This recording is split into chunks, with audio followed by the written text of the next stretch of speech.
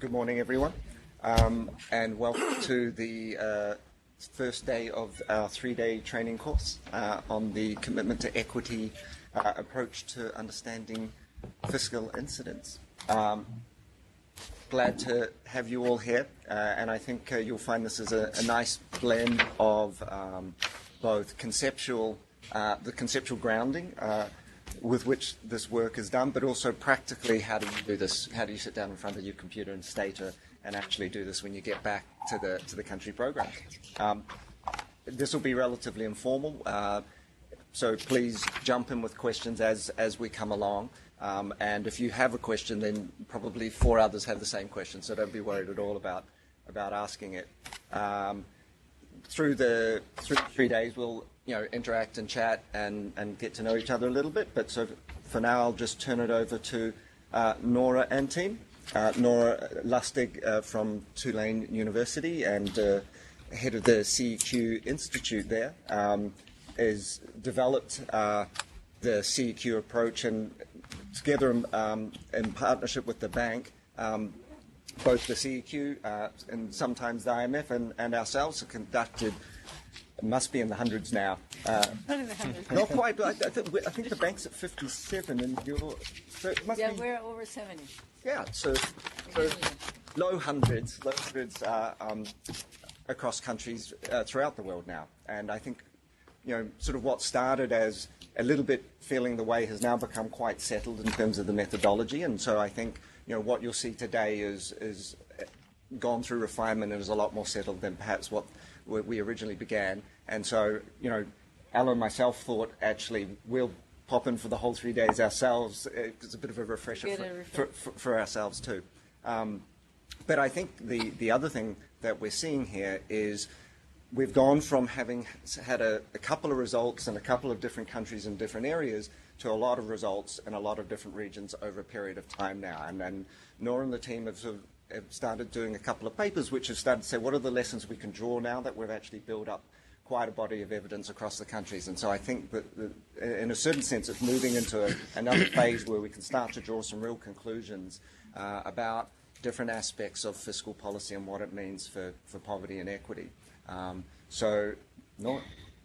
Thank you. Jon is the coordinator of this particular workshop, so Jon Gelema, who's a member of the CEQ team, and I'll explain a little bit of how we work, because I know we're peculiar in the grand scheme of things. So I wanted to take a few moments just to explain what is upcoming in the next few days, to amplify a bit what Matt has said, and to hopefully get us all sort of headed in the right direction as far as this fiscal incidence assessment and work, these fiscal incidence assessments and work goes, so that at the end of 3 days, hopefully, we're all sort of functioning and participating as a unit, as a team on these issues. As Matt indicated, they're more settled, but they're certainly not completely settled, and there are lots of interesting questions still in technique and methodology that all of your combined expertise can help us solve, or anyway can help us make some headway on. I had a few slides, but now they've disappeared because we're all instead on the camera. I'm not sure how to get them back. They were being projected from this computer, but now that screen is on us instead.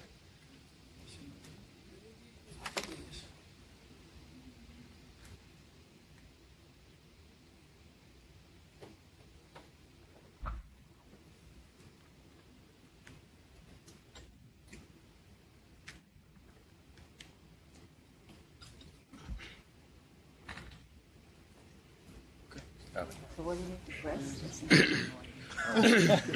Just press something. What was something? First this and this. So one at a time. If you'd rather see yourselves, you have to turn your computer's own camera on. Look at yourself instead of screens. Okay, so I will not take too much time at all. Oh no, it keeps happening. So when I put it on slideshow, for some reason, it switches over again. Yeah, that's right. All these things. Maybe I don't particularly need the slides, but for the next presentation and all those following. Try again? No. No.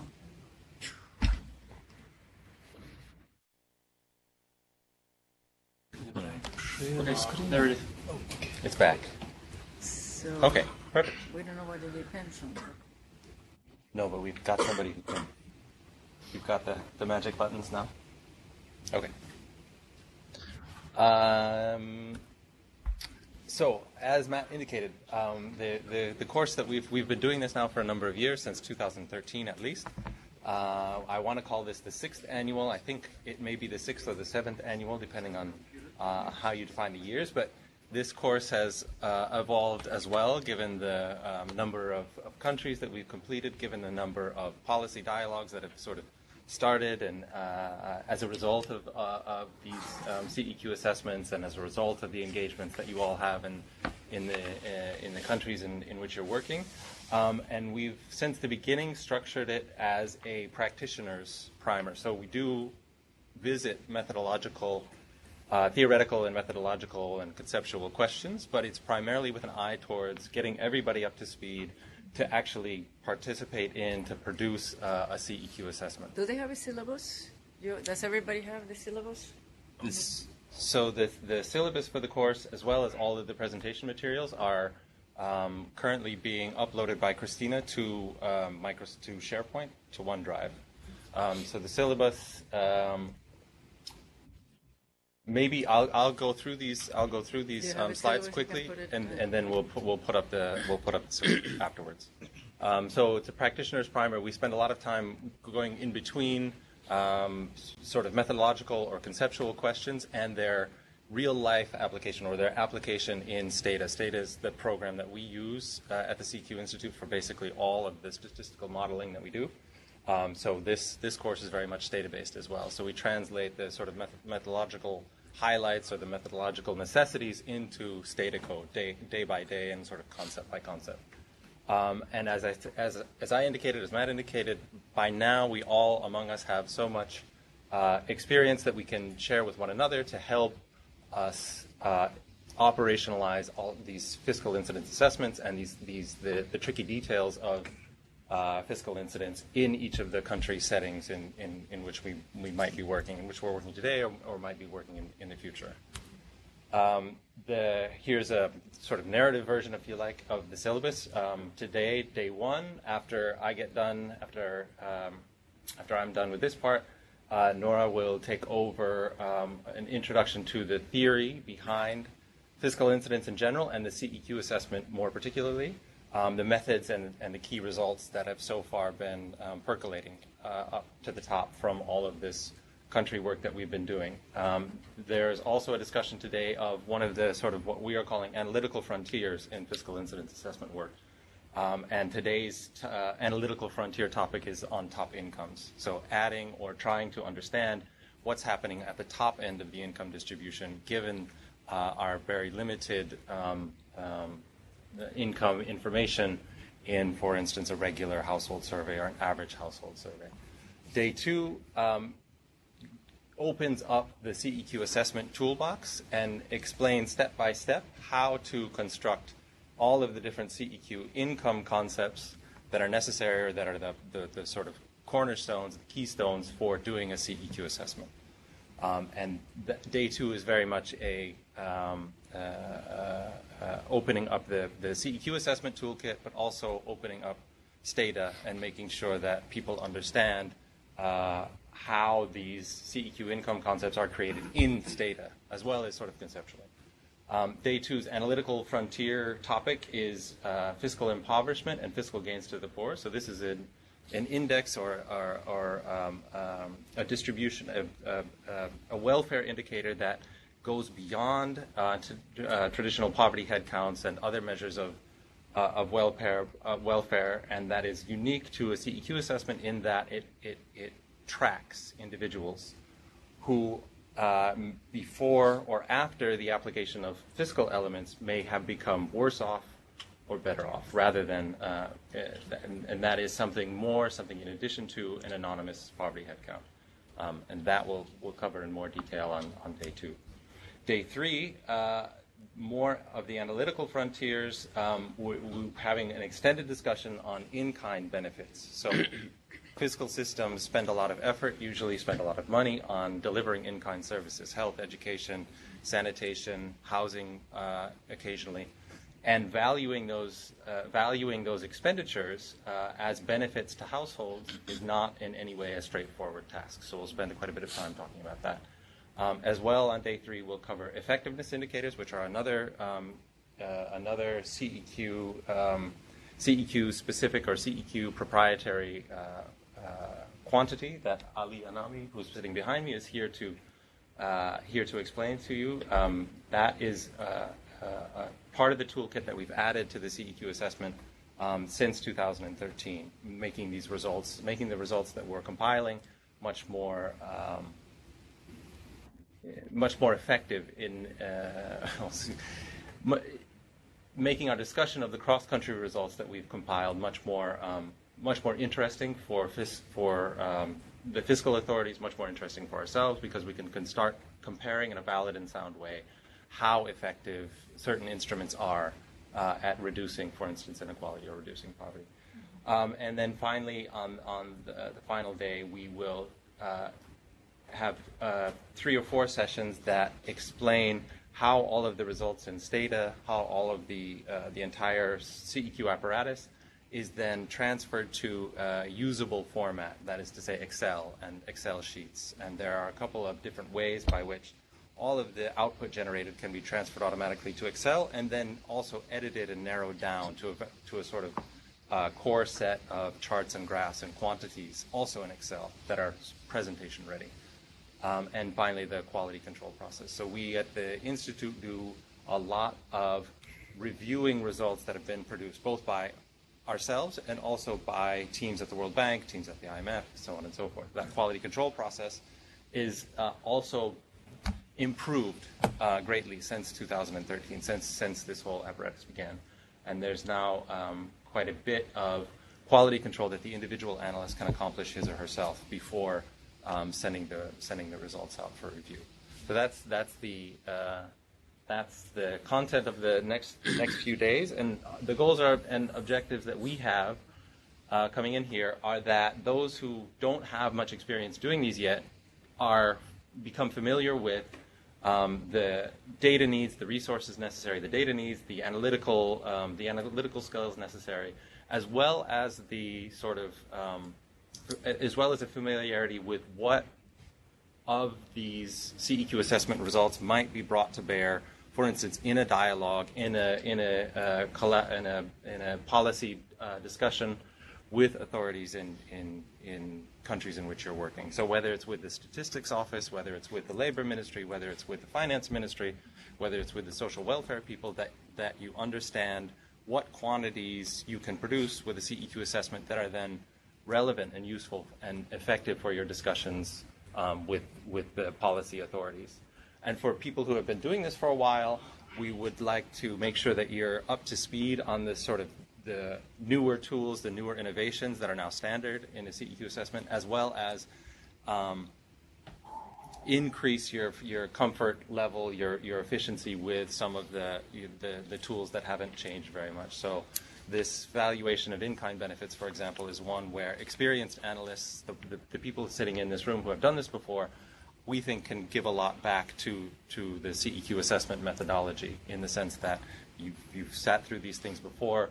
We've now thought about them for a longer period of time, and we have more specific country examples where a particular method for valuing education services might not work, or might be better than another type of valuation.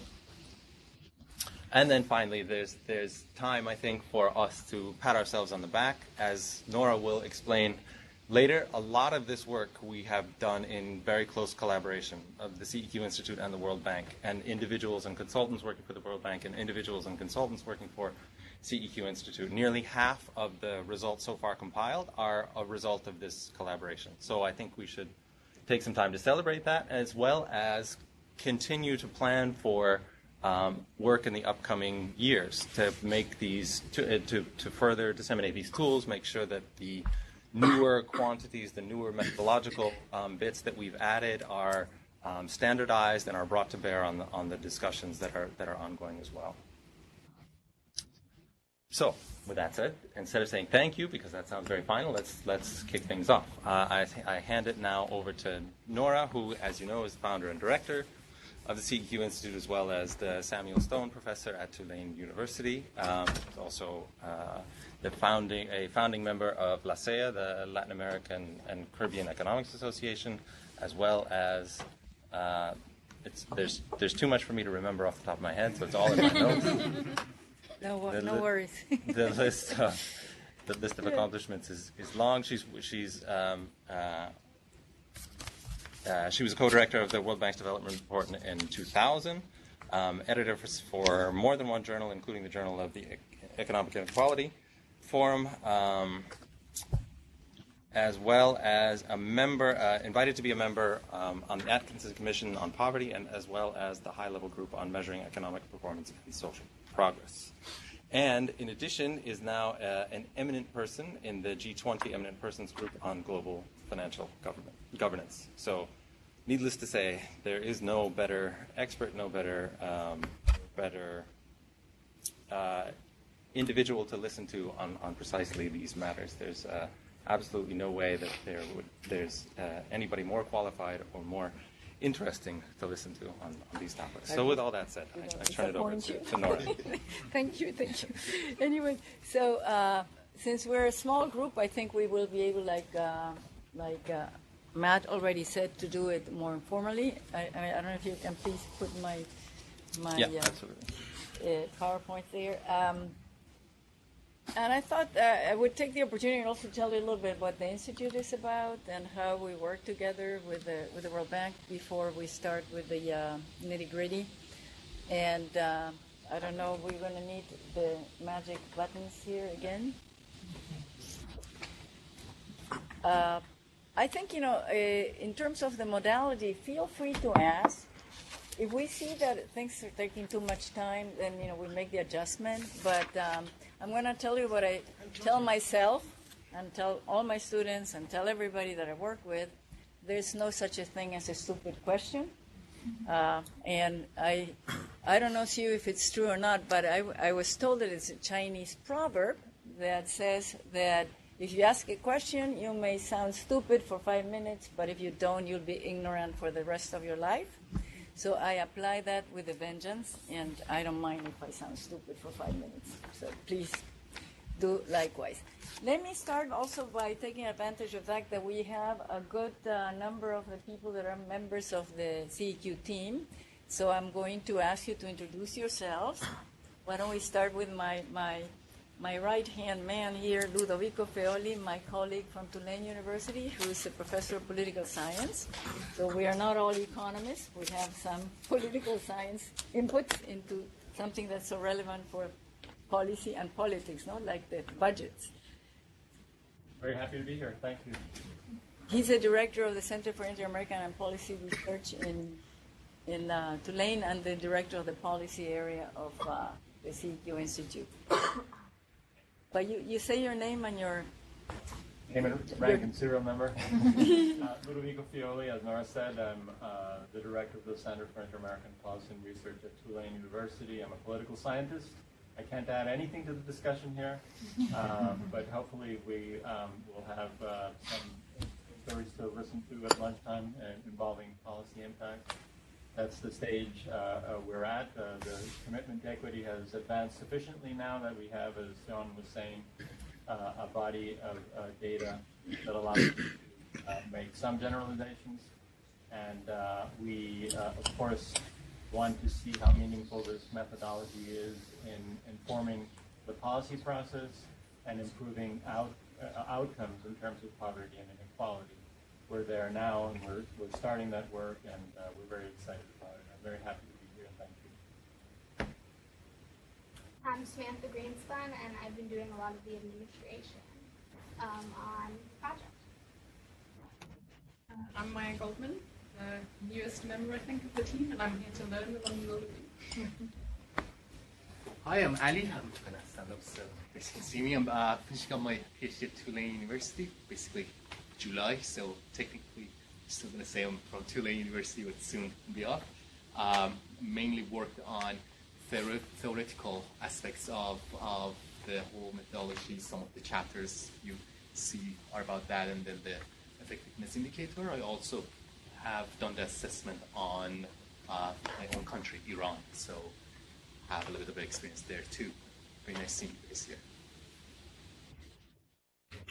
Good morning, nice to meet you. I'm really glad to share with you these 3 days. My name is Minor Cabrera, and I work as Associate Director of Latin America for the CEQ Institute.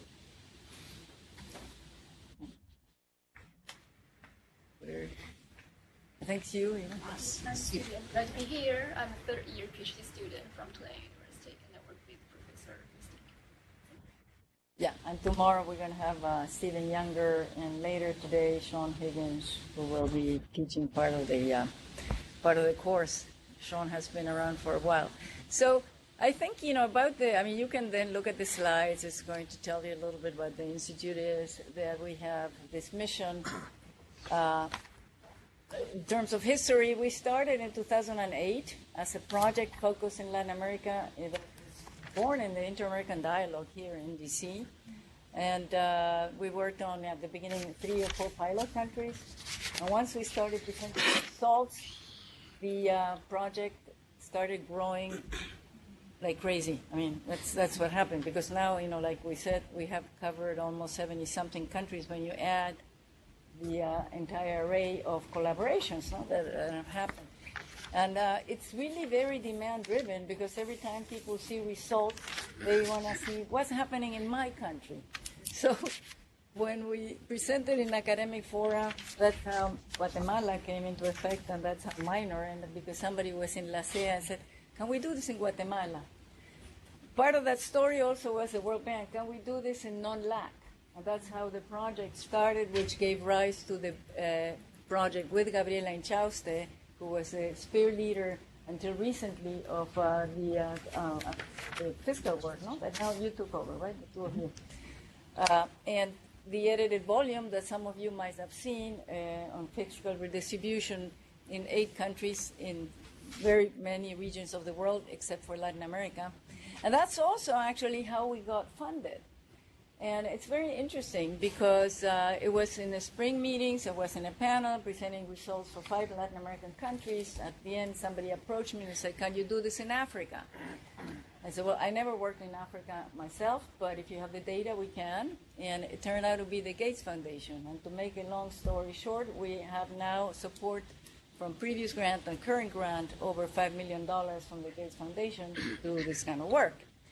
And us here today actually is a result of that, because over time we have signed an MOU with the World Bank, and the MOU with the World Bank includes transfers in kind. So right now, instead of having money flowing back and forth, every one of the institutions puts their own part into producing a whole, which we think is enhancing the ability to do this better and in more influential ways.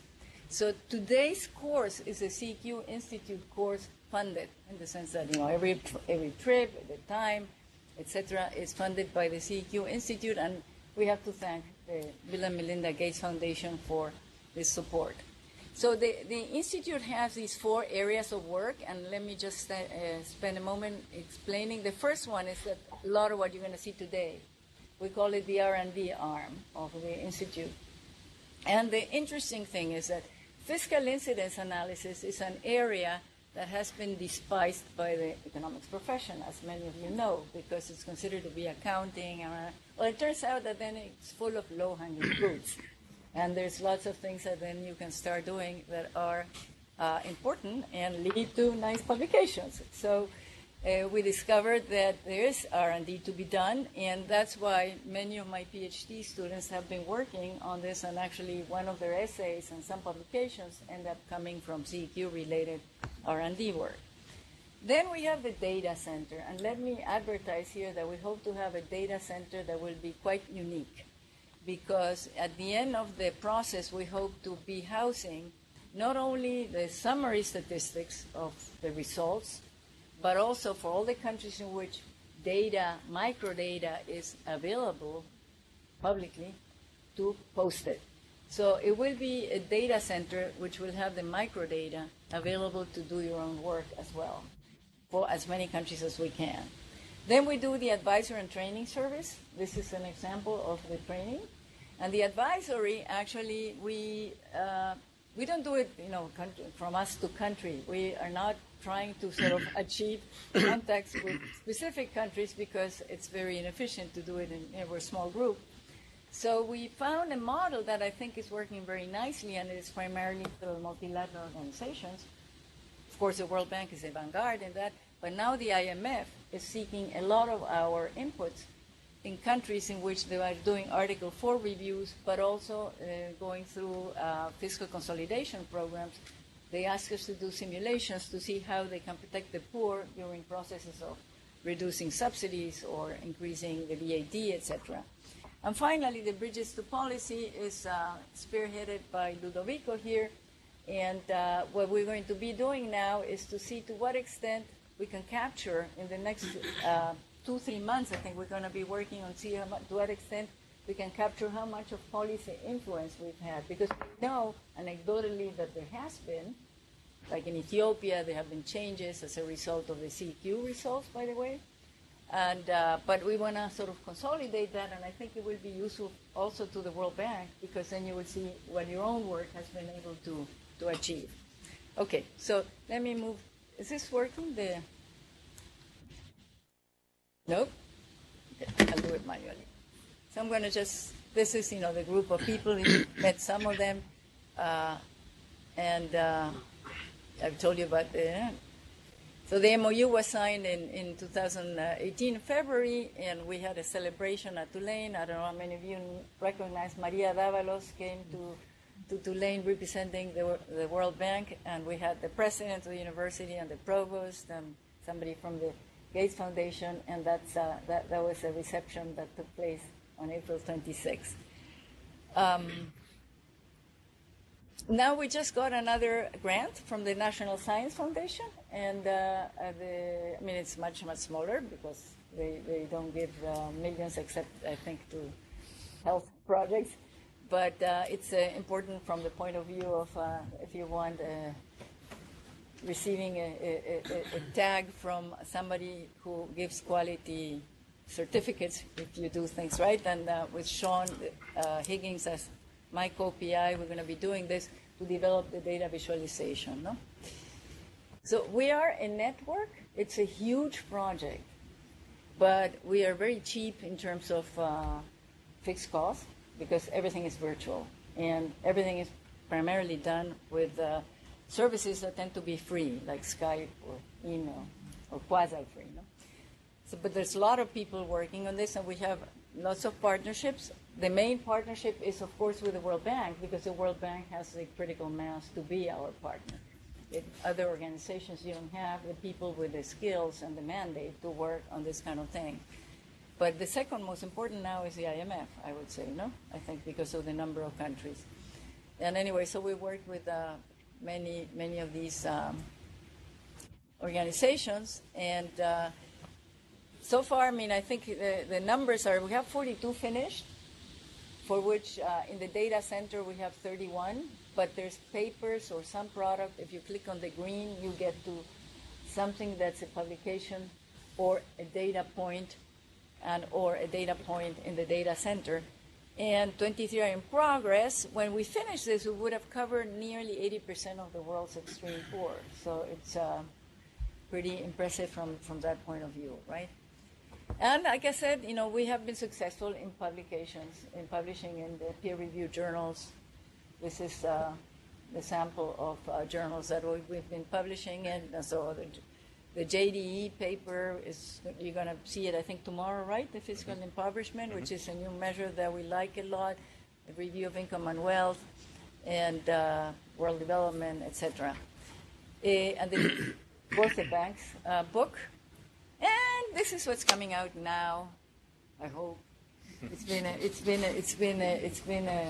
quite a struggle to get the 700 pages of the handbook completed, because it's a very complicated piece of work given the variety of things that are in there. But it will be published by Brookings, and it will be out, we hope, by September. And the nice thing is that because the Gates Foundation funds all the publications that come from the project to be open source, this will be open source as well. The digital version will be free, and the aggregators like Amazon will have to offer it for free as well. And this is a description. So we're going to be using the handbook. Now if you go to the website, to the CEQ website, you just click on the handbook, and you have the version that's an advanced copy. Will be replaced by the actual copy soon. And that one you can start using as your textbook if you want for this book. And the part 1 is a methodology. Part 2 tells you how you do it, so the carpentry. Part 3 has examples of applications in a variety of countries, and Part 4 has tools, is online only, and it has we created this mega master workbook, which is an Excel sheet that summarizes everything, which can be used for the CEQ and many other things, I think. There's a Stata package. With ADU files, we have mechanized a lot of what we produce, because at the beginning, one of the problems was that people had to paste things from Stata onto the Excel sheets. Now all that is done automatically if you have Stata 13 or above, so all the indicators are produced. And the ADU files are organized such a way that there's one for each indicator, so you can select. If you don't want to do all of them, you do the ones you want to do. So that was a great innovation that we had in the last few years. We have guidelines, like terms of reference. We keep, people keep asking what kind of theme, what are the skills that you need, etc. And then also a thorough checking protocol, which is very important because this type of research has a drawback. You cannot do statistical testing because it's not econometric analysis. And it's not easy to calibrate because you don't have necessarily something against which you can calibrate. So it is a challenge to actually say, when am I okay with the results? You have to use a lot of common sense. And you have to check with a lot of experts sometimes, because when, and we have developed ways in which we now immediately see when something doesn't look that credible. We start a process of checking until we're sure that if it is an unusual result, it is a real result, and if it was a mistake, it gets corrected. No? So there's, but it makes it more interesting at the same time. But the challenge is you don't have necessarily a scientific method to say, this is it, no? Maybe in the other things we think we have scientific methods, but, but this is not the case here. Okay. So what do you need to produce a CEQ assessment? He's having a recent household survey, a detailed description of the characteristics of the fiscal system on the tax side and the spending side. And if you want to take advantage of the automated features, you're going to need Stata 13 or higher, which now is okay, but when we started, it wasn't so common at the time. No? And in terms of what we found in our interaction with the World Bank over time is that for the World Bank, this has been used in poverty assessments and public expenditure reviews. And in fact, if I was here at the World Bank, I would make it mandatory that every public expenditure review has some kind of fiscal incidence analysis. It doesn't make sense to have aggregate values when you don't know really who's benefiting, and especially when you are committed to having a world free of poverty and shared prosperity, you need to know. And this tool is sort of a very easy application of that. One of the things that I also want to say about the tool is that it's not a black box. So you will, you can see what you're doing always, which often is not the case. And that makes it, to me at least, more appealing than other tools in which you put things through a machinery and you don't know what happened inside. The other thing is, I guess, if you want to track how much are you doing to achieve your goals, you can use that. I think governments, in fact, the world, our first, you probably remember that, our first connection with a non-LAC at the World Bank occurred because at the same meeting where the Gates Foundation discovered us, somebody from the Ministry of Finance in Indonesia discovered also this and came to the bank and ask them, I want you to help me do this in my country. And I think that's how the work of you two guys started in Indonesia. So I think that people, and we're going to hear more of that, I think people at the bank have discovered that this can be helpful in the policy dialogue.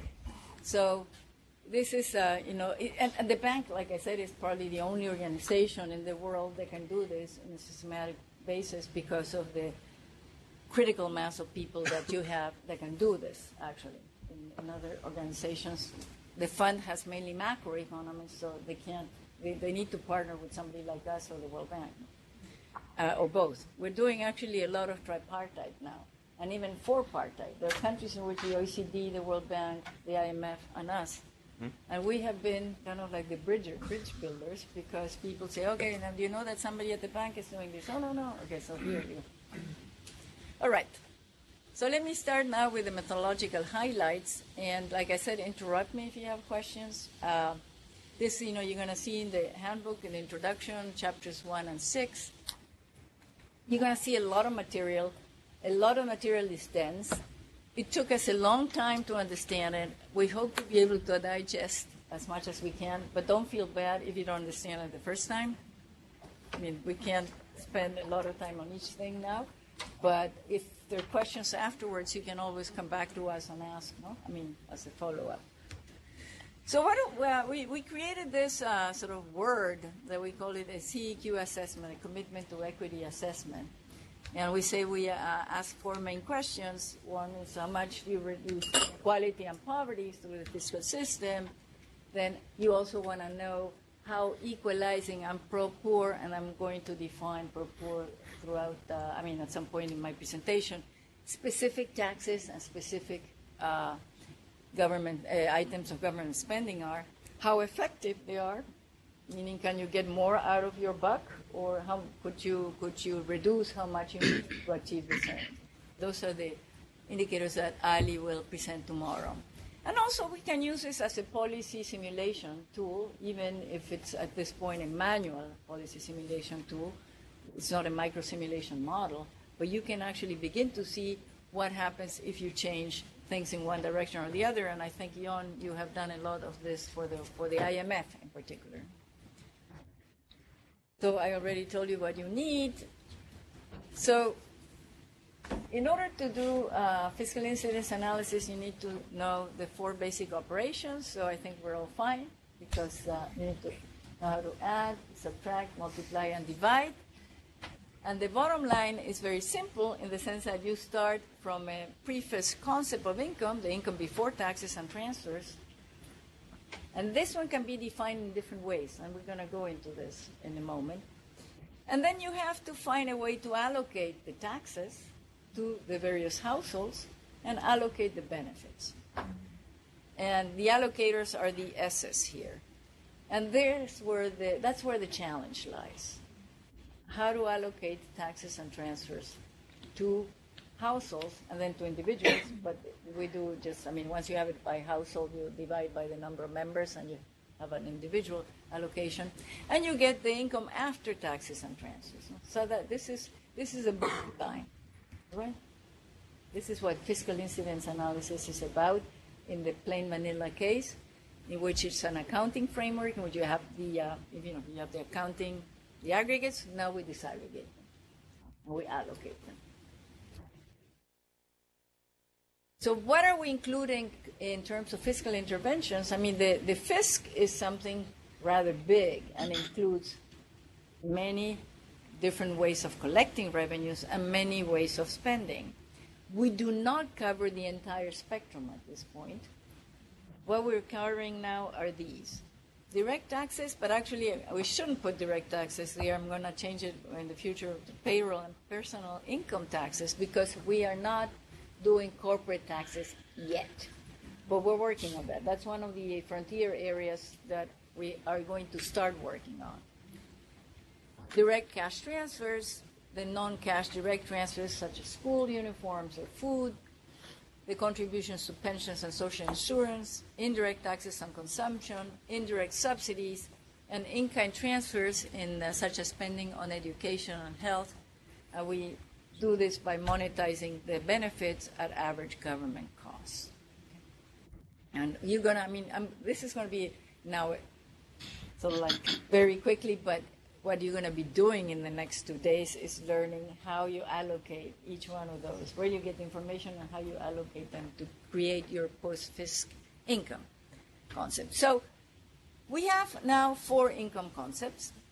And what I showed you, the formula that I showed you earlier can be sort of disaggregated into these income concepts, where market income is the pre-fisc income concept. You add direct transfers and subtract direct taxes to get to disposable income. And this is the income concept that you're usually using to measure inequality and poverty, okay? You may use consumption, but it's, consumption plus private savings would lead you to disposable income. But usually that's where you stop, okay? All the work that you see in Pop, Cal, everything is supposed to be measuring this measure of welfare. Your welfare metric is disposable income, okay? So what we do, we go further, because we say, okay, people with the same disposable income may be able to eat less if they live in a country in which food pays value-added tax versus one with the same disposable income that live in a country where food is exempt.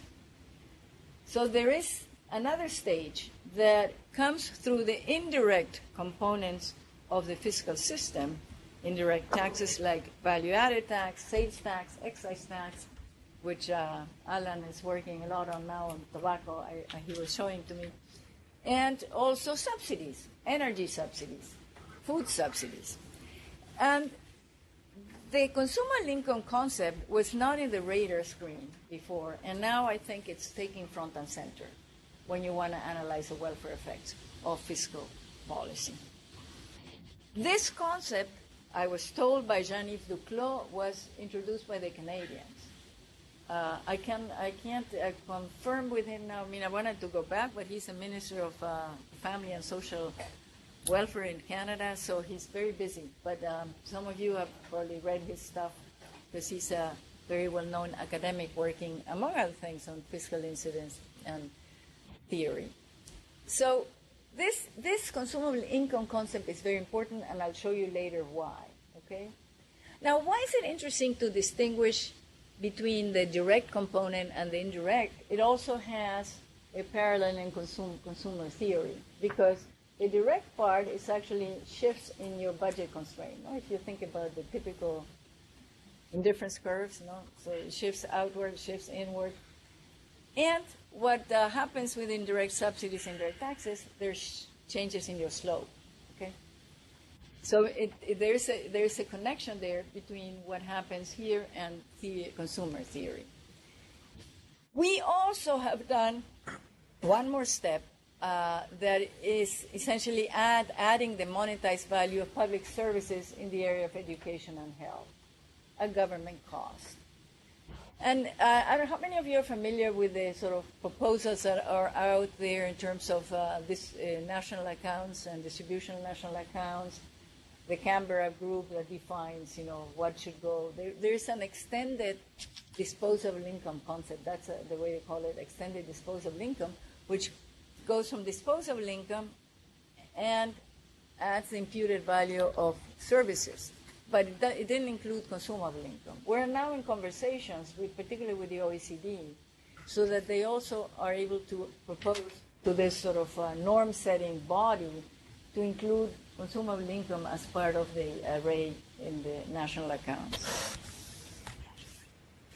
So what's different? I think one important thing is that we have concluded, and you'll see later why, that it's very important to always look at the fiscal system with the spending and the tax side simultaneously. Otherwise, you will make mistakes, policy recommendation mistakes that can be damaging. So we need to always combine them.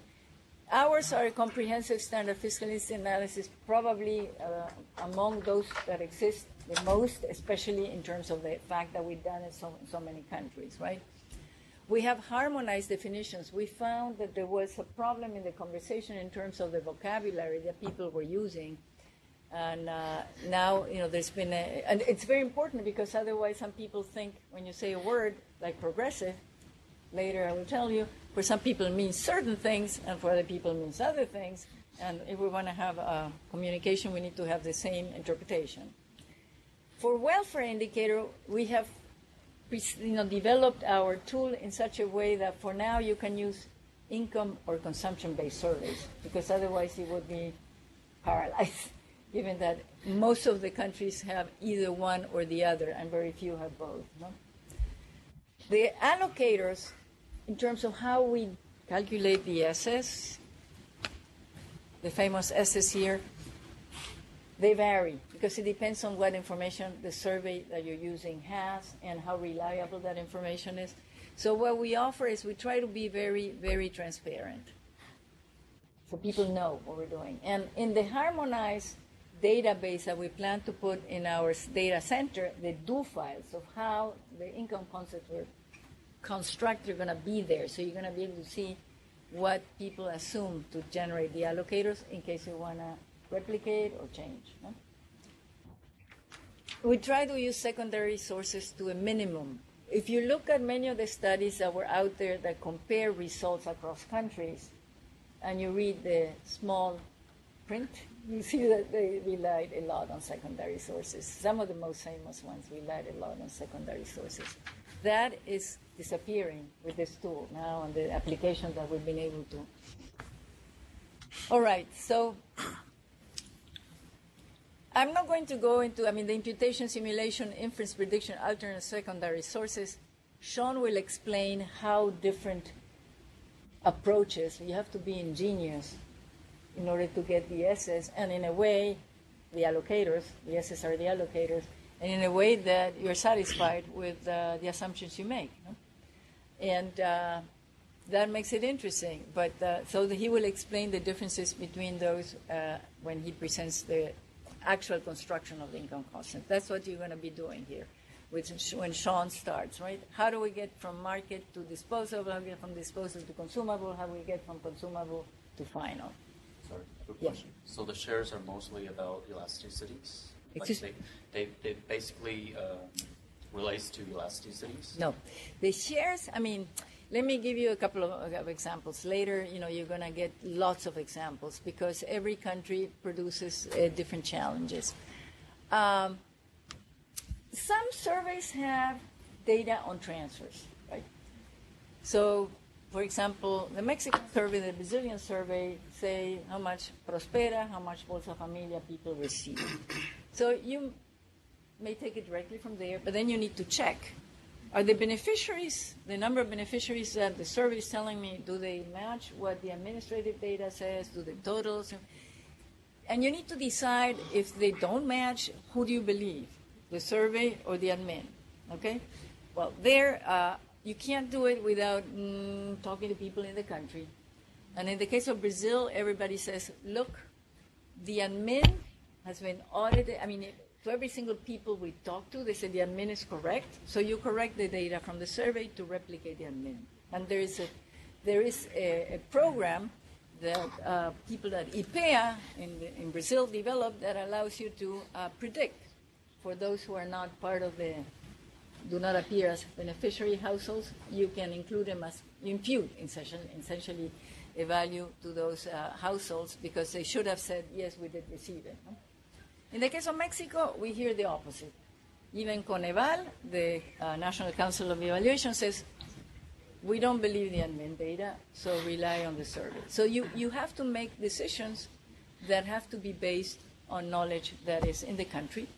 We always also recommend that if you are not entirely sure, it's better to do it both ways and see how sensitive your results are to the assumptions. That's our approach to sensitivity analysis. Because if it's very sensitive, then you want to make sure that the choice you made is the one that you want to stick to.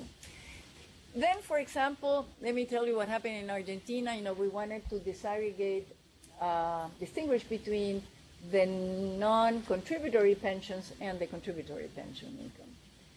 But the household survey didn't ask people Is this part of, the moratoria previsional, which is a non-contributory, or is it part of the contributory system? So the way we did it is, okay, let's look at the amounts that people declare. If the amount is below the minimum pension in the Social Security, in the formal Social Security, then it was probably a non-contributory system.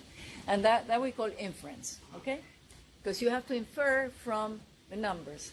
You compare with other numbers that you have that guide you. So that's the kind of exercise you go through.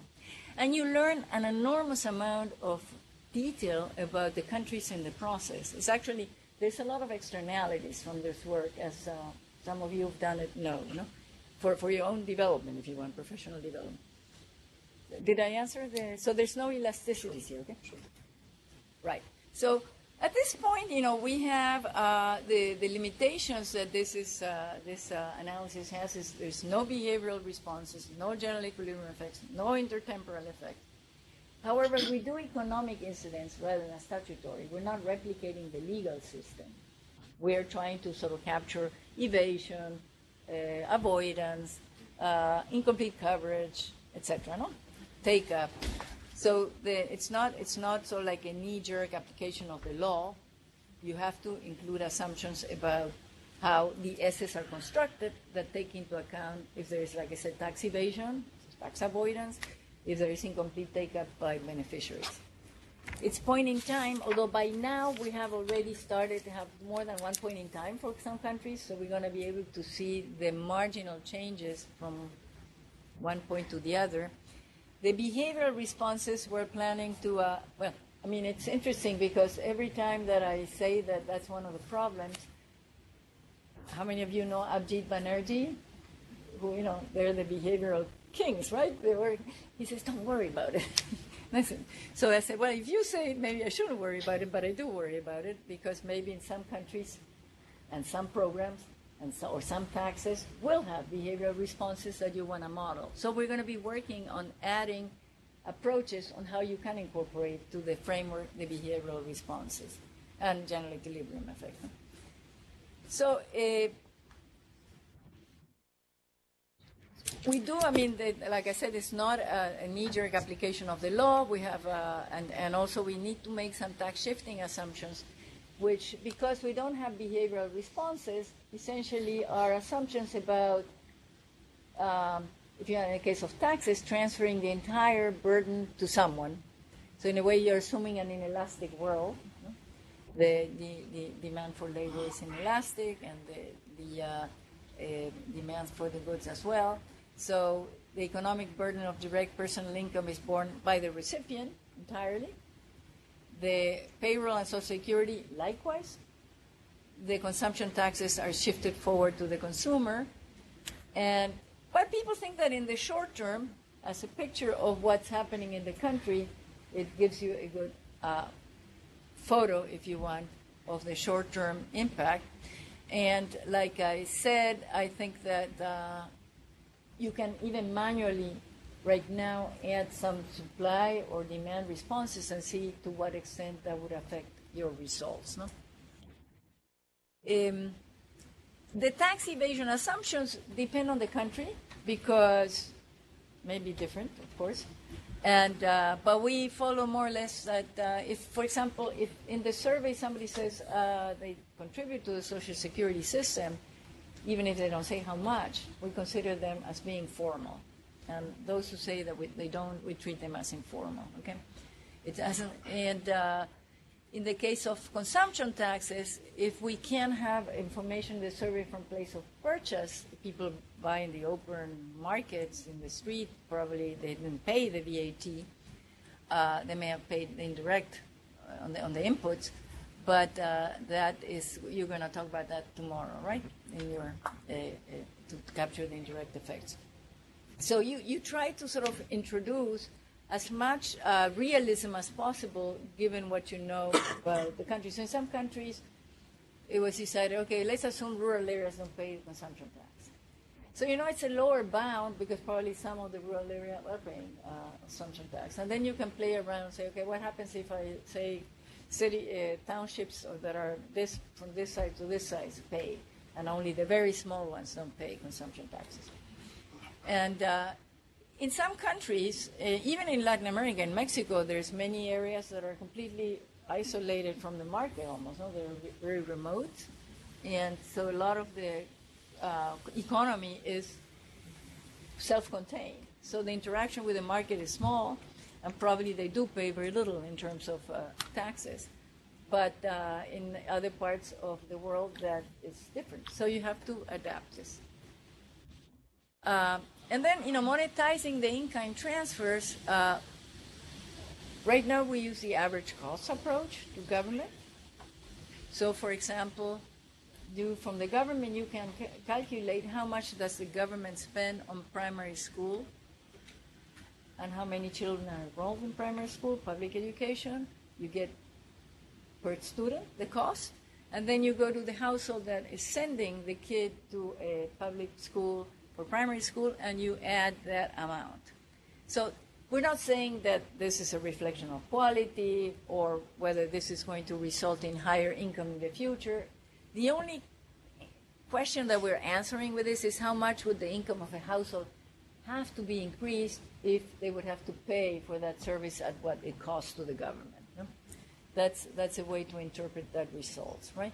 We're working on new methods, and tomorrow or Wednesday, I don't know when, Steve Younger will present some things on this, right? Tomorrow and Wednesday. Yeah, because we want to sort of introduce some quality reactions, and in the case of health, there's many interesting things that are linked to the work that you are doing. You'll see tomorrow when Steve presents. I think we're going to have a connection there that's going to be interesting. Okay, pensions. Pensions are a terrible headache, the contributory pensions. Because, let me go back to the equation here, or to this. Market income, if you treat contributory pensions as a pure transfer, for the retirees, you're going to have a lot of people that are going to be classified as poor with market income, because a retiree may derive as only income, the income from pension. So before pensions, if it's a transfer before pensions, which would be market income, it's going to be zero, the income for the pensioners. And then you're going to have a lot of people, what we call false poor, because when you add the transfer, they end up in the middle class often, huh?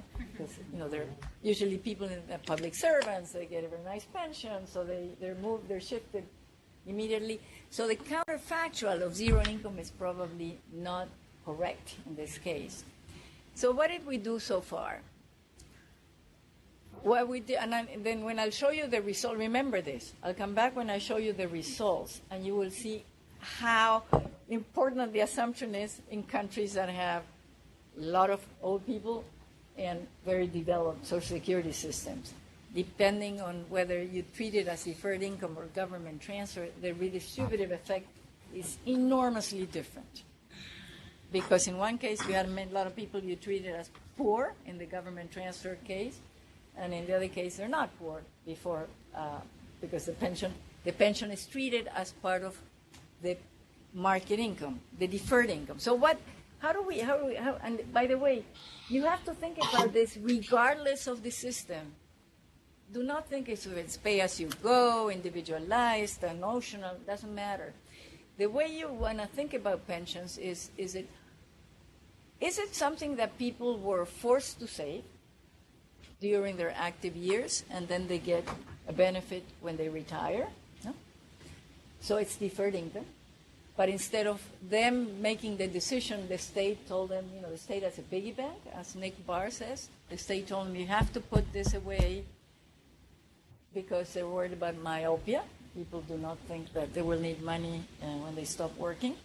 So if you think about as deferred income in any system, it means like it's equivalent to saying, okay, I decide to save the years I work, and then I have an income stream when I retire, which would be an annuity on what I've saved during that period.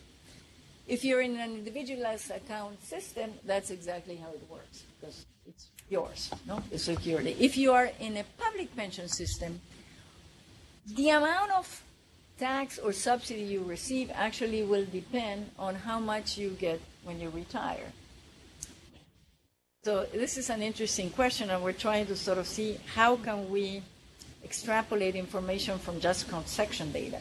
Because when people retire, usually, for example, the U.S. system, if you are a high-wage person, your income as a pensioner is capped. So it seems that you're redistributing to low-wage people, because the low-wage people may get more. But the high-wage people live more. So you have to take into account more years. So if you take into account life expectancy, maybe in the end they don't receive less. So what happens will depend on life expectancy and the redistribution within the system. We're working on that. But right now we decided to do the two extreme scenarios. The reality is probably in between. Pure deferred income, pure transfer is probably not an accurate description of any system. It's somewhere in between. Okay? Yes? Maybe I didn't understand this properly. So you have a stream of income at this moment until retirement. So I thought the idea of the pension was that your income goes away and then pension kicks in. So the stream isn't turbulent. Oh yeah, I'm not talking about turbulence here or volatility. What I'm saying is you can think of the pension system as the contributions that you put when you're working are a tax, and then the benefits are pure transfer. So that's one model. Okay? So when you retire, without the pension, your market income would be zero. Let's say that's your only source of income. Right? If you're in a system that it's a public system, contributory system. Okay? If you think about the contributions as if you were forced to save during your lifetime, and then you get a benefit when you retire, then that would be part of your deferred income. You were forced to save it.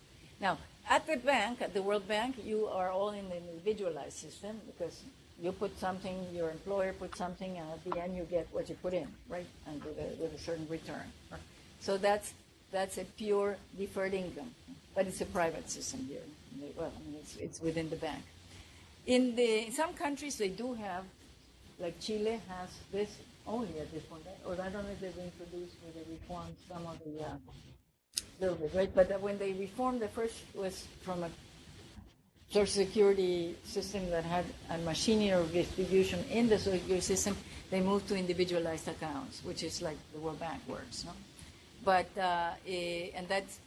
There's no doubt that's a deferred income case. But what I'm saying is that even in the case in which you're in a system where you think it's not deferred income, implicitly there is a deferred income process. Okay? Because you could have been saving this amount yourself and then get a return when you retire. So instead of calling it a tax during the period in which you worked, you are calling it like forced saving. Sorry, another question. Oh, sorry. So can you think again to what extent contributory pensions can be like a government transfer? Yeah, so we have two systems in the, I mean, sorry, this is very small print, but I'm talking about a public system, okay? Not the individualized account, not what you do, like, you know, I contribute to TIA-CREF in the education system, that's my private thing, no? But I'm also in the Social Security system of the U.S., right? Okay.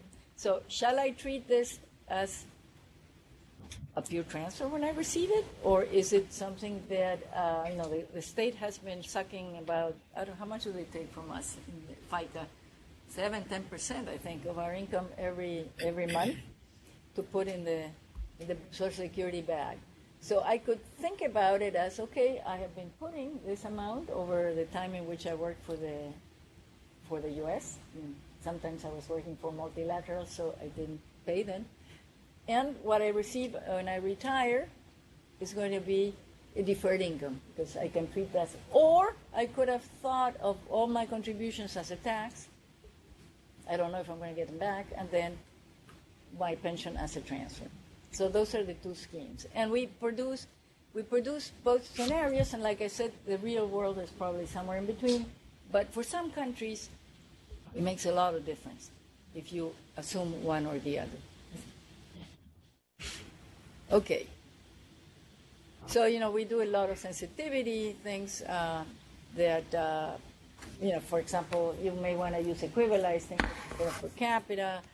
You may have different assumptions about, you'll see scaling up, scaling down, but let me not spend too much time here because I think you're going to see them in the presentations right then. And now here we're working on, what's a work in progress here?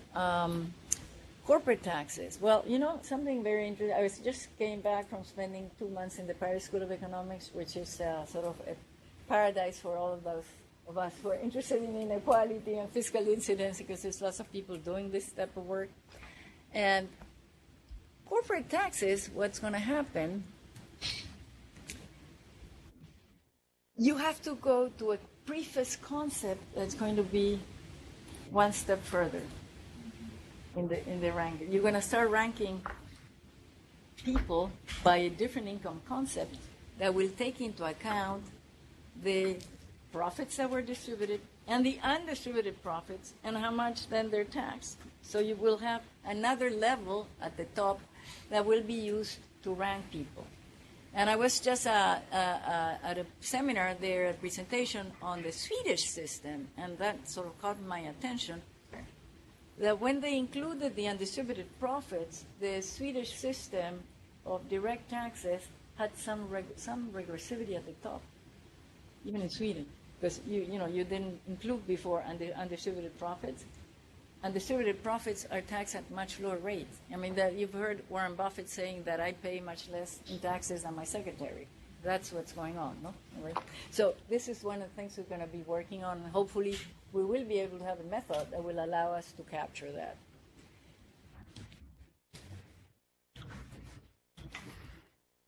Then we're also looking at, you're going to hear some of the alternative methods to value education and health. This idea of the implicit taxes and subsidization system, the pension system that I was telling you earlier. We want to include something about infrastructure, which is not there now, and a lot of countries spend on infrastructure for the poor, like sanitation, water, etc. We know it's very important, but we haven't found a way to do it in a satisfactory way. Anyway, so we're also doing gender, and gender sensitive that Samantha is working on, and top ICNOS. That's now one of our main obsessions. This afternoon you'll see some results on what we're doing for top incomes, because we're not capturing really what's happening in terms of taxation, given that top incomes are not in the surveys. So that has to be dealt with. And one thing that I'm also very keen is add to the analysis a complementary sustainability indicators, because right now, you just have a lot of redistribution. Maybe Argentina looked great, but we knew even before what happened recently, that it was in a problem because it was an unsustainable model eventually to have that amount of redistribution.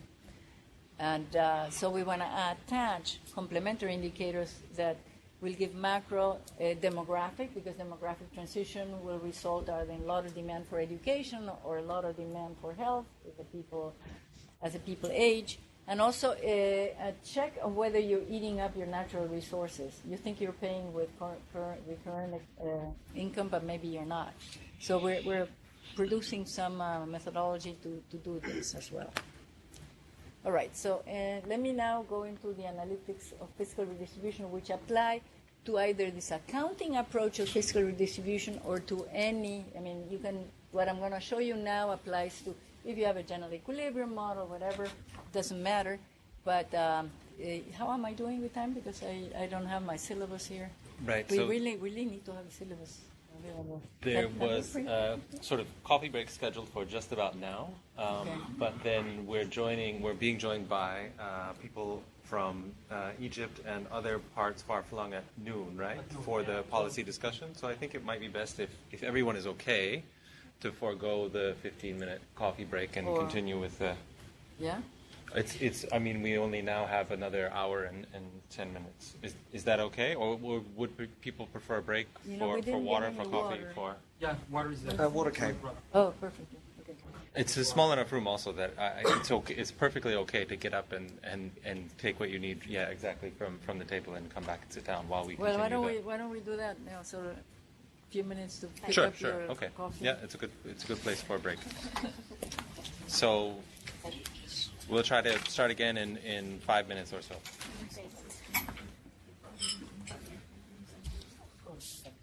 Yeah, I'm gonna get some water because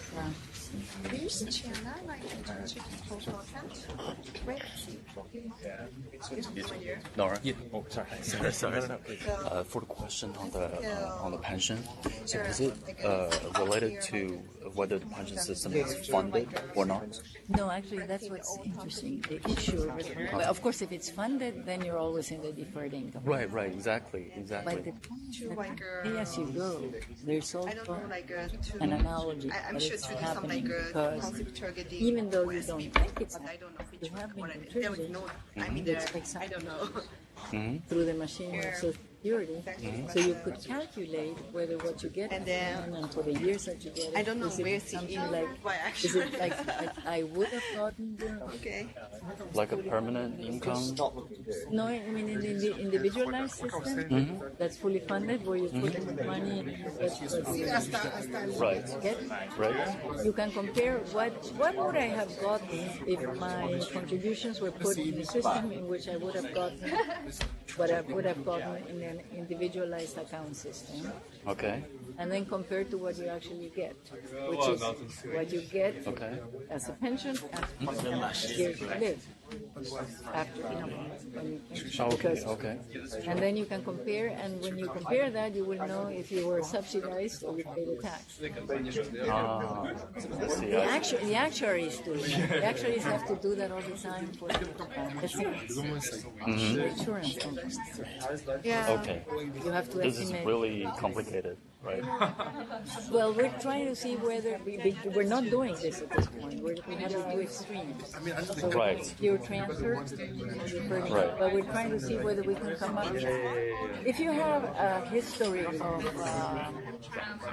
like for example, Germany has data in which you could actually trace. You have a panel.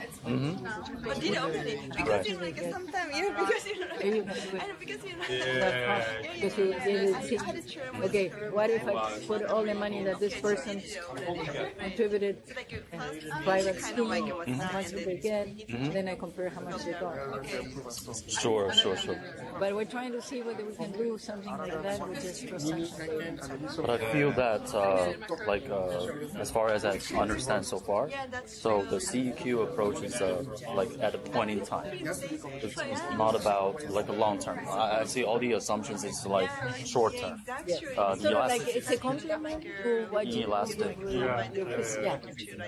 But what you can start playing around with how would your results change if there were behavioral responses? Sure. And for this part, to calculate whether it's a tax or subsidy is mostly depend on the uncertainty, like the life expectation. How long you're gonna? Expectation is at one. In some systems, it also depends on whether the state will renege or not. Like Argentina reneges or not. Right. So you have other uncertainties. Right. But on the macro level, we can just take the average expectation of the nation and divided by like how old this person is right now, like until that expectation calculate. Yes, well, we are not doing that yet because the only thing that we're doing at this point is saying, okay, let's say I assume it's a pure transfer, so my contributions are taxed. Right. What I receive, people who appear as retirees with pensions, which are pure transfer, people who are active in our survey, then it's a tax. Or the deferred income. The contributions are taken out. They're put like for saving somewhere outside of the account. And the pension is treated as part of market income, the pre-fiscal. And that alters a lot of how you rank people. Of course, if you have them as a pure transfer, you rank them by market income, they will have zero. If you treat it as part of their deferred income, then they have the pension as with rank positions. Sure. So they rank very differently. I see. And it affects a lot of the results. And in countries, you see what happens in the European Union. I see. So in terms of country ranking, The person in the picture there, was here with 0 income. right? Or as if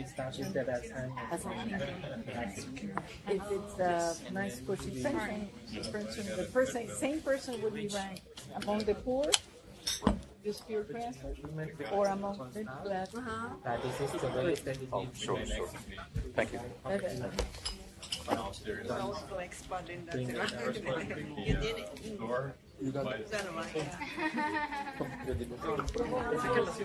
Bring it up to the policy. Thanks. It takes time. No, not teaching. I'm not. My affiliation is actually not with the university, but just with the institute. So December 2019 release and I'll see. Yeah. Quite a lot.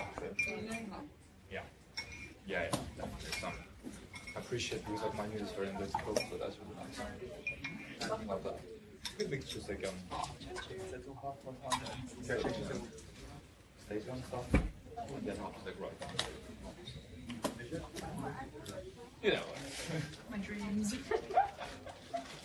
And work.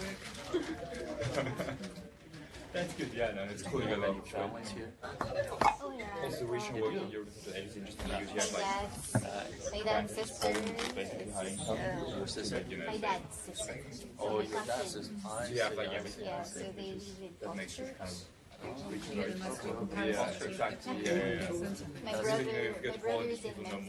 Oh yeah, I just spent the weekend there. Right, where's the other end? I wish I have some families over here. And it's something that Subio himself very lucky because he has family.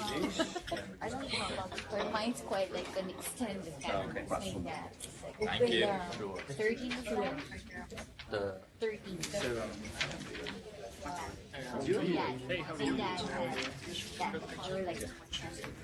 My dad had 13, 12 sisters more. so where he ranks. He's second answer. Thank you. So this is since is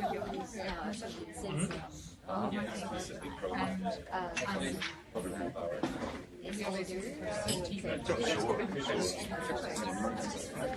right. From these false church. I will go on.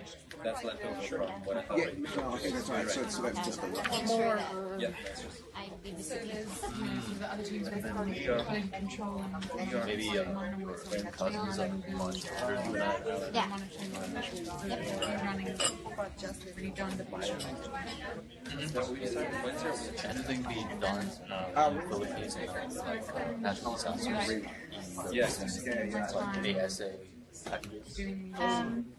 Emmanuel School, yes? Okay, so he's actually started. Your countries are like Really? And Latin. And Latin. But there's some cities, it's not particularly it's one of the right back for that. I think it's also the work that he's doing. Now,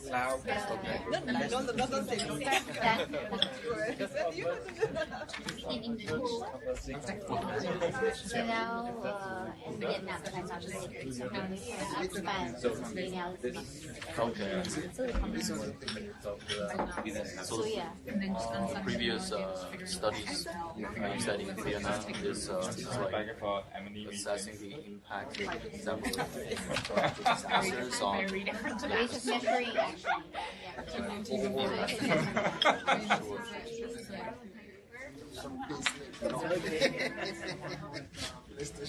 Did you know like what a Chubet was? I've never talked to her about this. Actually, I was the one with Manuel work program. I see. So he's now going to work with, because I had a meeting with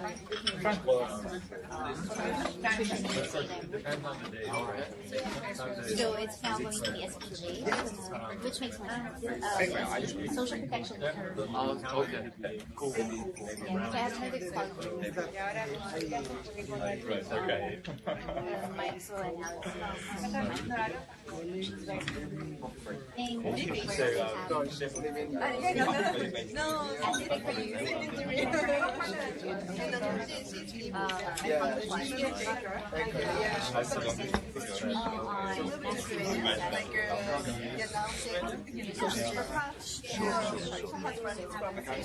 More aligned.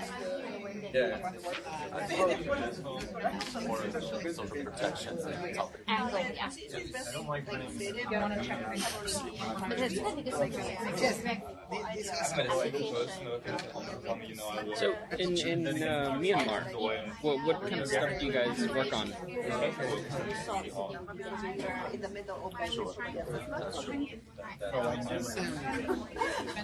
Yeah, it was interesting that when I was working such analysis, the package, and then that package was specifically needed first for the government, like the social protection unit of the government, to promise to transfer to people, but they withheld it. Like they were saying, like, these people are fine, we don't need to do it. We had a country director, Mark Blunt, he was trying to say,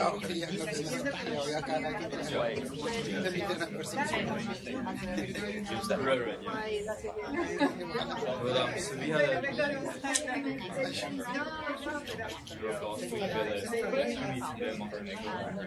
that was really good.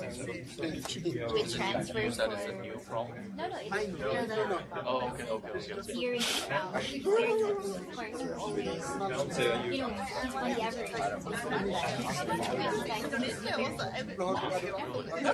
yeah. People are, they're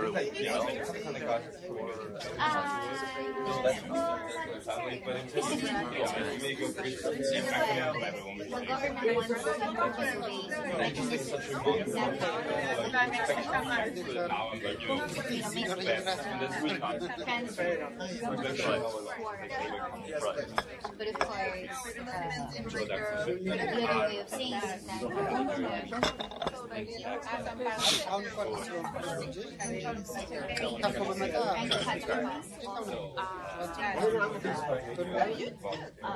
the government, the actual Jasper, 20 typhoons. Both of these are in these 20 typhoons. yeah, perhaps.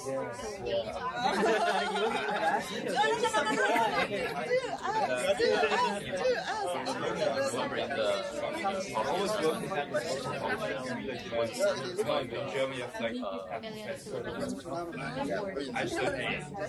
yeah, the natural disaster is we tried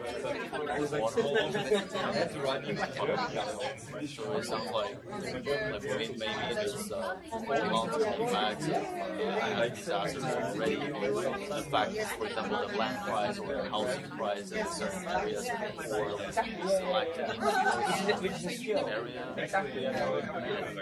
and different affected pieces. No, the fact that they're already actually on the disadvantage of I mean, disaster Right.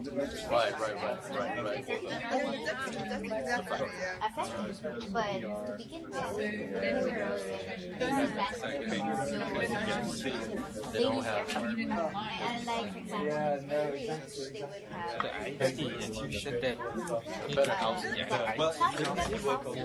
They try to install it on. They do have. Okay, everyone. We'll okay, everyone. We'll look to start again now. It's 11 a.m. on the first morning, and we're already behind schedule, so we'll try not to lose too much more time as we go. Well, I mean, we can do one of two things, Matt, Alan.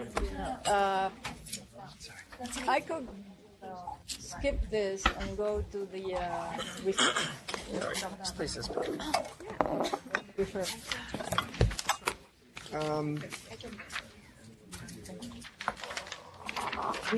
Or do something very. I think some of the analytical highlights or the conceptual highlights are important to cover. Yeah, I especially would these. thought so too. Yeah. Okay.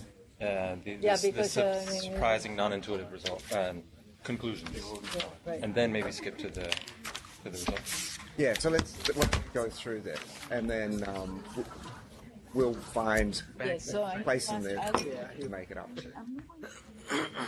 My computer is working, so if you can download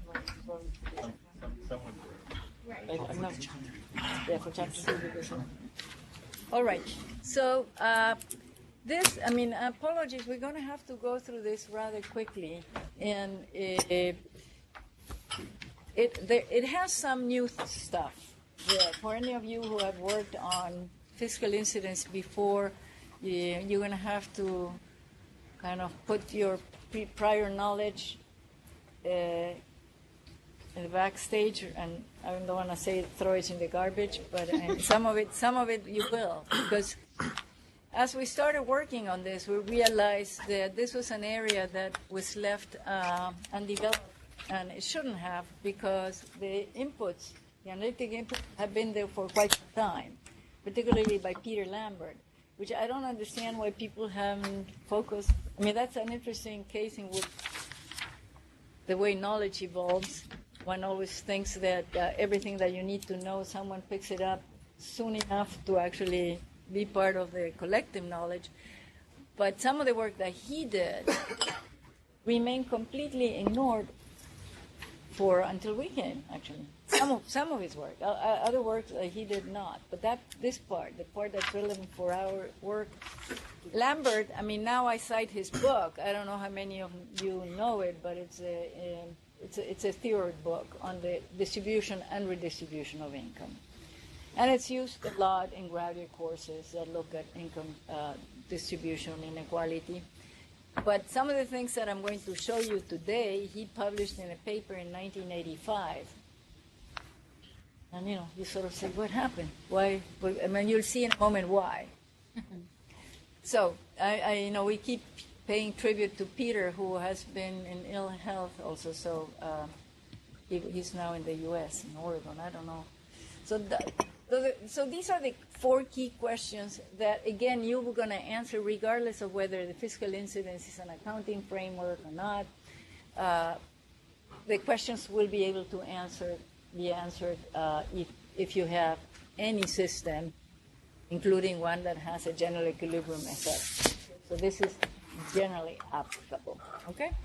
So what are the questions that we want to ask? First, does the net fiscal system decrease inequality? And look at the word net, because here the idea is that you have the tax side and the spending side. So you want to see what the combination of the two do to inequality, right?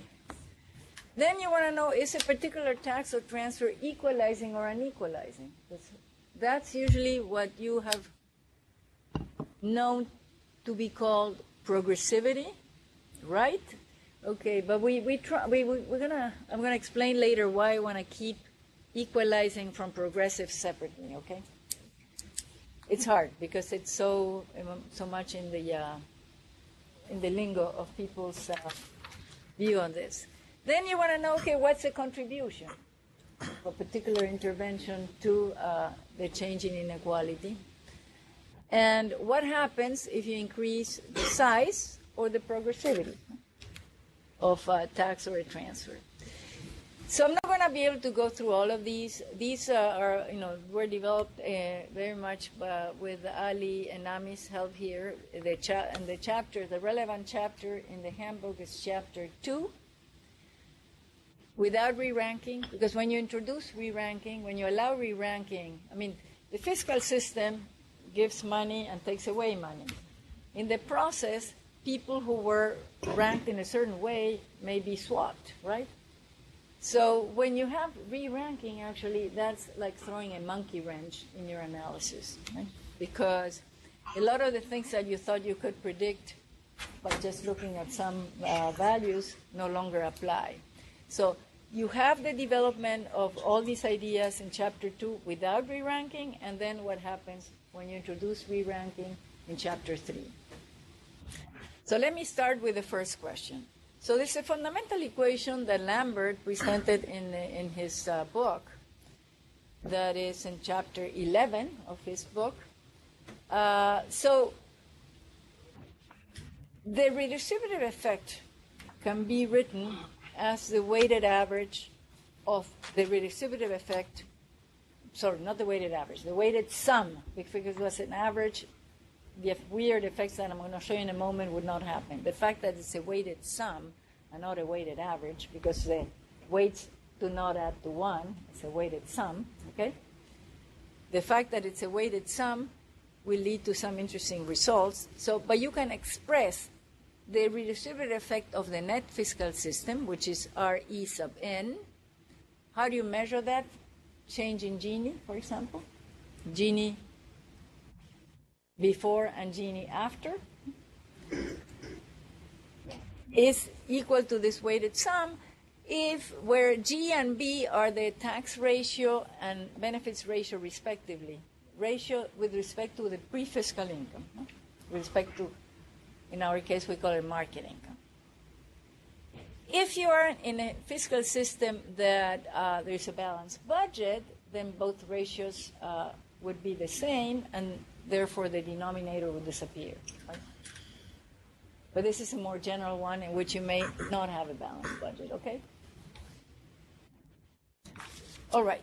So if you work on that equation, you come to condition 1. I mean, of course you want the redistributive effect to be positive because you are subtracting from the inequality pre-fisc, the Gini pre-fisc, minus the Gini post-fisc.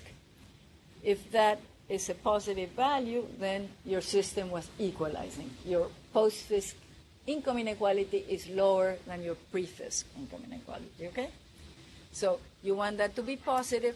If you work out the equation, you get to condition 1.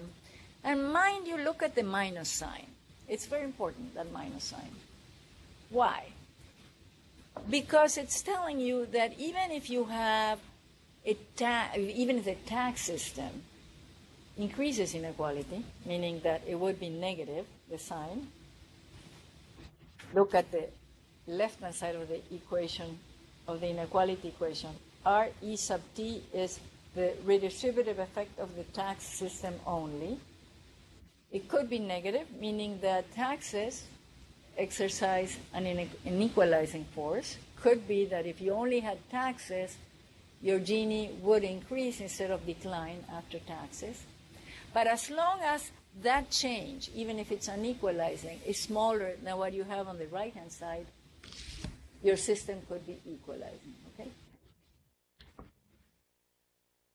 This is math, okay? So we don't have to, there's nothing, even if it looks puzzling, you work it out, it's math.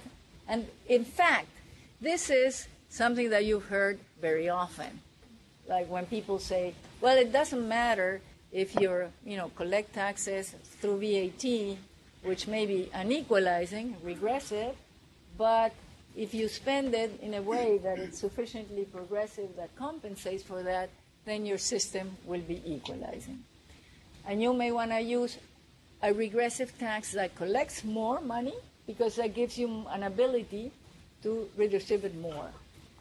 And since the redistributive effect depends on both the progressivity, which is the REs of the tax and the benefit system, but also the size of the tax and the benefit system, you have more to spend, then you're going to be able to do more with it. So that result that you've heard a lot is this equation, okay? Right? Has anybody here heard it before? That you can have if you have a regressive tax, like the VAT, it doesn't matter if you collect enough and you spend it in a progressive. You never heard it. That's I mean, if you were among the FISC people, you probably would hear it a lot. You have here what is it called? The other group that works, is it macro fiscal? Yeah. Yes. Okay. Well, that's what they will tell you. Don't worry if it's something regressive, as long as it gives you money and that you can spend it progressively, it will be equalizing. So this is the equation, okay, for that. All right, but in addition to this, the result that you get from the Lambert equation here, there's another very important result.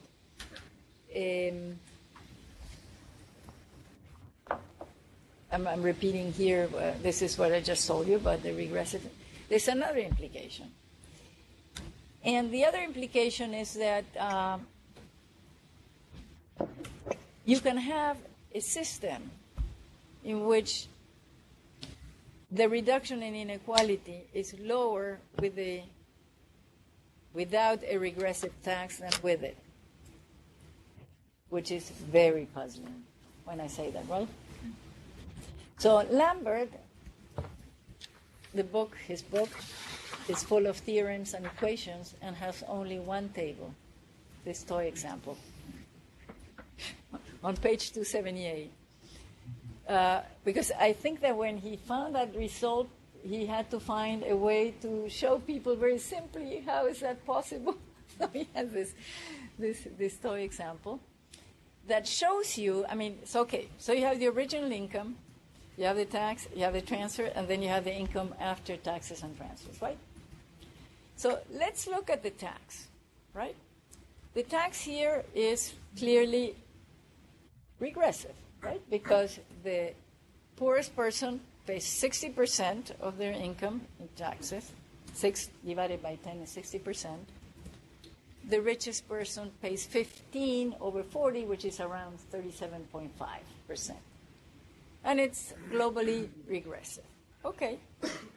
So if you were working as an antique fiscal incidence analyst, you would have looked at the tax system and said, let's get rid of it. It's regressive. We have to do something about it.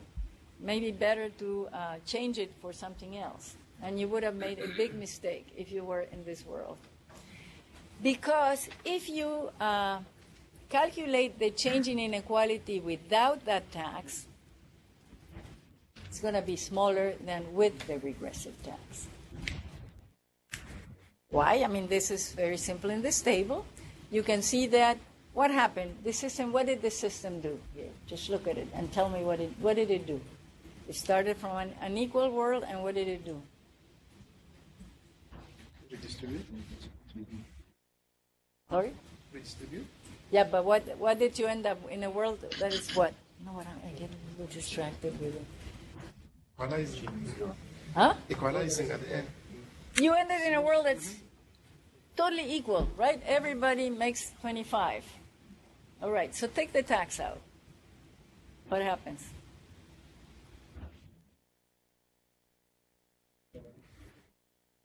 You're de-ranking. You don't end up in a world that's purely equal, right? So, okay. Now try to make that tax more progressive. What happens?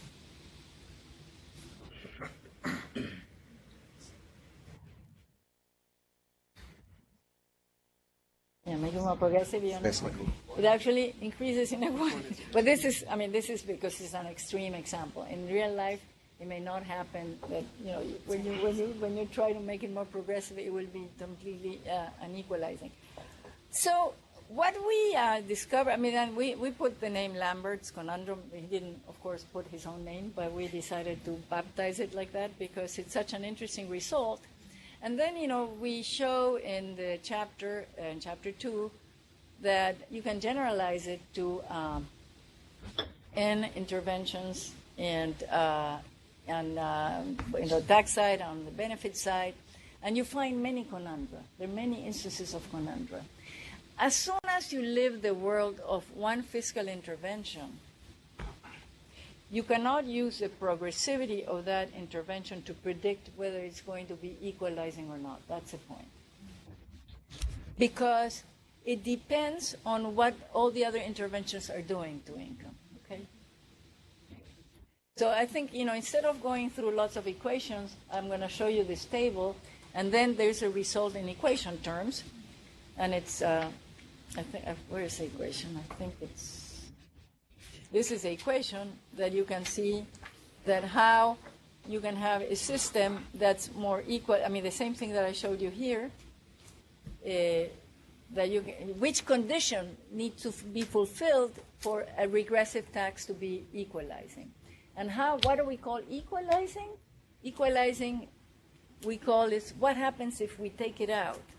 Is the system going to be reducing inequality by less or more?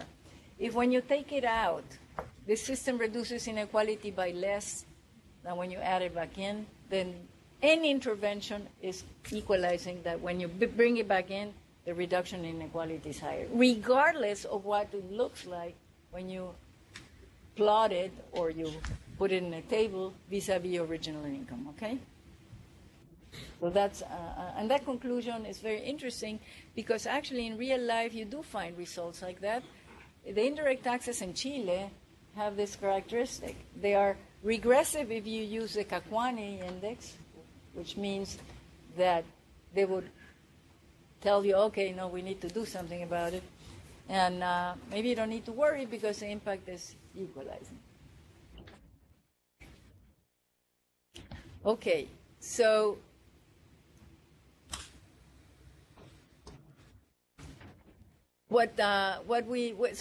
so then we also ask ourselves, so what is the contribution of a particular tax or benefit to the change in inequality? In the literature, you will see that people have tended to use a sequential method. What's a sequential method? Is, if I go back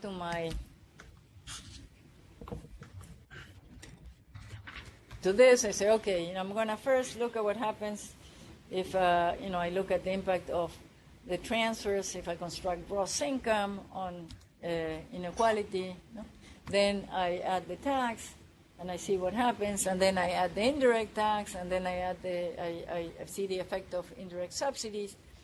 But the sequential can give you the wrong answer, because what's happening is that the effect is path dependent, right? So depending on where you put the effects, remember, I mean, here, if I showed you this table,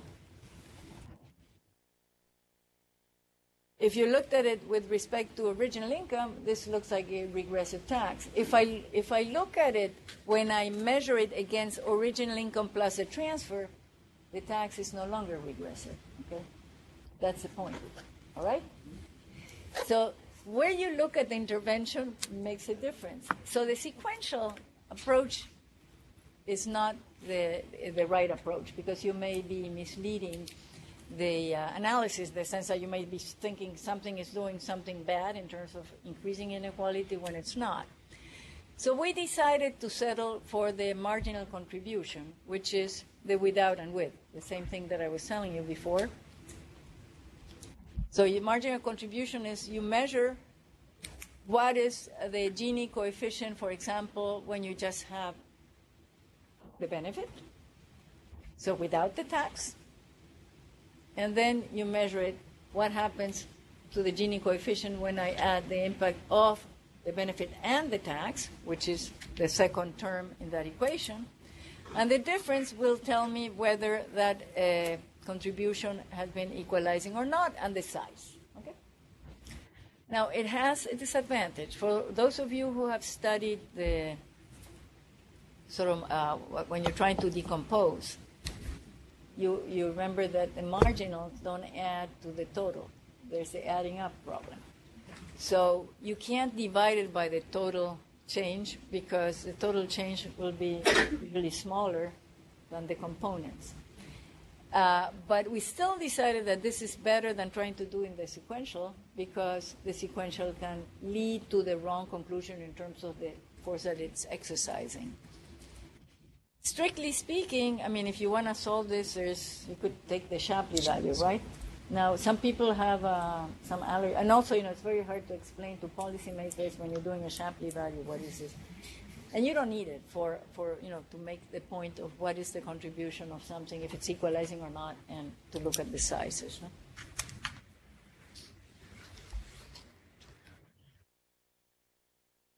So then, like I said, we can generalize. And by the way, all these results don't depend on re-ranking because if you look at the table that Lambert put together, there's no re-ranking there. Okay? So you don't need to. When you introduce re-ranking, then the situation becomes even more complicated in terms of what can you predict. The bottom line of all this is that very seldom you're going to be able to predict anything from doing isolated piecemeal things, and that your results depend on the empirical analysis. You can't ex ante say, I'm going to think that this is going to be moving in this direction or the other direction. You have to do the calculations. No? So, question. Yes. On the slide you've written, the result can occur without re-ranking. Yes. How is that possible? Well, let me show you here the table. I'm going to go to the table because I think that in this case, this example is there's no re-ranking of anybody. The ranking of the 4 people is always the same until the end in which there's no ranking. Okay? Right. That's the beauty of this. Right.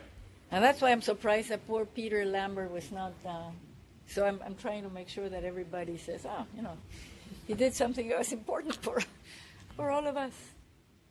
Okay, so the path dependency, which is what it is when you look at the particular intervention, underscores the analysis of the importance of doing this comprehensive analysis, not only to capture the full effect of the net fiscal system, because there's a more subtle reason. We need to assess the progressivity of tax or transfer in isolation can give us the wrong answer, and just think of these examples that I just showed you.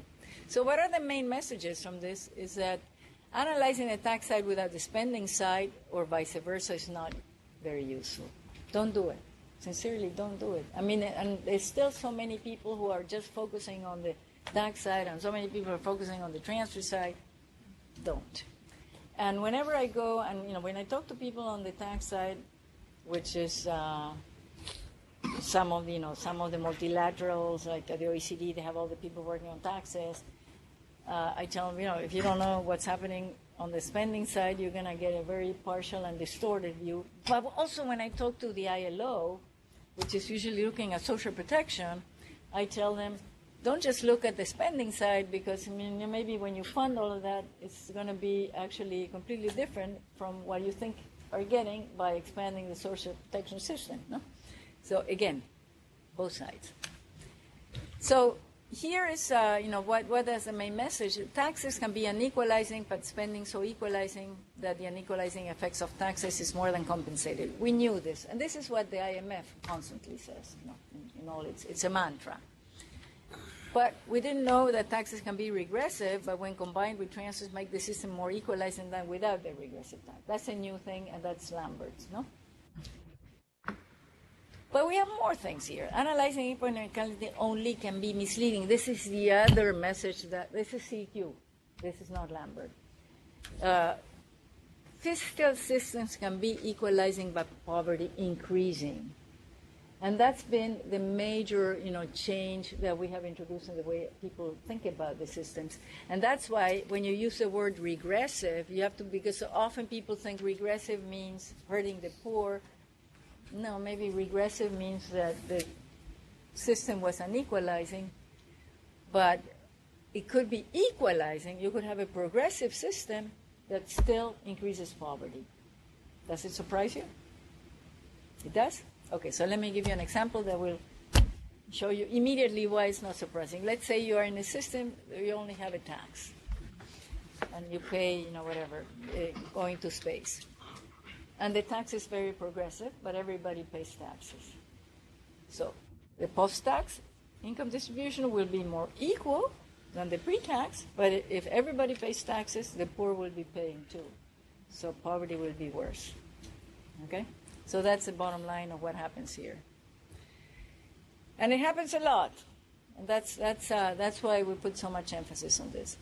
Another thing is that if you use the usual indicators of poverty, you may miss some interesting things that happen in the system.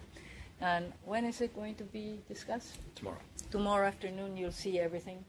But discovering this led to the Journal Development Economics publication, that your indicators that you use to measure inequality and poverty usually are anonymous. So you don't know where the person in the post-fisc was in the pre-fisc situation, right? You rank people from the poorest to the richest in my pre-fisc, the poorest to the richest in my post-fisc. I don't know if this guy here was the poorest here as well, and I don't care. They're anonymous in that sense, right? Well, but what about if we do care of what happens to people by fixing their position in their pre-fisc situation, or any reform? And you can apply this measure to any pre-change if you want. Well, maybe I'm going to discover that some are worse off in my post-tax situation, and others are better off. So there's movement. And it's a measure of fiscal mobility in a way. And, this is a stylized graph of what this measure did. You have the orange line is the pre-fisc rank of people. This is a pen parade. I have population from 0 to the highest income. The dashed line is the poverty line. And then you have the fisc that gives transfers, collects taxes on cigarettes, alcohol, sometimes on food even, etc. And the blue is how people, this is a stylized version. In reality, it looks much more jagged, So this is the blue post-tax. And what happens? All the light gray people that were poor before are better, are less poor, thanks to the tax system. But the dark gray are people who were poor and are worse, or who were non-poor and were made poor. So our measure looks at fiscal impoverishment and fiscal gains to the poor. And this is very interesting because especially when you start looking at reforms, then you can identify who the losers of the reforms are. If they're poor, can I protect them in a particular way? Are they in the safety net system? Are they not? So as a policy tool, this measure is actually very important. And I'm very happy, since I care about the poor, and that's why I've been working on this all my life. I am very happy that we created this measure, okay? All right, so now I'm going to go to the results, and I have to be through by? 12:15. Yeah, but all this, tomorrow you're going to see all the blows and the whistles of this, no? All right, so a glance at results. This is based on Chapter 10 of the handbook. And this is 31 countries that we've been able to process through the sort of, these are the ones that have gone through quality control, etc. Still with the 2005 PPP, the results, but we're rerunning all the exercises with the 2011 PPP, so everything will be with the same standard. But for now, we didn't have that yet. So this is it gives you an array of countries. Latin America, of course, is the one that's more covered because that's where the project started. And we have all countries now except Panama. Panama is ready, but we don't have the authorization from the government yet. So after that, we'll have the entire region in the CEQ. Okay, so remember, my questions were how much income distribution and poverty reduction is being accomplished, how equalizing and propose specific taxes, how significant is the assumption about pensions, and I'm going to show you.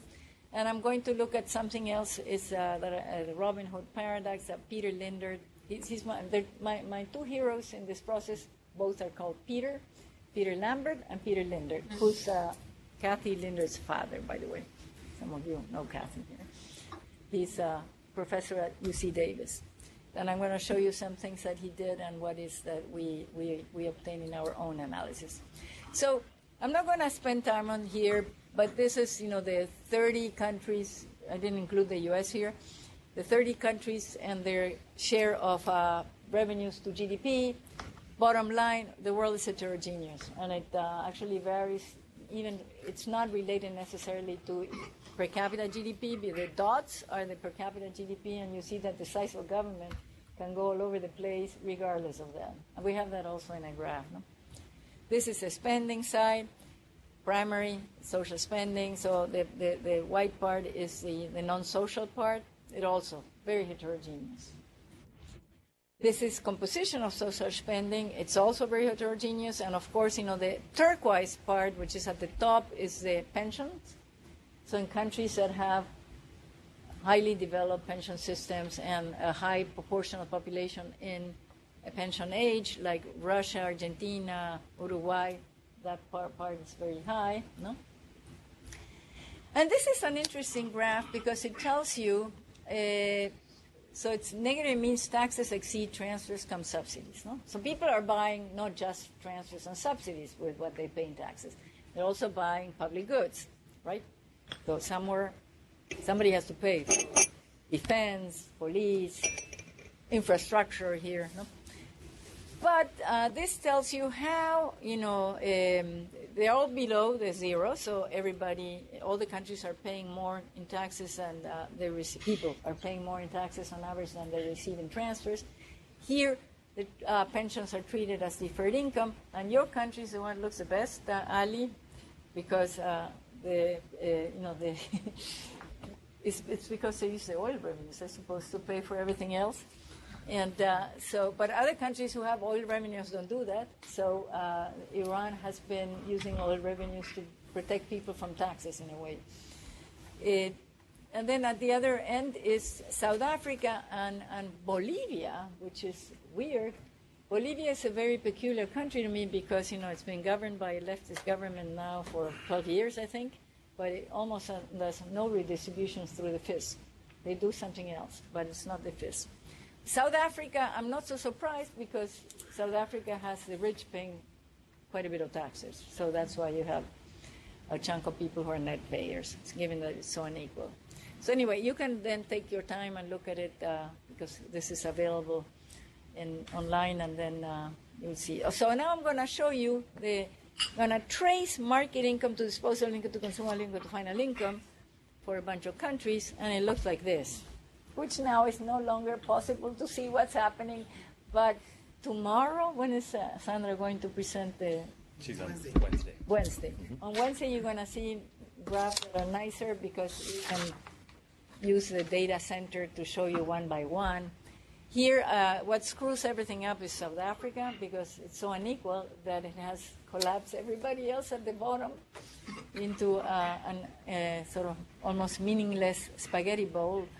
But have a look, for example, the top is South Africa. That's a lot of redistribution, it's still very unequal. But the second two, the next ones, are Colombia and Brazil. And what's interesting here is that Colombia, which is the green, the orange redistributes. No, but I don't know if I can see that here. Can I see it here? No, let's do that when she presents. What you're going to see when she presents the results one by one is that countries that start at the same point in market income inequality, depending on their machinery, their fiscal machinery, can end in very different results. No? Some of them much lower and some much higher. So immediately you can see whether the state apparatus is doing anything important to reduce inequality or not. Likewise, you have countries that start from different points and end up in the same point. So you get to see patterns across that are quite interesting. And here, this is where I'm going to show you the result of the pensions assumption. This is the Gini, the change in the Gini from market income to disposable income. So it only has the direct taxes and transfers, not the indirect. And I did that only for that because for the European Union, the results come from Euromod, and they only showed up to disposable income. for the two assumptions, the pure deferred income and the pure transfer. Pure deferred income is the blue rectangle. Pure transfer is the red. So to the extreme right is the European Union. What do you see there?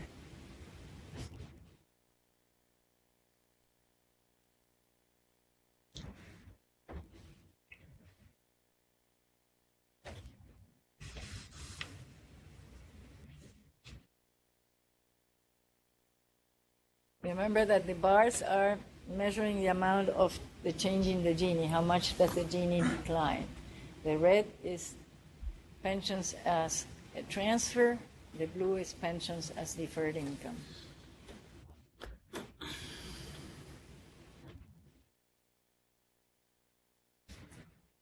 Well, in the case of the European Union, which is the extreme, one is much bigger than the other, right? So if you assume that pensions are pure transfer, the European Union appears to be reducing inequality by about 20 Gini points. Okay? If you assume that pensions are deferred income, it's cut in half. It's about 10 Gini points. So the assumption is tremendously important in the case of the European Union. For the U.S., which is the second country from right to left, it's also different, but not so strikingly different. Why? Because when you're treating them as transfers, you treat all the people who are pensioners as people who have zero market income. So you rank them at the bottom when you're looking at what happens to redistribution. When you treat pensions as deferred income, they appear with their pensions. So they may be at the bottom when they're transfers, and they may be in the middle or even in the top, near the top, when they're treated as deferred income. For the developing world, it's less important because in many countries the pension system is very small. It also happens that in some countries, actually, it is less equalizing to have them as transfers, so the contribution of pensions to the system is unequalizing. That happens in Mexico, for example. The red rectangle is lower than the blue one. So it makes a difference. And of course, Argentina is among the countries that it also makes a difference, and Russia. And that's why this assumption is so important. You have to, and that's why we're doing it both ways, because you can't decide ex ante which one works better. Okay, so Robin Hood paradox. What Peter Linder found, he's an economic historian, and he has a book called Growing Public that I recommend emphatically, that looks at the evolution of the tax-based redistribution starting in the 17th, 18th century in today's advanced countries. It tries to cover the entire world.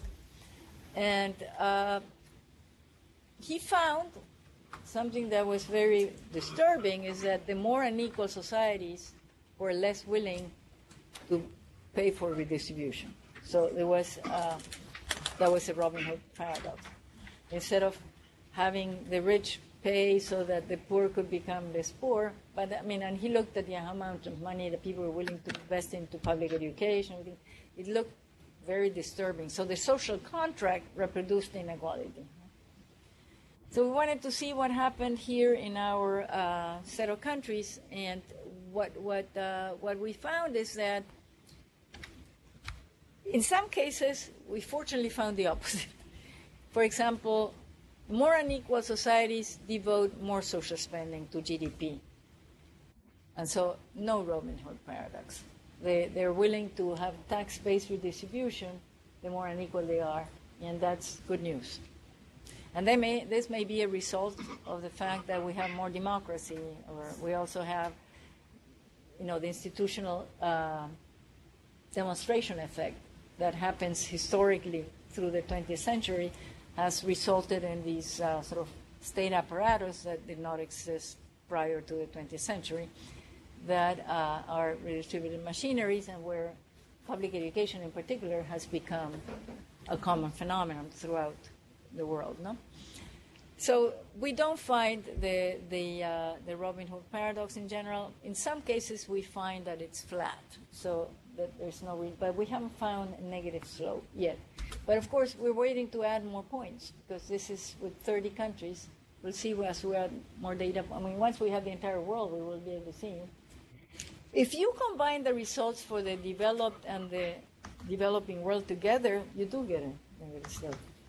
But when you separate them, each one in turn is a Robin Hood, not a Robin Hood paradox.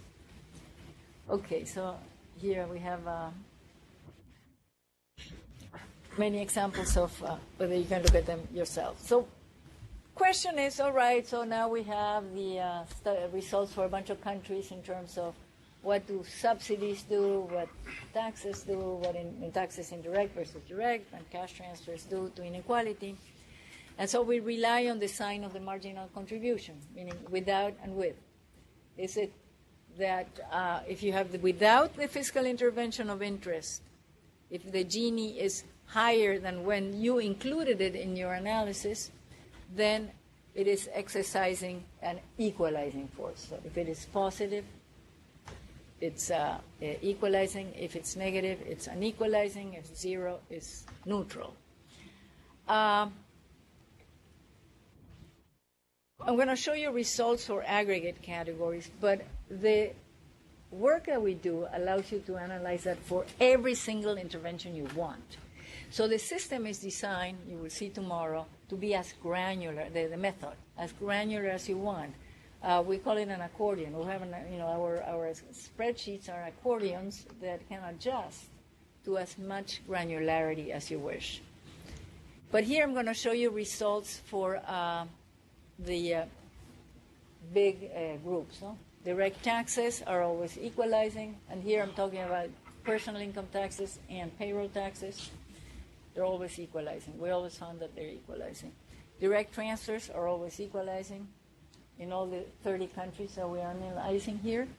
But indirect taxes are equalizing in many cases, which that was surprising. Are you surprised? Because people think that they're always going to be unequalizing. Remember, because you're looking at inequality. When we look at poverty, it's different. All right? Okay? So that's very important. So they can be equalizing. Also indirect subsidies. Even when people think, oh, yeah, energy, blah, blah, blah. No, they may be equalizing. But it doesn't mean that it's the best way to spend your money. But the argument would be that you could be maybe more equalizing if you didn't have general subsidies. No? All right? Education spending is always equalizing, with the exception of Ethiopia. I think it's tertiary in Ethiopia, or I don't remember. I mean, this is weird. No? I think this is wrong. But it's the fact that tertiary spending in Ethiopia is so regressive that it affects the entire. Outweighs, yeah, exactly, the progressive primary and secondary spending. Right. Although we're not saying, by the way, we're not, I mean, at least I am not. I don't know. Everybody's free here to have their opinion in my team. I mean, we often have disagreements. I'm not of the school that if spending on tertiary education is regressive, you should stop subsidizing it, because I do think that it performs other benefits, and also over time. For Mexico, for example, we've looked at 20 years of fiscal incidence in Mexico, and tertiary education used to be not regressive but almost neutral. It was the same as the original Lorenz curve. Over time, it's becoming more and more equalizing. And that means because as people graduate from primary school and secondary school, more people have access to tertiary education, and I think they wouldn't if they would have to pay. And that's, but that's, my opinion. I stand to be correct if anybody wants to show me. So health spending in Jordan, I also don't remember. Oh, it's because it's not equalizing either, right? In the case of Jordan. I guess not. I'm not familiar with the health in Jordan. There is something that I think the subsidy is tied to the cost of of what you receive. And I think that richer people have access to certain health care in, I think, urban areas that's more expensive. And that's why when you calculate it at average cost to government, the rich are maybe getting more benefits than the poor, and that's why it is not equalizing, if I remember correctly. Okay, so let me go to poverty now. And like I said, we are showing the results with the old poverty lines, 125 to 54. I don't know, maybe there are new people here that have never seen the old, but those were around until 2000. When did you change to 190? 15? 16? Last year. Last year, okay. So next round will be with the 190 and the 320 and the 5.5 and many others that are floating around. Okay, so what we find is that, of course, whether a system is poverty increasing depends on the poverty line that you choose.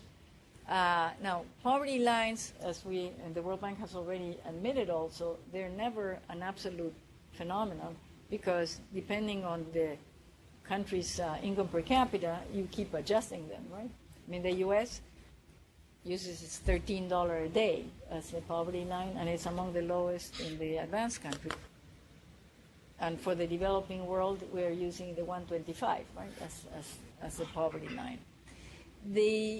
So the more you increase the poverty line, the more countries are going to be showing an increase in poverty because you're becoming more demanding in terms of when are they going to be considered non-poor, right? Okay. So in the, by the way, for poverty, we never, although here Stephen Younger disagrees with me, like I said, we have an open mind, but we never, meaning what we produce, we never measure with final income, okay? Remember that final income has a monetized value of public services. We don't measure poverty with that income concept because we think then the poverty line would have to be adjusted to show that as well. The poverty line was not designed. So when we measure poverty, we go to consumable income only. Okay. And here, the blue and the red is different from what I showed you with inequality. Here I'm looking at, the blue is the change in the headcount ratio in percent going from market income to disposal income, which is what you usually see in fiscal incidence analysis that stop at direct taxes and direct transfers. Then I add the effect of indirect taxes, net of indirect subsidies, that is the red. And as you can see, on the left-hand side, there's a number of countries in which instead of lowering poverty, they're beginning to show an increase in poverty. Okay. So what is this telling us is that, boy, all the system had a decline in inequality. I showed you the spaghetti bowl, but none showed an increase in inequality. But we begin to see increases in poverty. So how is that possible? What would your guess be?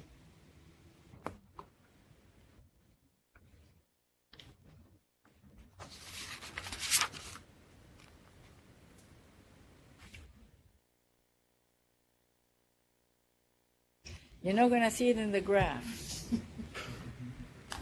Maybe if you look at this.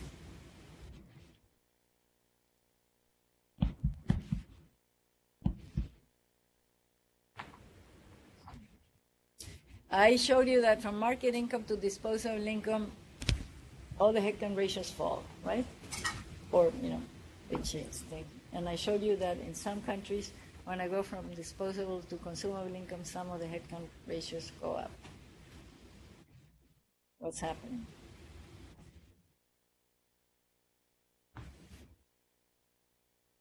So when you say equality, you do mean in terms of rates, not in absolute terms, right? Equality? Yeah.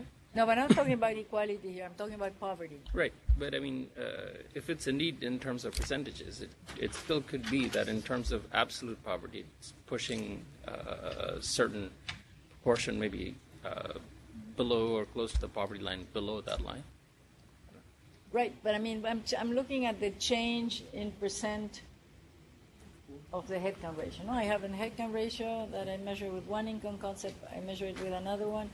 Turns out in some countries, for some poverty lines, after the indirect taxes and subsidies, the headcount ratio goes up.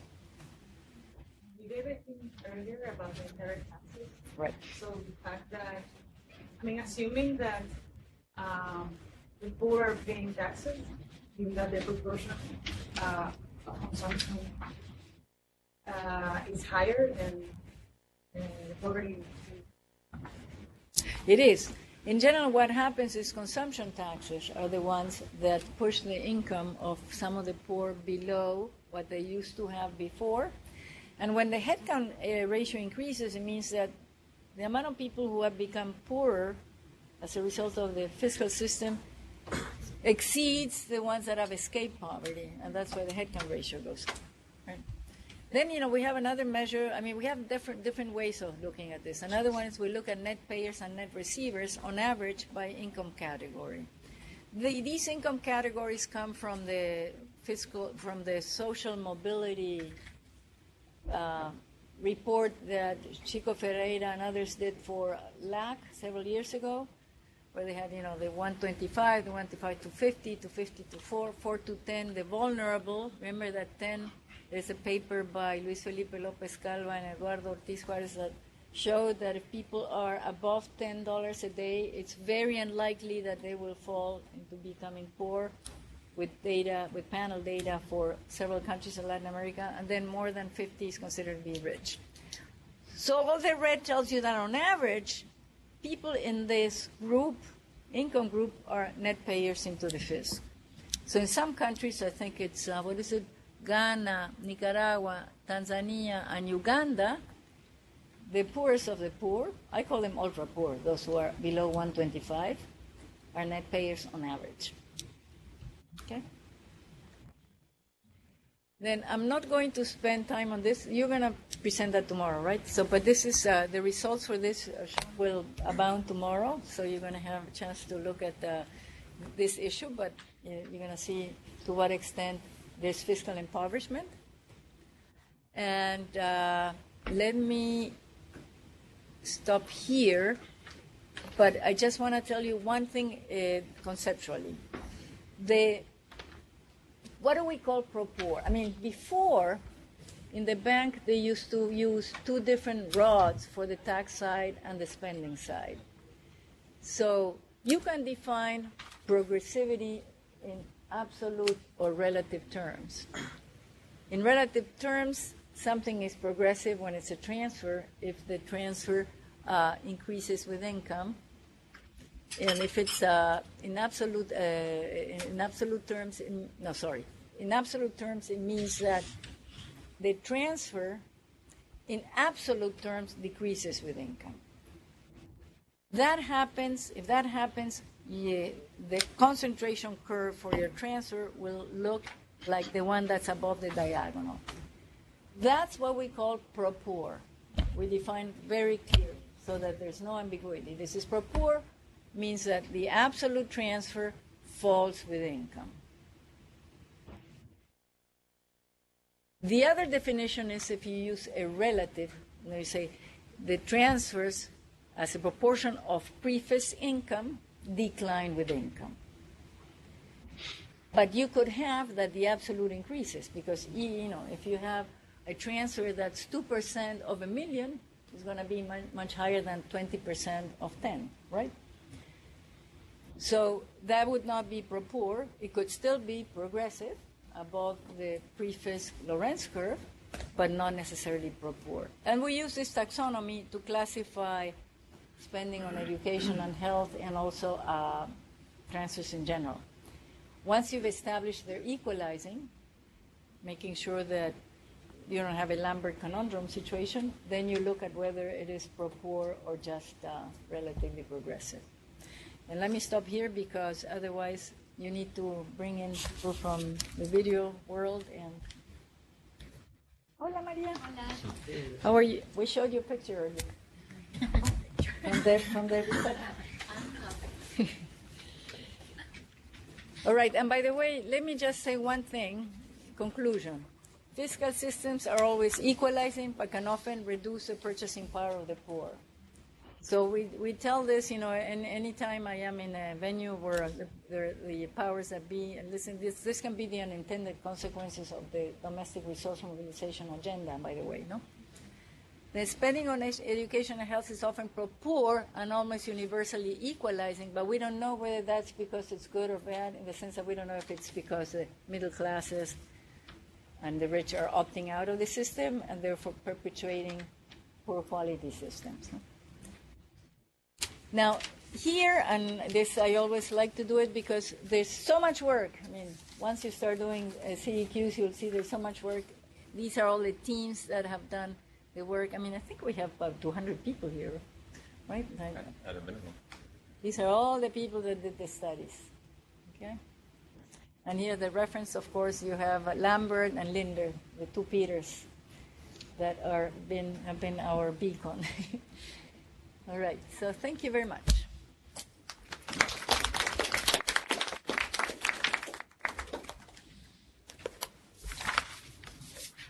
How do we do it? Do we need to move from...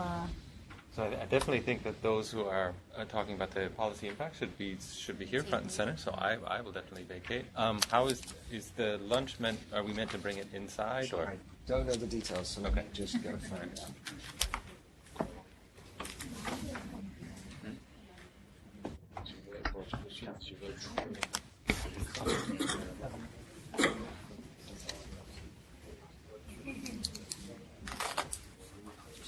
I think Egypt and Mongolia are definitely joining by VC and maybe So, some others Ludovico, as well. Ludovico, why don't you come here because you're going to be... Okay, so lunch is outside. If everyone just grabs it quickly and brings it back in, and I'll work out how we're going to connect to a couple of those guys.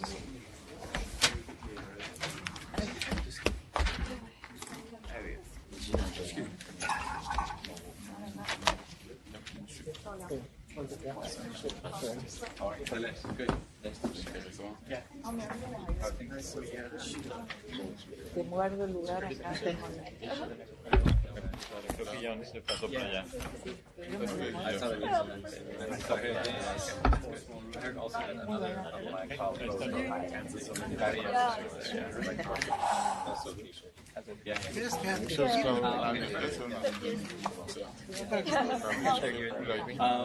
For today, tomorrow, and Wednesday, do you know which?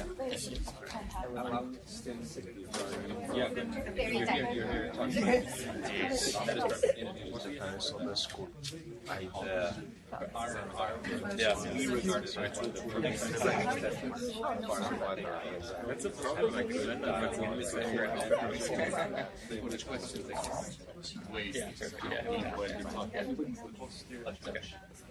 yeah.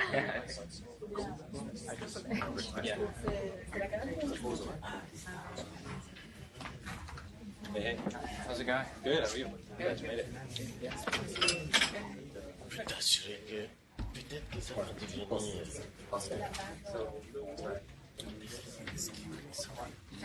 I see. So we look at people who say we consume all of these goods and this is how much we consumed, and then we check and see is VAT on that good or not. And so it's quite That's more data demanding. Thank you so much. What do you think?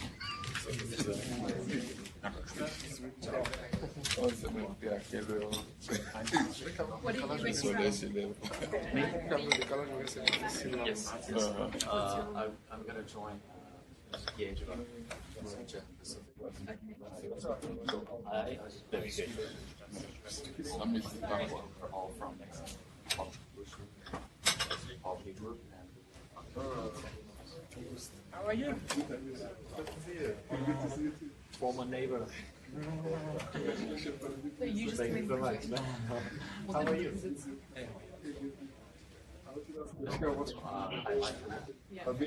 I've done. Alvin? Yeah. Yeah. Sort of like it's the offices. Exactly. The manager drinks the process. STCs. These are rollback terminology. Right.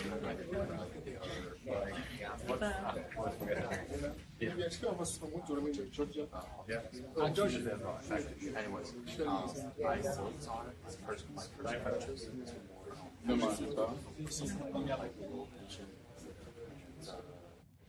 Natural disaster. How natural disaster impacts. Right. My dissertation, mostly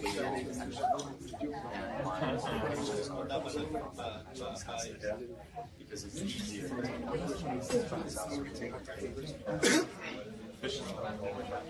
identification more exogenous.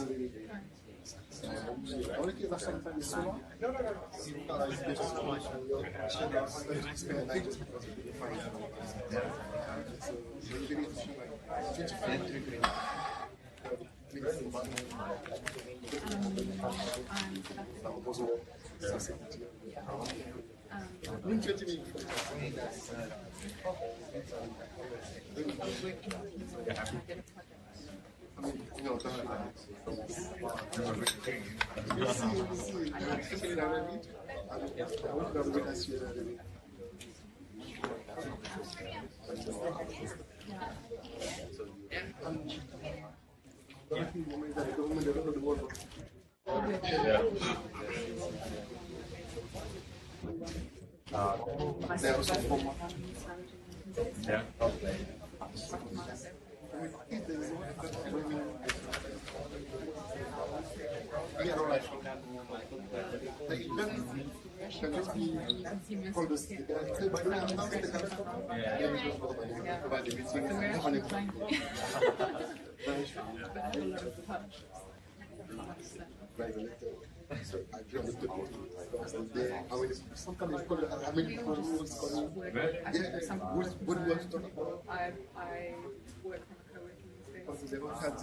You might press on the button. You say there's press on the button. Yeah, it's probably. Your name again, sorry. Maya. New? New? Yeah.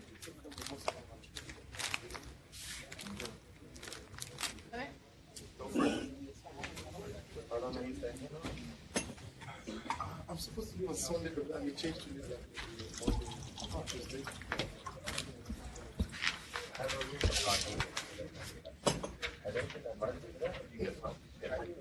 I'm not sure. I haven't checked my email since Friday, depending on what you sent me. No, I tried to like because you're in the field. Yes. I didn't, when I did the invite 3 weeks ago, I didn't have time all the time for summer school. Yeah. And so everybody in the field will be teaching. What am I going to do? But I will see. I'm not so sure. Please send, but I'm not so sure that my family came with me too. So I'm to bring them. Yeah.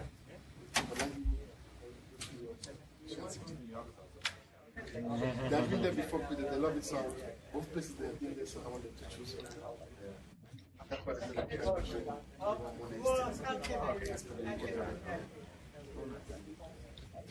How was the class? Very good, actually. I think the CEQ both. Yeah.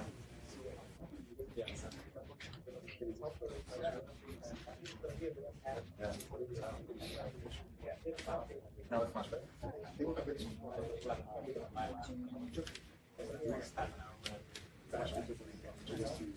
Oh,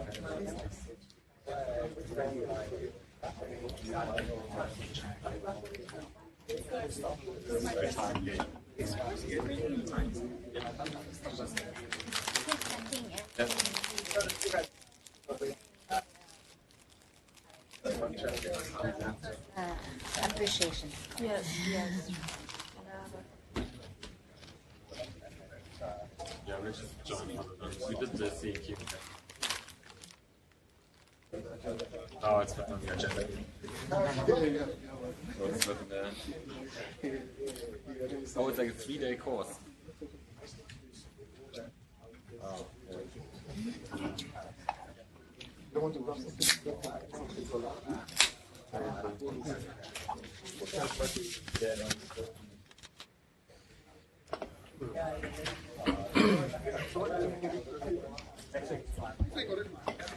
for good or just For someone to connect with us? Yeah. And we are making presentations from Egypt and Mongolia. I don't know.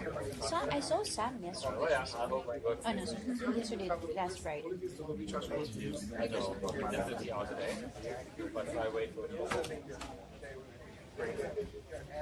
said somebody from Egypt is connected. Senegal. How are you going to go? About the, you have the package. I have a meeting from 12:30 to 2 p.m. Where is it? At the MC? In the MC, in the JV. Ah. Further down.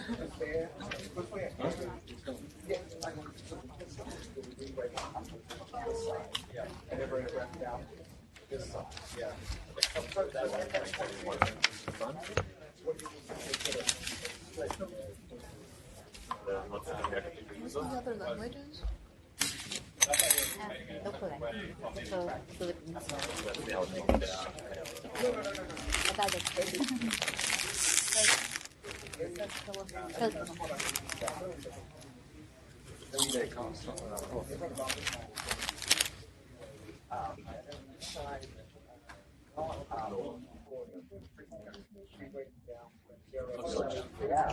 So they were sort of saying, actually,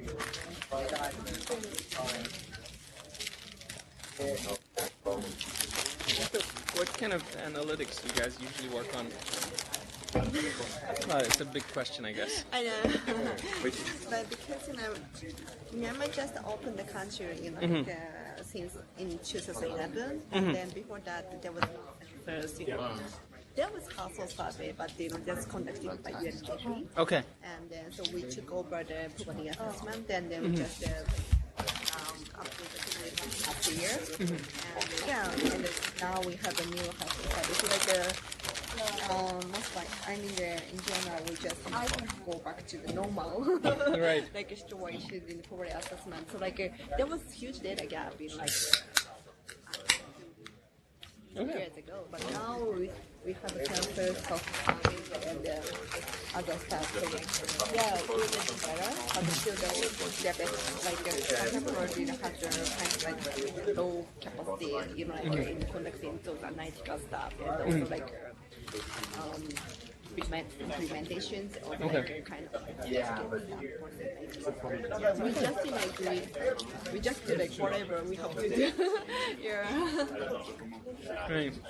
And the current is taking a bit of the statistical capacity development, and there are also physical bit of the poverty program in Myanmar.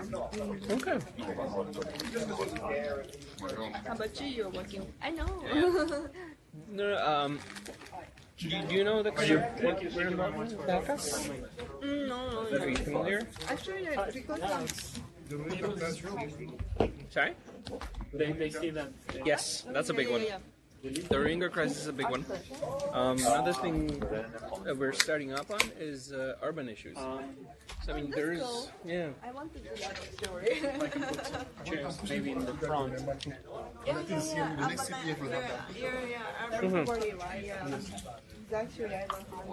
because at this stage, there's hardly anything around that you can draw solid policy conclusions on. So the goal is we want to start a really long-term panel data that's representative of urban areas in the country.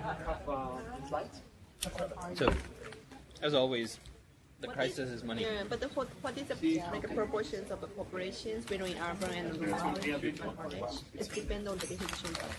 It's So I think almost. or like So Dhaka, the capital, has a bit around 20 million of the 160 million in the country. Okay, so it's trying to be.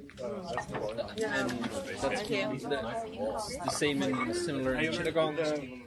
So these are the two main urban centers. So I think about huge proportion of the country. I forget exactly what. I think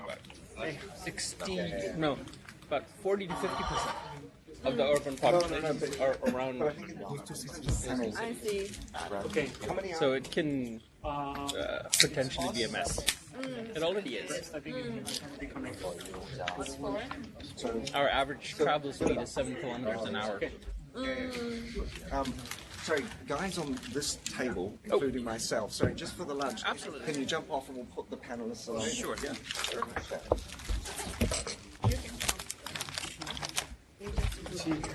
Oh, thank you.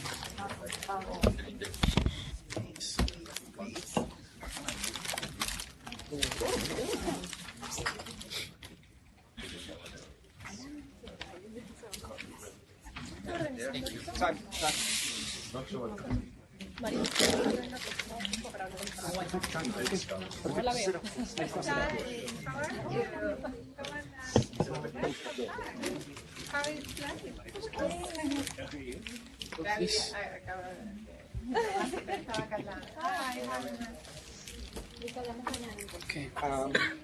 We will need to shuffle the chairs around.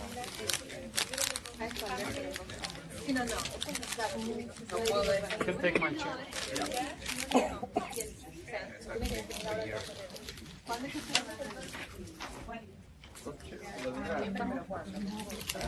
I think. Yeah, I don't know how we're going to I think I can build them down the line. Yeah. I'm not going to do that.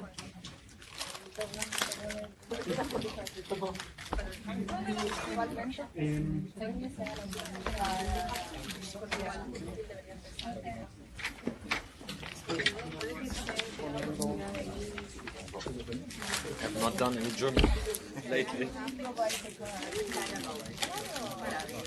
Quiere estudiar el PhD. ¿El muchacho de Niger? Porque le gustó el CEQ. También hay una pakistaní que está queriendo aplicar. Porque sí digo que hay.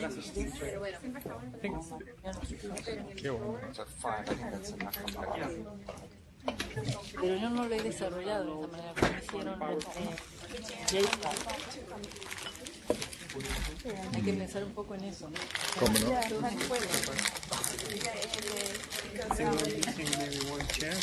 Vamos. But him. For you there?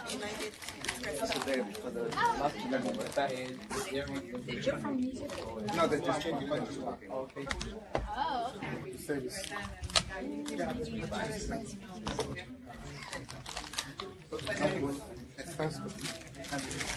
don't know where my...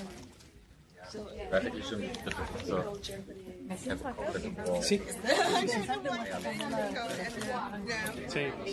Bastante.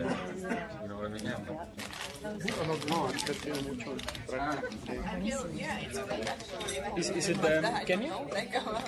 The PowerPoint? Yeah. CEQ Launch Kenya. Ok. Déjame nada más poner esto porque hay algunas personas que trajeron. Okay. Good connection Friday, like Ya está lista.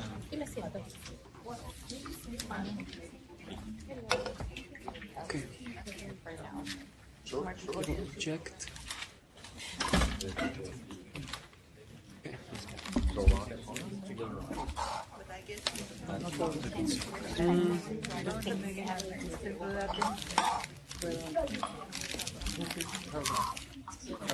Pero ahora vamos a hablar, él es ahora el que reemplaza a Gabriela como nuestra lista. Okay. Pero thank you so much. ¿Cómo?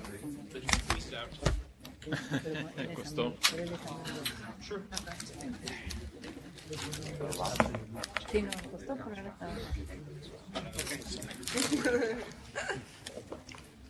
Justo viste de repente que nadie estaba tratando de competir We have Gabriel, Lara, and I think Federica, no? Should be connected. Yeah, you might check. Diga Mariana Lula.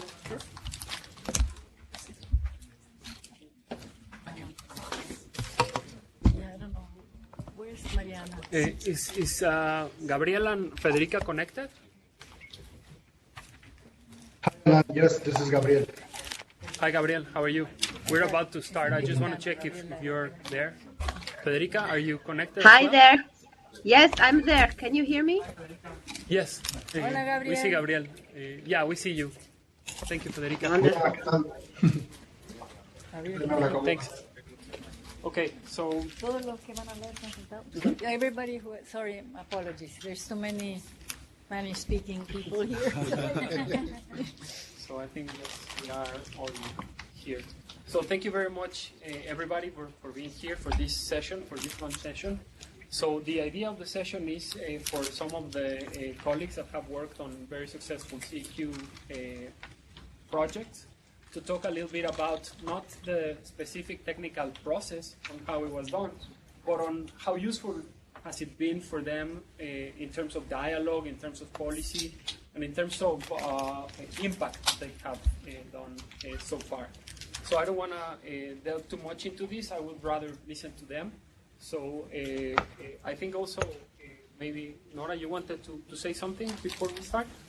Yeah, I wanted to introduce Ludovico Feoli, who is a professor of political science at Tulane University, and he's leading the policy impact analysis of CEQ. So we're going to be sending out a questionnaire, short one, to everybody who's done CEQs in the bank, and whatever we produce obviously will be shared with the bank as well. I'm sure it's going to be useful because we're trying to see to what extent the tool is being used either in the dialogue itself, whether it has had influence in changing policy, and whether, in some countries it's been used in the ministries of planning. So we want to know how much people in the policy world are using it at this point. And so Ludovico is going to say a few words about this, just so that you don't need to follow the script, but this is so that you know what we are trying to gather. Well, thank you. Thank you for the introduction. Thank you all for being here. It's a pleasure to join you. And practically everything I was going to say has been said already.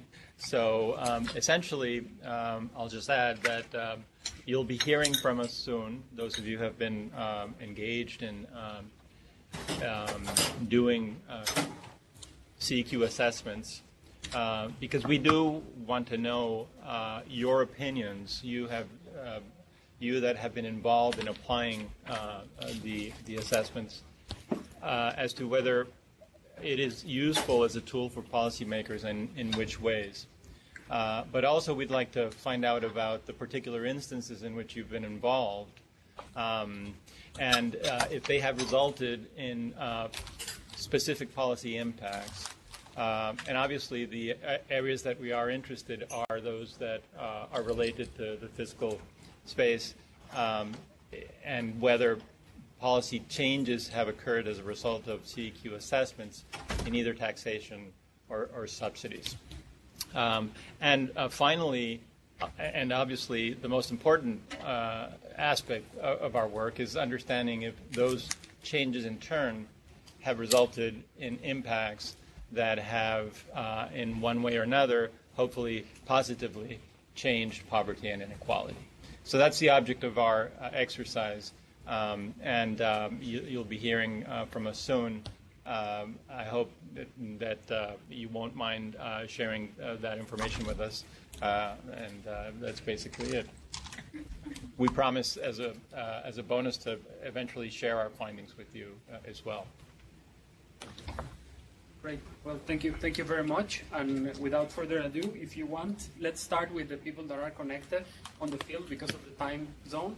If you want, let's start first with Federica, and then we can go with Gabriel. Federica is in Senegal, and Gabriel is in Egypt, and then we continue here. Thank you very much, Alan, and good morning or good afternoon to everyone. I am trying to load a short presentation and share my screen. Do you see it? Yes. Yes. Okay. Wonderful. It's very brief. It's just to help you follow what I will say. So just as a background, here in Senegal, we have conducted a CEQ study in collaboration with the CEQ team. We launched the work in May 2016, and we finalized it, all the methodological and technical part, in June 2017. So it took us almost a year to do all the work. What took most of the time, of course, as you can imagine, was the data collection. But also, we kept the dialogue on with the governments throughout the process. And so we discussed all the methodological choices, and we validated all the methodological choices with them periodically. The final results were presented in a technical workshop in September 2017 to the government, and in particular to the Ministry of Finance. Of course, we made the choice to involve the government as a partner since the beginning of the process, and this in order to facilitate data access and to facilitate also to promote sort of buy-in from the government. I think that we sort of succeeded in both, although data access remained a challenge throughout the process, and we couldn't get all the data we wanted to get. In terms of main results, what we got is that the system in Senegal significantly reduces inequality with a Gini that moves from 0.39 to 0.35.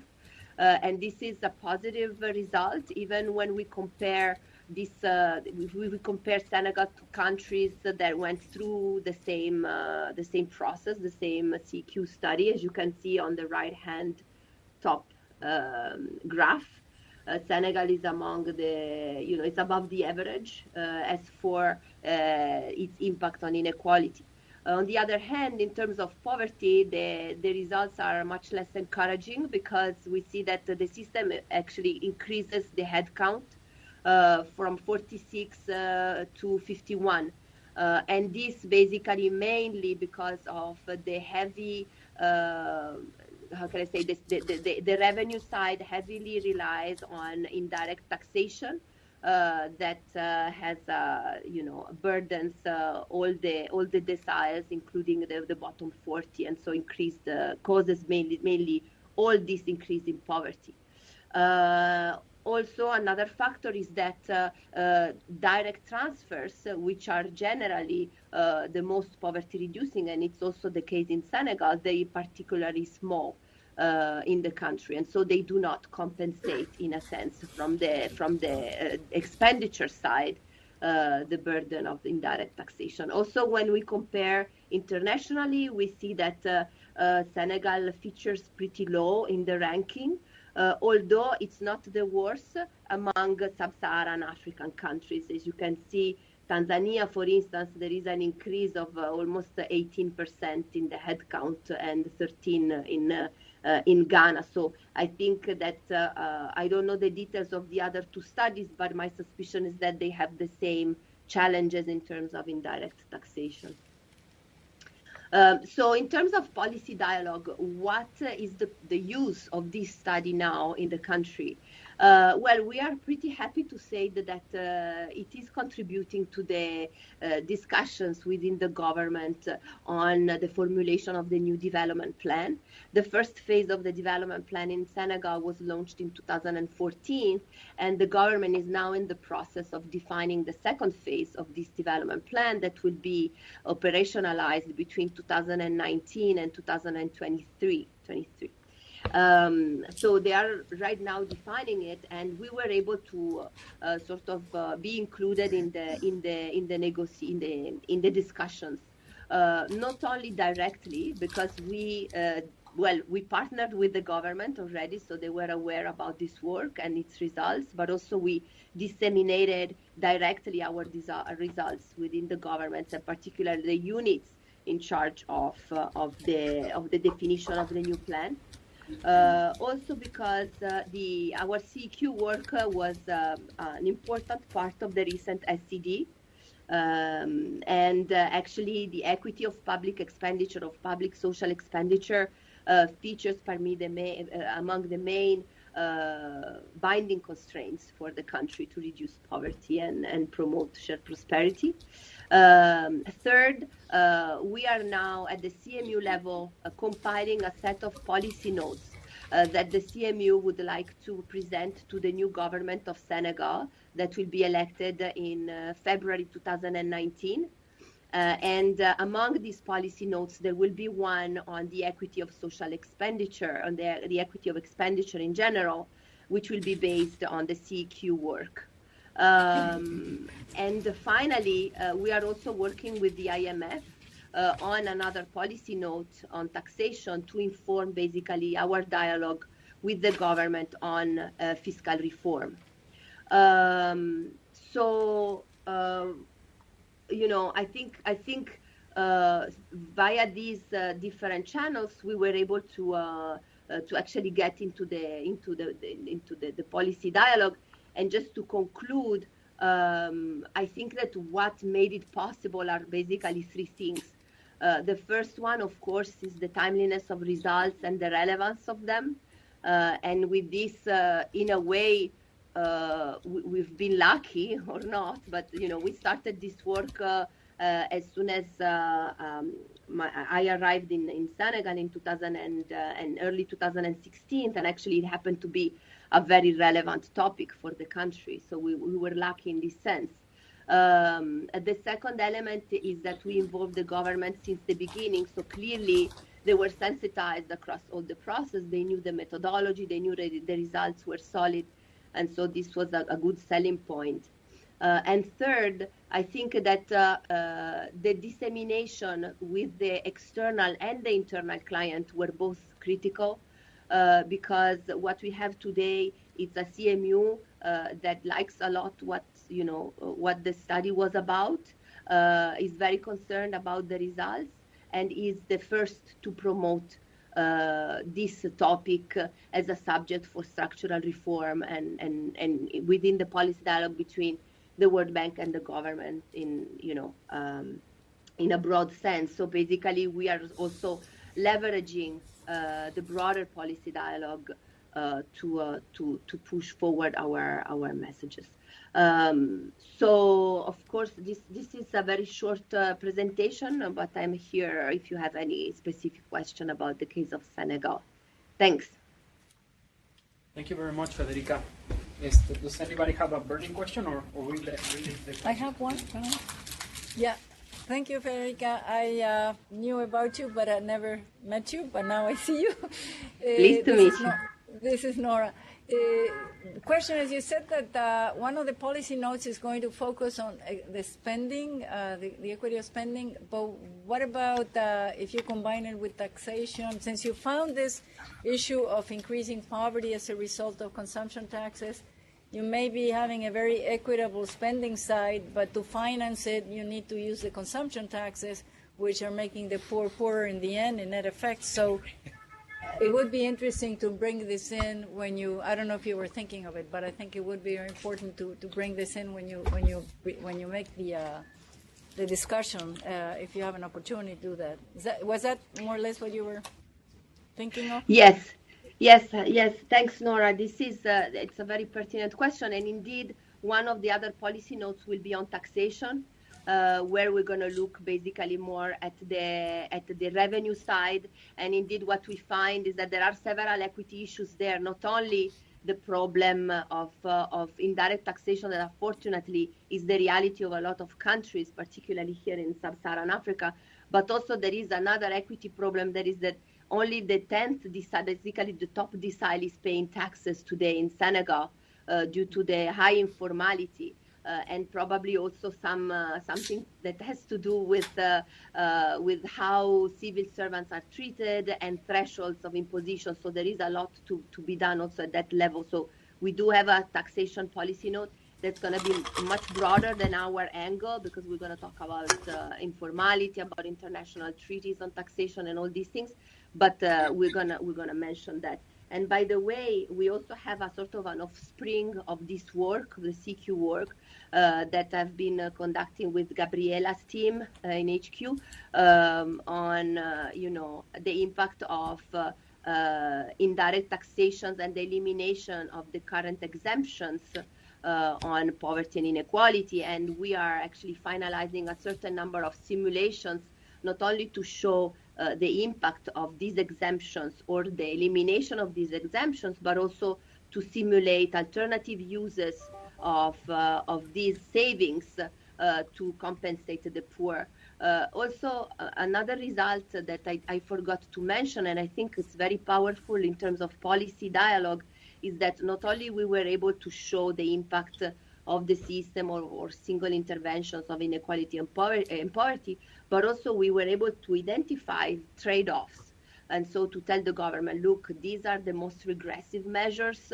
They have, they increase inequality, they increase poverty, while you have other programs that have a very big potential to equalize the system or reduce poverty, and they are absolutely underfunded.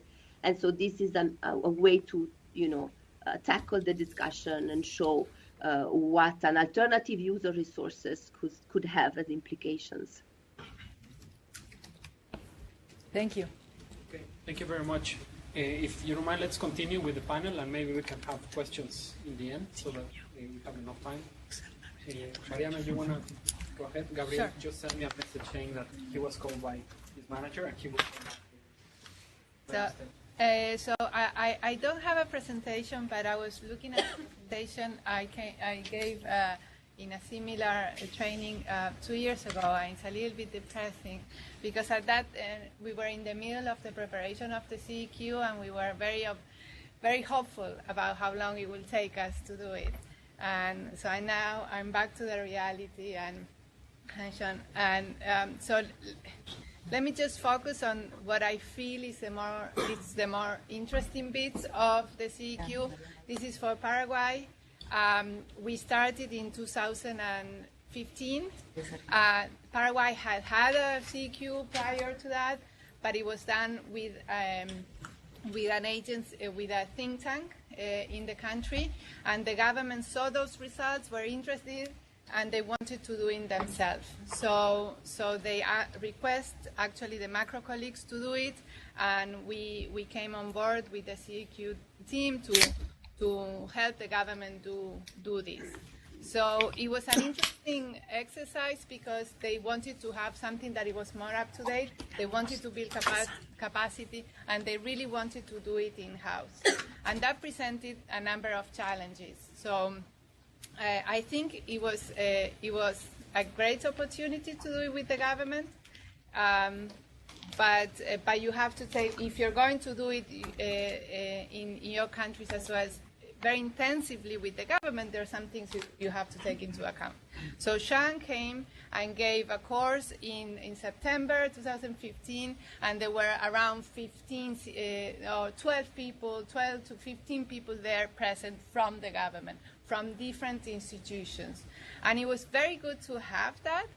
And after that training, then from those 12 to 15, 6 or 8 started working on that, and by the end of the process, we only had one person. So it was there were 3 institutions that wanted to be part of it, so they were keen in having them there, but then things happen, and there are other things. People move out of their offices. They change positions. The ones that were getting better, then they were assigned more responsibilities. So that's one learning, one lesson that I got from this process is that if you're going to do it with the government, you cannot trust that they're going to have the time, that things are not going to be as fast as you hope for. So at that point, 2 years ago, when I talked here, we thought that in 6 to 8 months we were going to be able to have it. Federica presented something that they did in a year and a little bit. It took us 2 years, more or less. Now, it can be done faster. It depends on the commitments of the government. It depends on the urgency. But the two things I would say is that if you're really committed, and we had a CMU that really wanted the government to do it, and that was very helpful because it helped us. When we were giving the progress reports, they were very understanding that they wanted the government to do it, and that was so having many people to start with, and then being flexible about the time, because what you can do is you take the reins and you start doing it yourself. We had people, Sandra from CEQ, she stepped in and she helped the team, but she was always helping the team doing it to create capacity. At the end, it was a very limited number of people that had that capacity, but hopefully it's beneficial ultimately. And the other things that we learned on the way is that the CEQ requires information from many different agencies, and there's not, well, in the case of Paraguay, there wasn't a data sharing protocol that was already there. So in the process, creating that protocol takes time, and I don't think that afterwards there is a protocol that is established, but this starting sharing information hopefully helps for future routes. And the last thing I say, and I want to introduce Gabby here, is that what the government wanted to do was to create, to have the CEQ done for a particular year, for a specific year for which we had the data, and then try to do it in every budget presentation, to try to run the CEQ again to see whether that budget was helping the poor and reducing inequality. So the plan was to have the infrastructure built so that in every year they could do the update sort of easily, but it wasn't. So here Gabby took over on Paraguay, so I wanted to if we can give her a little bit of time to tell us how that experience worked. And I know they tried to do another round, but I don't know how that worked. Yeah, so thanks, Mariana. So I'll share a couple of things, one on the government side and on the bank side. In terms of the government, as Mariana said, they were very interested in incorporating this and having this updated once in a while. I think the positive side of the story that she started is that one person that remained actually was capable of redoing the whole thing. So he, after we finished, the 2014 was his exercise. The country updated the poverty line, and lots of things changed. So this one person that remained in Hacienda updated the 2014, redid the 2014 exercise, and now it's finalizing the 2016 exercise to have this an estimate of how things changed in these 2 years.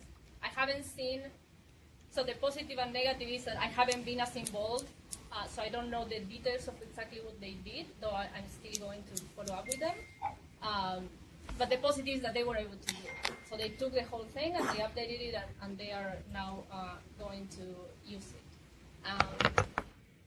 So yes, in terms of building capacity, I think it was quite positive. In terms of ownership and interest, was clearly very positive since they are continuing. Now there's a change in government now, so we'll see how that actually translates with the future government. But there was a lot of interest. Now on our side, it was also very useful. So I also did the SED, as Federica was saying. It was a very the results of the CEQ were very prominently featured there and used to highlight the challenges that the country faces.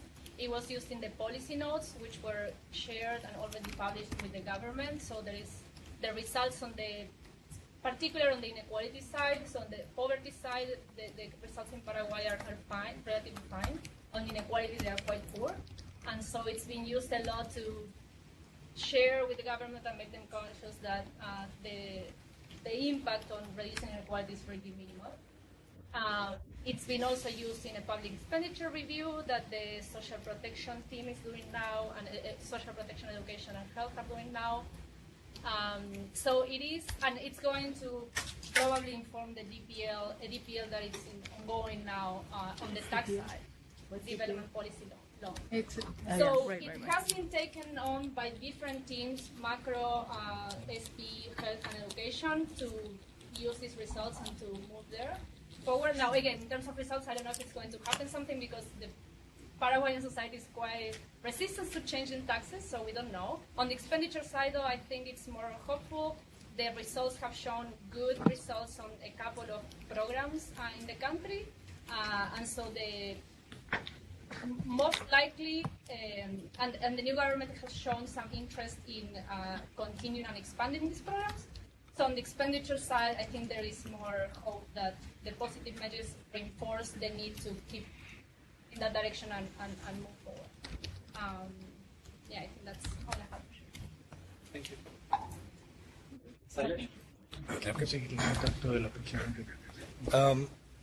So my name is Sailesh Tiwari. I work in Indonesia. And Alan, Matt, thanks for organizing this. It's great to be here, talk about Indonesia experience, and also hear from the experiences with CEQ in other countries. I want to recognize Francis and Imam, two members of our team who are also in attendance here. And of course, thank Nora and especially Jan, who's been a part of this effort throughout.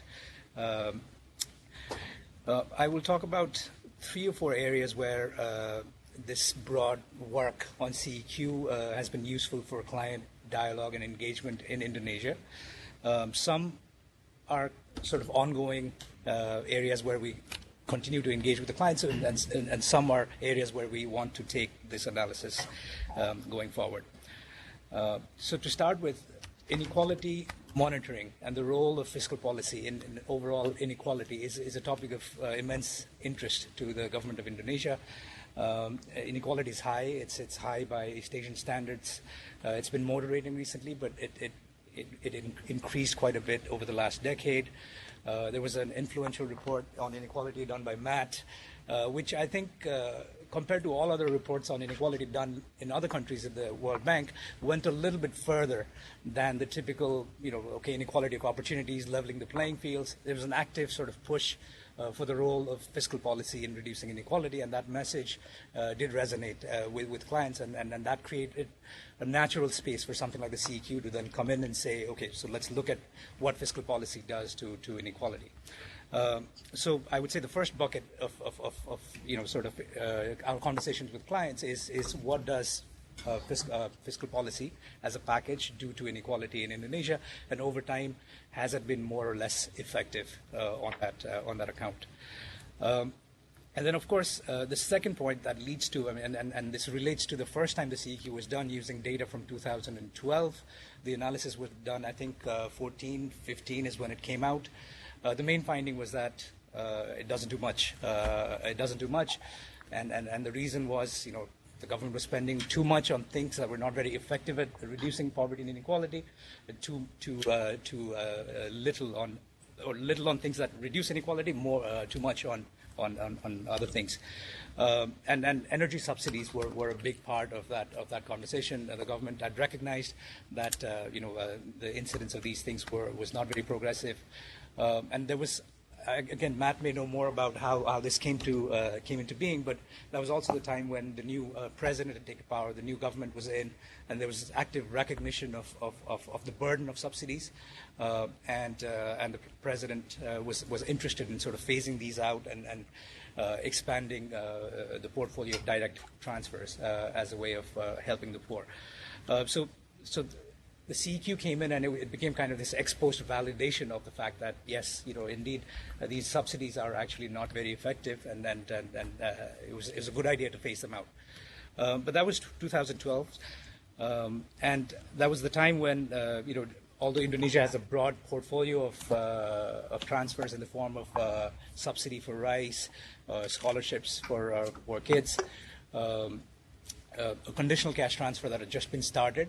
There was an active effort to then scale up the sort of scale up the conditional cash transfer component.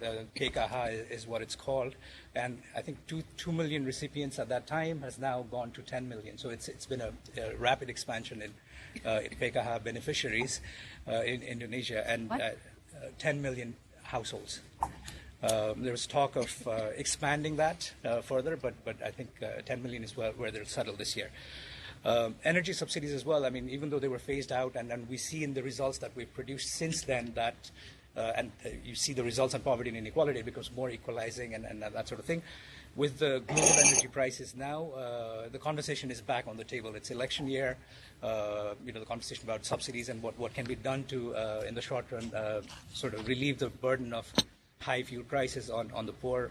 This conversation is back, so we are really looking at the CEQ as a way of, being in that conversation, letting the government know what the impacts might be, and so on. The third bucket, I would say, is on tax policy and top incomes, and the thing that's missing from our main sort of workhorse, the household survey data in Indonesia. In the household survey data, you don't see that many people paying direct taxes, whereas you know that direct taxes are the most progressive sort of tools, instruments at the disposal of the government to effectively make fiscal policy more equalizing. And that created space to, I think, do more work on top incomes, and Matt has done some cool work on that, to basically, and that becomes a basis to not just say, okay, what would be the size of the tax base if all of these people were indeed supposed to be paying tax, were paying tax, but it also creates an opportunity to then maybe bring some of these analysis into the CEQ framework to see how the incidence of everything else changes when you actually take into account the fact that you don't observe the people paying taxes.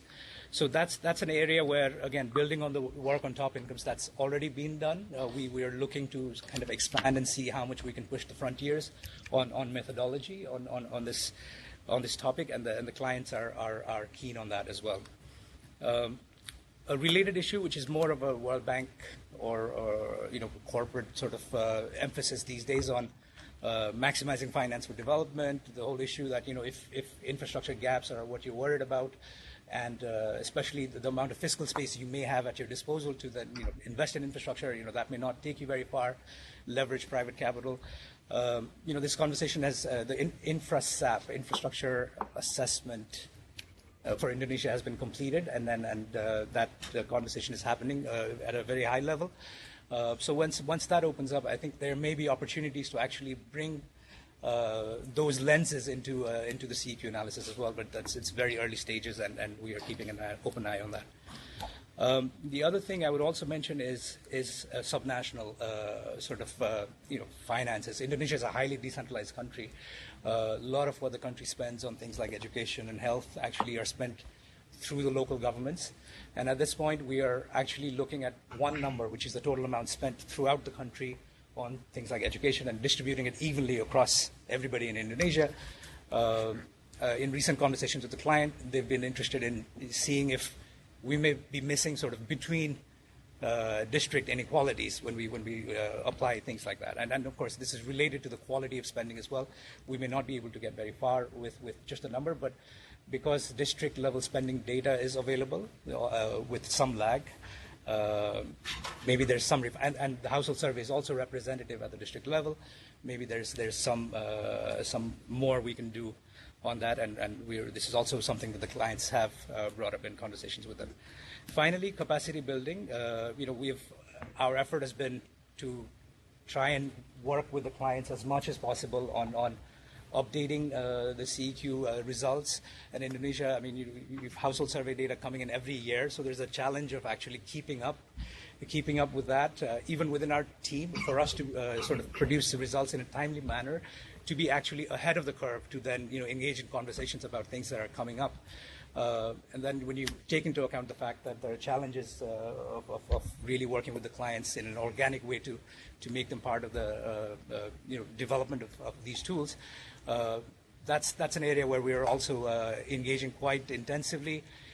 We've carried out multiple rounds of trainings. We've got a staff secondee from the Ministry of Finance who we piloted this program, and now we're trying to figure out what the best way to make that work might be. So the idea is 2 months at a time on a rotational basis. Somebody from the ministry will sit with us, be part of our team and engage with us on this as we sort of do the annual updates on a rolling way. Again, the challenges are vast and they're well recognized. Staff turnover. Ministry of Finances typically don't work with Stata. You will often find only a few people who are comfortable with Stata, and then they move.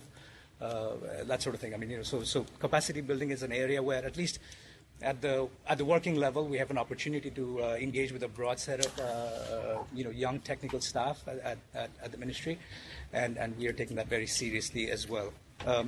So those are the broad points. Just quick reflections. I mean, one thing we hear a lot is it's ultimately, first of all, the usefulness of the tool itself. I mean, we've seen in the requests that come from the highest level of the government that trickle down through the ministry and the briefs that get sort of sent up. We've seen the use of some of the results we've produced in these internal briefs. I mean, there's a recognition of the value of looking at distributional aspects of the sort of government spending and revenue sources. But the challenge, again, as I mentioned, is to stay ahead of the curve. I mean, some of the people that we've trained are able to carry out incidence analysis themselves, but the instinct is to go with overall household consumption as opposed to market income, which is the CEQ refinement that I think would be useful to sort of inculcate. But I think that's the challenge. I mean, you've got household consumption in the survey, so it's easy to do incidence analysis on every item of fiscal policy, but how do you quickly produce the market income, which can then hopefully they can themselves produce, and then use that as a way of cutting the data and looking at the incidence. So I think challenges of capacity building are quite high, but also given the fact that there's a lot of interest from the clients, there's annual data that's fairly rich, and there are specific topics that are actually quite interesting in terms of policy. There are plenty of opportunities to actually use this tool to engage with clients there. Thank you. Yes.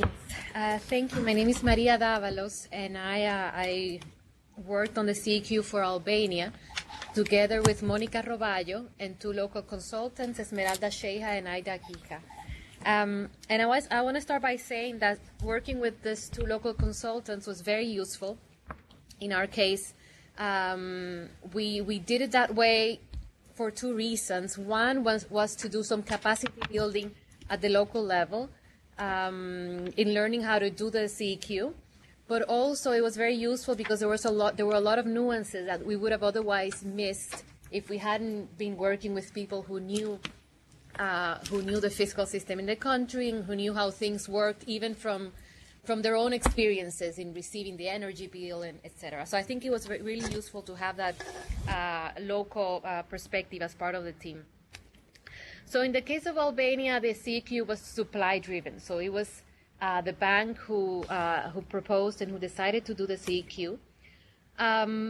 Basically for, I think in hindsight, basically for two reasons. Well, one was very clear at the moment, which was when the SCD was conducted, this issue of fiscal consolidation in these countries of the Western Balkans came up very strongly in all of the countries of the Western Balkans, that they needed to consolidate their fiscal system. So bringing in that equity lens was something that was seen as important. So having this CEQ analysis to inform that process of fiscal consolidation was seen as an important issue.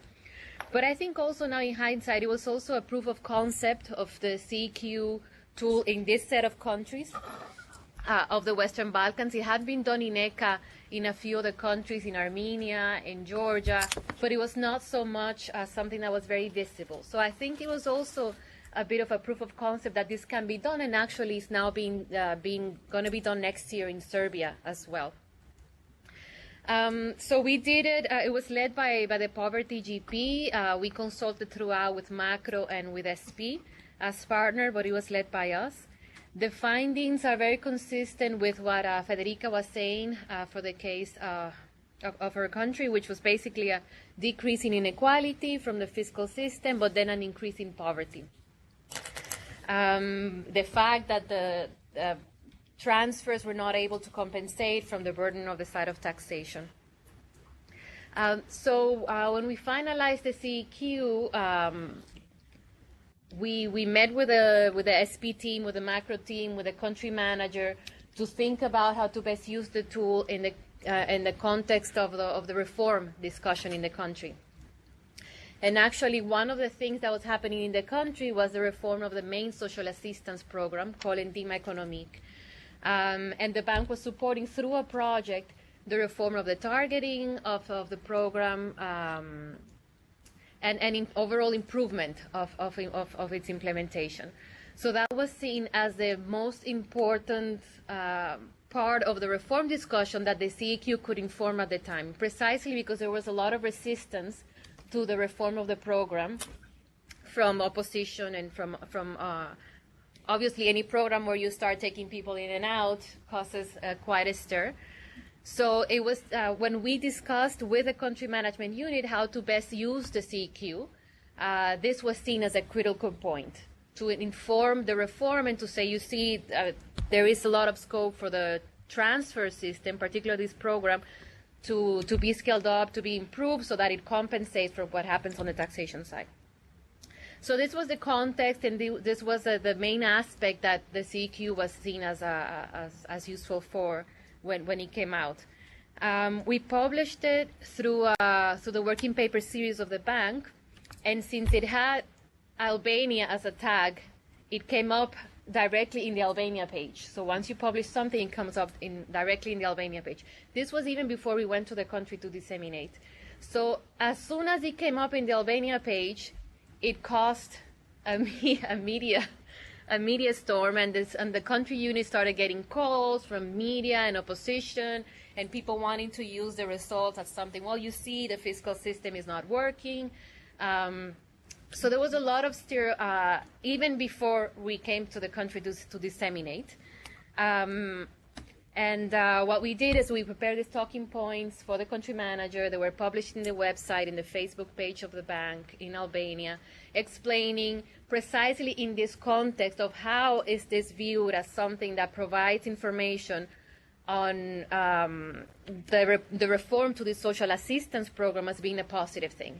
So the results were framed in a way that first clarified what the results meant to a lot of people who hadn't gone through the paper in detail, but also we took the opportunity to present the results in a way that said the reform that is undergoing, that the social assistant is undergoing, is a good thing, it's going to help in this way and this way. So I think that is that was the main contribution in the case of Albania of the paper. It was it provided evidence, hard evidence, to support the reform of the social assistance program and the dialogue with the Ministry of Social Protection, to whom the paper was also shared with. I think the downside of all I've been telling you is that the appetite for further dissemination decreased, because it had already caused a lot of issues. As I said, newspaper, media, people calling the country manager, what is this, and so on. So I think that was a downside, but one can argue that it had already had some impact even without us going and do kind of a formal presentation. An outlet in which we did a formal presentation, and I think is one that we tend to undervalue, is we presented at the University of Tirana to a group of students, graduate students. And I think that was a very, very positive experience, and again, one that I hadn't thought of before in this work or in most of the work that I've done in other countries. So we presented, we engaged in a discussion with the students. And again, I think this is something that we should do more of as we do this analysis and other things we do to go to present to the universities. Moving forward, the CEQ could inform further dialogue that is going on growth and jobs.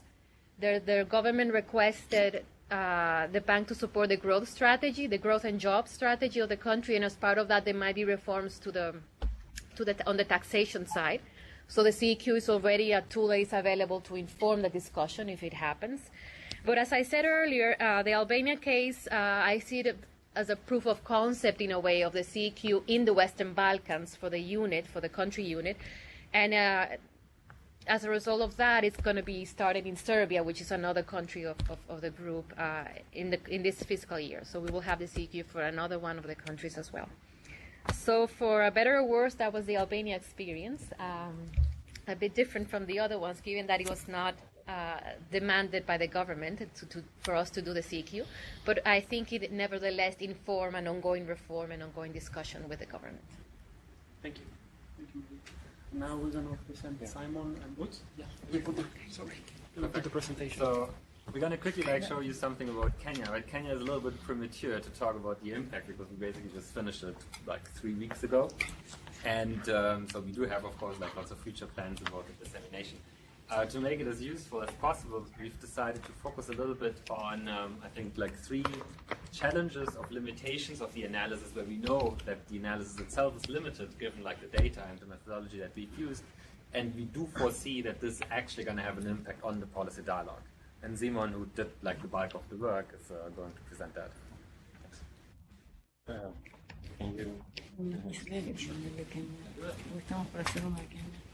All right, so sorry, I can do that. Just tell me. Okay, thanks. As it's already said, so this has been completed only last month. So this is basically a major learning opportunity for us when it comes to policy dialogue. This was requested by Kenyan authorities, by the Kenya Revenue Authority, and was very helpful because they also provided peer review at the concept note stage at the end of last year. And in the meantime, we had the opportunity to have one workshop with local researchers in Nairobi, which I'm going to talk about a little bit, in April. Okay. So, yeah, can you give us the next slide? Sorry. Thanks. So this workshop basically involved a publicly funded but independent policy think tank, and they have a young professionals program, and 14 of their staff, most of them young professionals, participated in this. We also wanted to include the Kenya National Bureau of Statistics, National Treasury, KRA, but it turned out that May and April, the time when we were basically ready to show them preliminary results and do this workshop, was not a good time for them to participate. So that is still ahead of us. So the objective there was to start building an audience in country for this work, but to also to obtain feedback on what we were doing and on the direction in which we were going with this.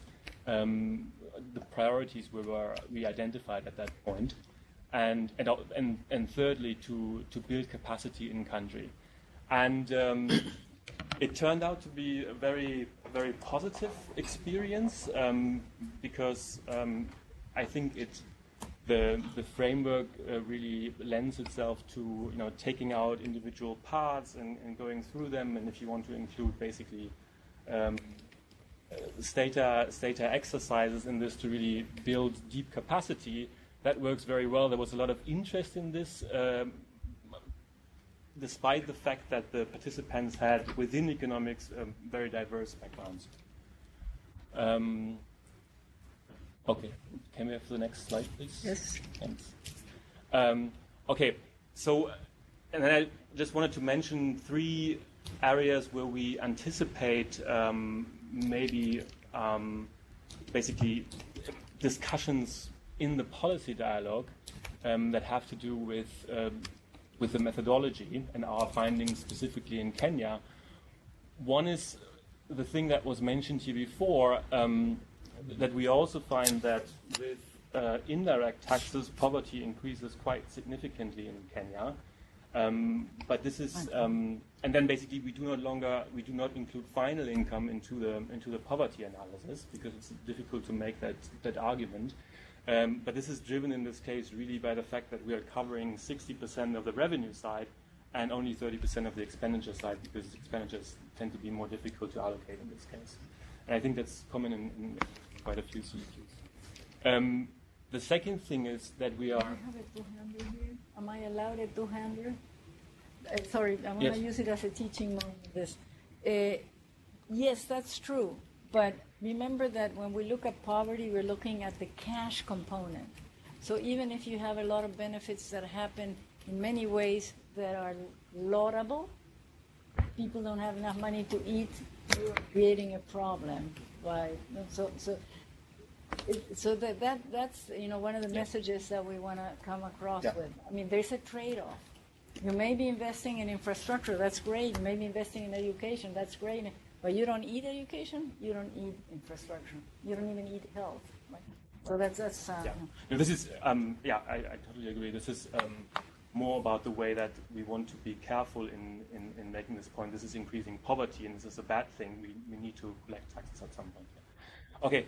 The second is we are using consumption as the relevant welfare indicator as to many CEQs in Africa. And what we are finding doing that is that VAT is nearly neutral.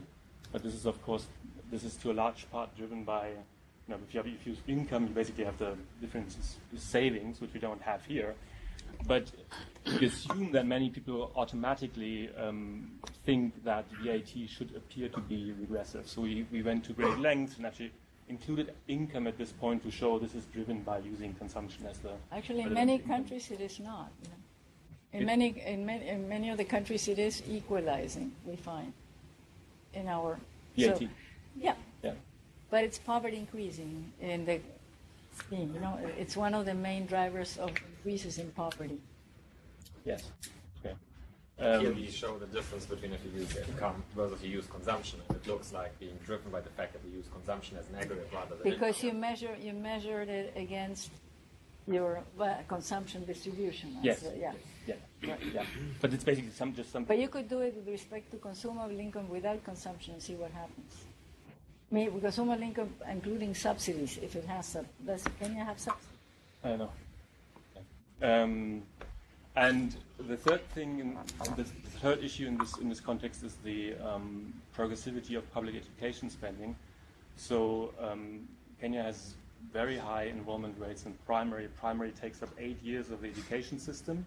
There is private provision, which is more popular with the wealthier households, and you have more children. So all these factors lead to public education spending appearing to be very pro-poor. And on the other hand, we know about Kenya that much of that spending is recurrent expenditure, and much of it is wages and salaries that goes to civil service teachers. So basically, and there's research out there that shows very convincingly that a large chunk of this, about half of their salary is pure rents. So so while this appears to be extremely pro-poor, we are also making the point that this is based on the production cost approach, and it may be particularly problematic in Kenya's case to rely on this. That's interesting. Okay, thanks. Thank you very much. Let me see if Gabriel is back, because he had some sort of fire that he had to. Gabriel, are you still online? Are you back? No, I think he's not. Well, maybe we can open up for questions. And first of all, thanks to all of the panelists for sharing their experience. Are there any particular questions that anyone has that would like to ask to our panel? So most of, except for Albania, all the others were demand-driven, right? The studies that we looked at today. Because Egypt is also demand-driven, I think. I think so. So except and is this the only case that created media uproar, or what has happened in terms of has the media focused in other countries in the Kenya, research? I'm sure they will, but they've not yet started. Once you upload it, you'll see. In Indonesia, it was embedded in the broader inequality report, which had a heavy media focus, but so it's hard to disentangle what was CEQ versus the broader inequality work. Could you say a little bit more about that reframing? Because in the first instance, when it was picked up just on the basis of being on the website, the media gave it a frame. And Yes. then you reframed it. Could you contrast those two? Yes, I mean, the framing was, you can see how bad it is, that it's impoverishing people. the fiscal system. So they focused on that. So media, in census analyzing the results, the opposition, and so on. So the way we try to refocus is, yes, I mean, taxes, you take money away from people, but the important thing is what you do on how you can compensate through your direct transfers or your transfer system, and the government is precisely moving in the right direction by reforming the social assistance program in this and this way that is expected to. So we frame it as it is not very surprised. So it's not necessarily a taxation issue. It's the fact that you have to do more on the transfer side, and the government is moving in the right direction. So this is the way we try to put it in a different, more positive light, because we thought it was the Did it help? The right thing to do. Well, it kind of, I think it appeased, yeah. And as I said, at the same time, it helped in not only in the broader results of the paper, but also in the actual reform process that was in itself a bit of causing a bit of tension, the fact that they were changing the eligibility criteria and so on. It helped to say, yes, it is a good thing because the program is doing well, but it's not big enough, it's not covering. So it helped on the two sides, I think. Yeah, I think that it's interesting from the different cases that we've heard that the timing is important, right? What stage of the policy process are you in when this new information comes about, and what impact it has will differ accordingly. So the framing, how it's placed on the agenda, the part of the policy process that it occurs during. But I think precisely the important thing is to see at the moment that it's coming out, are there specific things that you can emphasize about the results that can inform an ongoing process. So it has to be accompanied by sort of like a press release in which you set up the terms of the dialogue rather than have the external interpreting them and giving them their spin, because one has to keep the control of the spin. So that's what we do. I mean, especially the budgets operate in such a politically charged situation.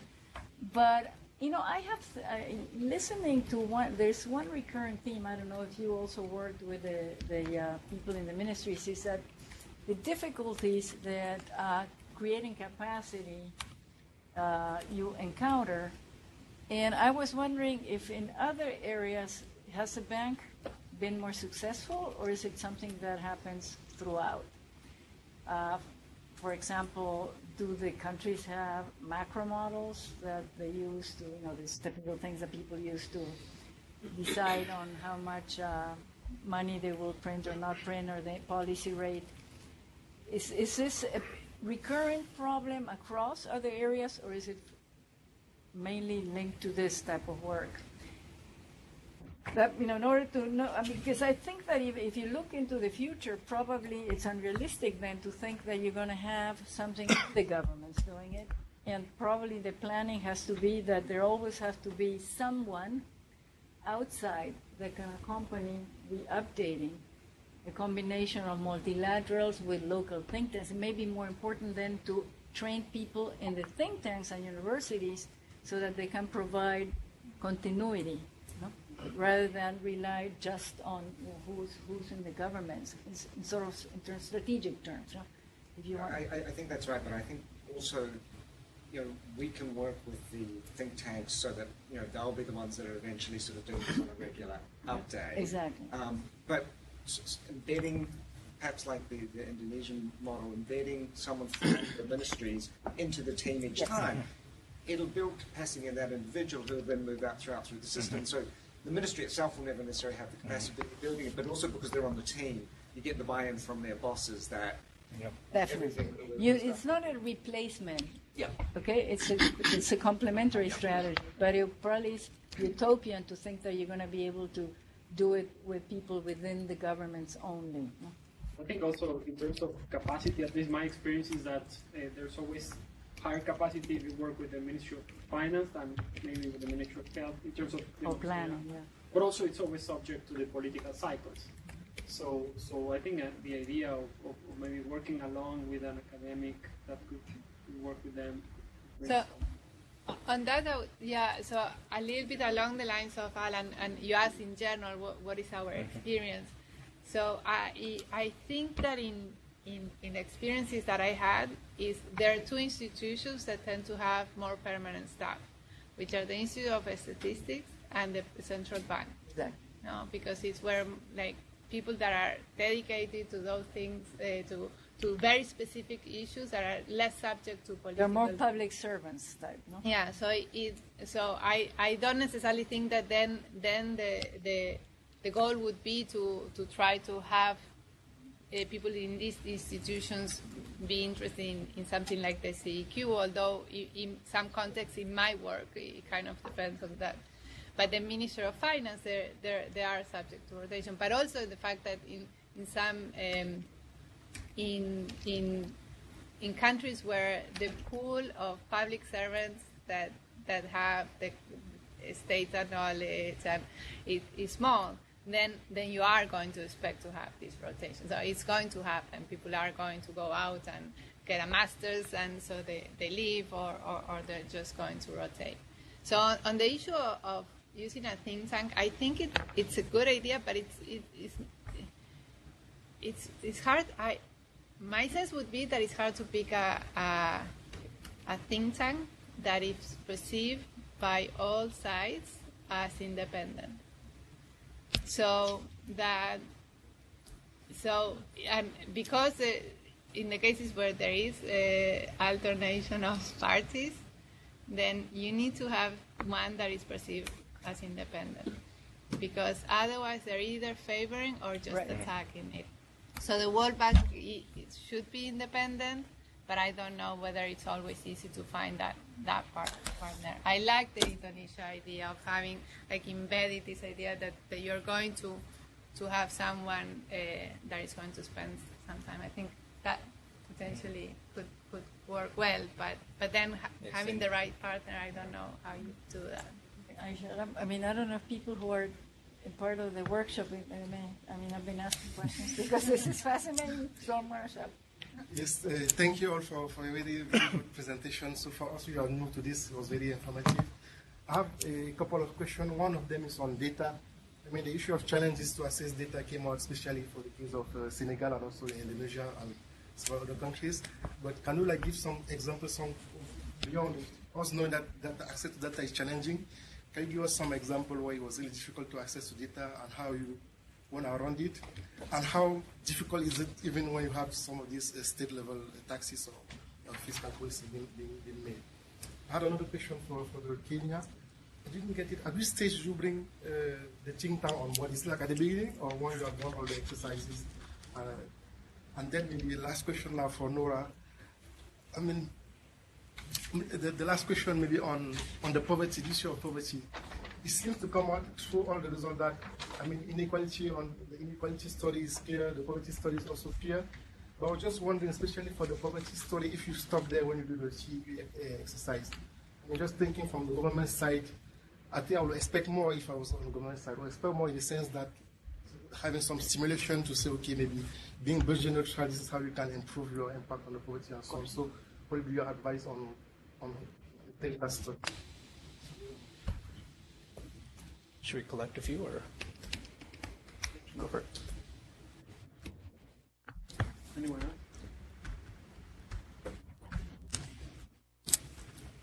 I'm curious in the case of Albania if you would have done it differently had another chance to do it. Could be for all of them.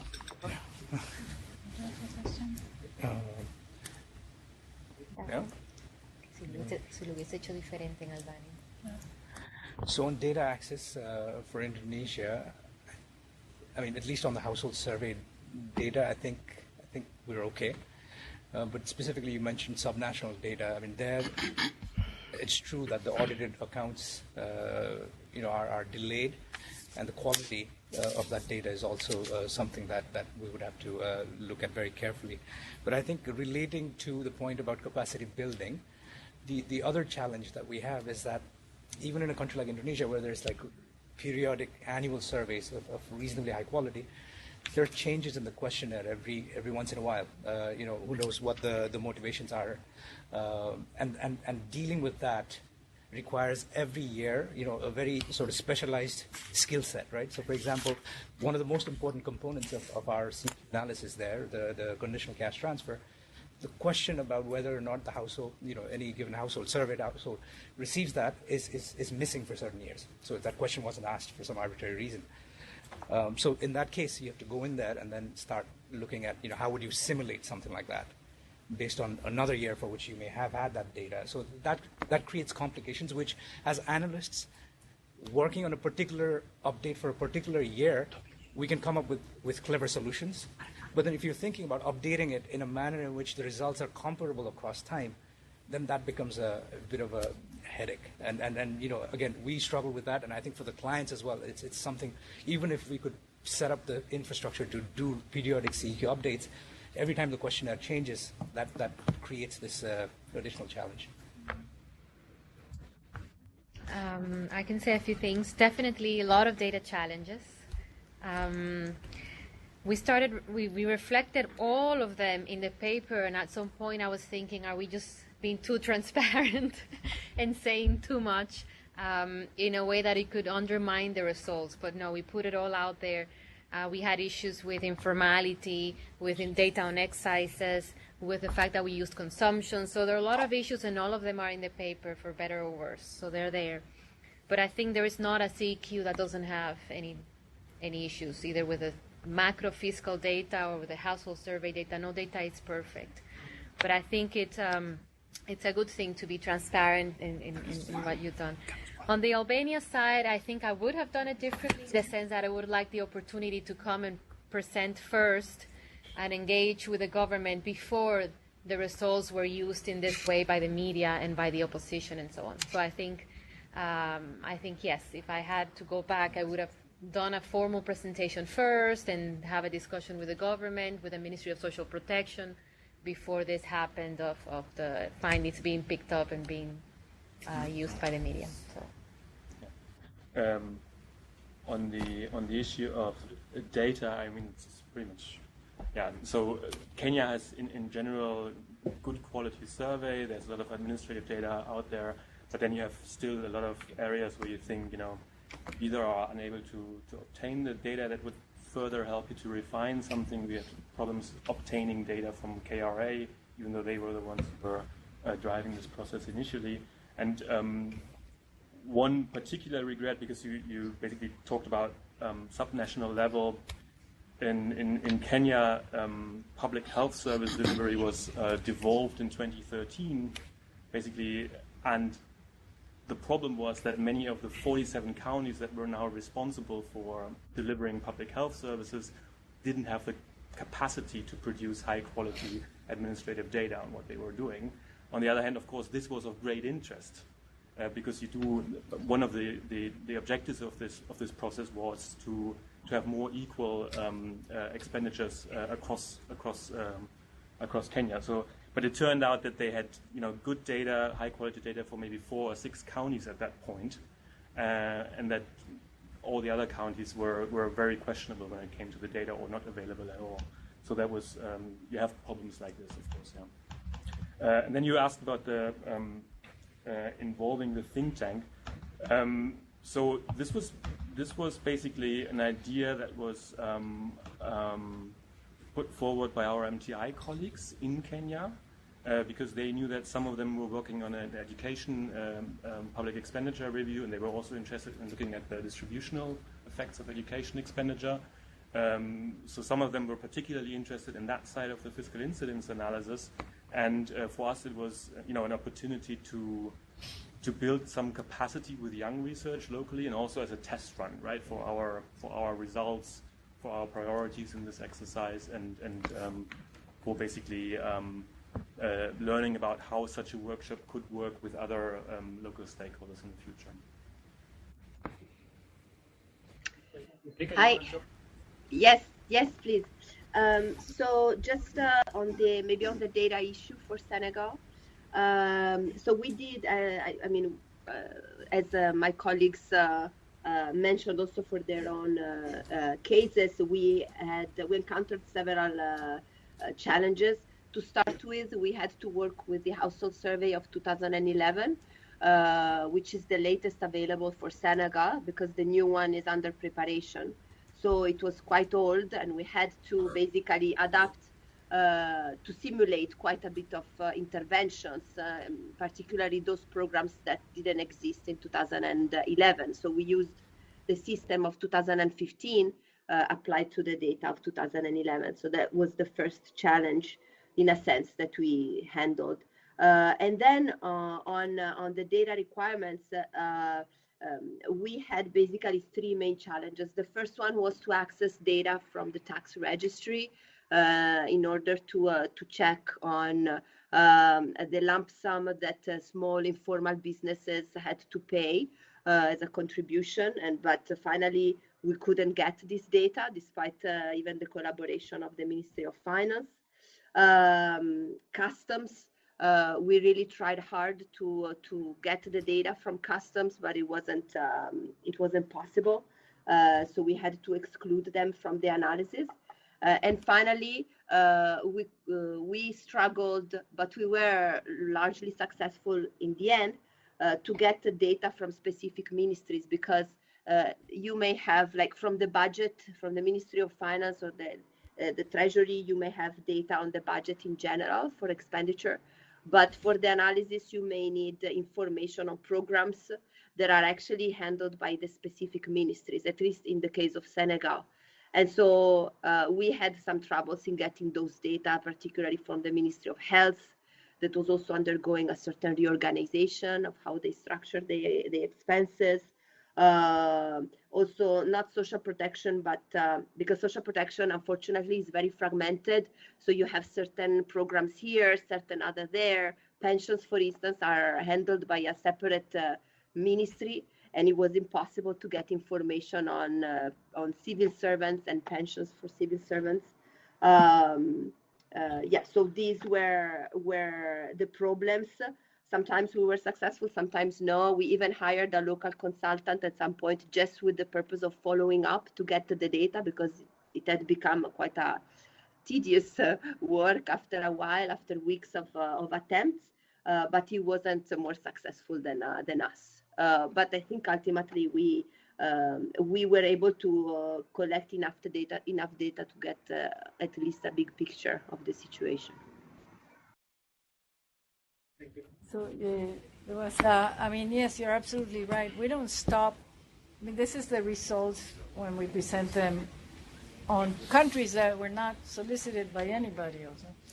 So we don't do now policy simulations, but in the other cases in which there is already the policy dialogue, I think the next step would be to see, like Federico was saying and others, what could be done to minimize that impact on poverty. And Stephen Younger wrote a chapter for the handbook, I think it's chapter 11 or 12, where he presents alternative scenarios of changing the cash transfer system for Ghana and Tanzania so that you could curb the negative impact on poverty. But that's exactly right. We show that, but then the next step is, can you do anything about it? And in general, you can, but sometimes it's limited because they probably have to expand the safety net system that they don't have the resources with to do, and they cannot collect necessarily more taxes because then you make it self-defeating. So it's tricky, but we definitely do the next step. I don't know, that's what you did too as well in Senegal, right, Federica? You showed what could be done. Yes, to, exactly. Yes, we are building quite a bit on the CEQ analysis, both in terms, for instance, of energy subsidies, to see, because they're very controversial and very sensitive at the moment with the rise of oil prices here in Senegal. So we're doing a lot of simulations using the CEQ also to support DPOs that are working on energy, but also in terms, as I mentioned, on taxation, on VAT, because the government is looking into options on how to mobilize more domestic resources, but of course it's important to include the equity angle and provide viable solutions. Now, I think it's also important always to remember, in a sense, the limitations also of what we can say with the CEQ, what it is and what it is not. For instance, one of our main results is to show that the social protection tool, the social protection program, has a big potential to reduce poverty. However, these days, the impact is very limited because very few resources are devoted to this program. However, it is also true that it's not the main goal of the social protection program, of the cash transfer, to reduce poverty in a static way, in a sense, because the benefits that are distributed through the cash transfers, they are not there to fill in the poverty gap, but they basically tackle long-term poverty, like intergenerational transmission of poverty and other human development outcomes, such as child education, child malnutrition, and so on and so forth. So it's also important always to sort of caveat this and say, okay, in a static way, we can show that there is a potential, that now the impact is not very big, but it could increase. However, always keeping in mind that that doesn't necessarily respond to the objective of the program as it is now, and always working in partnership with the other GPs who are handling this project, these specific interventions, to make sure that our messages are aligned with theirs, in a sense. By the way, one thing that we did in Russia, for example, maybe that doesn't necessarily apply to African countries, but a lot of the countries that used to be in the former Soviet Union orbit, because a lot of the social protection safety net system is categorical, right? So what we did an analysis by age and marital status, and that you discover then who the excluded groups are. And in Russia, the excluded groups were young people, usually single, or young married couples without children. Those were left to be poor, no matter what happened. So you identify, with this tool, you can identify who's left out, no? And that's, my first recommendation is, when you get results that poverty increases, is to see why. Who are they? Are they outside the safety net system? Can they be brought back in? Or even if they're safety net recipients, is it because they consume goods that pay sin taxes, for example? That's what we found in Brazil, that a lot of the impoverishing effect was both through basic taxes on basic consumption goods, but also through sin taxes, right? But more on it. So we found about 2/3 of people who were fiscally impoverished, so they paid more in taxes than they received in transfers, did receive Bolsa Familia, the main cash transfer program, so it wasn't people that are entirely left out of the system. But then, and at the time they didn't have any exemptions on food items, now they do. So it was mostly paying taxes on rice and beans. They would be paying 30% of the price after all these cascading taxes. The taxes in Brazil is crazy. And I'll also talk tomorrow about some policy simulations in the context of the indirect taxes in India. But one thing to bear in mind when you're thinking about, look, I could have a cash transfer to compensate for what I'm doing on the tax side, you need to think in a practical sense how you're going to target those cash transfers to the poor. Because it's not about just going into your survey and saying, who's in the bottom 20, I'll give them cash. Because in reality, you don't know who the bottom 20 are. And so you need to think about what targeting systems exist or could be built. And particularly in places, say, like Africa, you may not have the capacity to build in some of the targeting systems that are used elsewhere. So when you're thinking about the simulations, it's got to be a real-world type of approach. And I'll talk a bit more about that.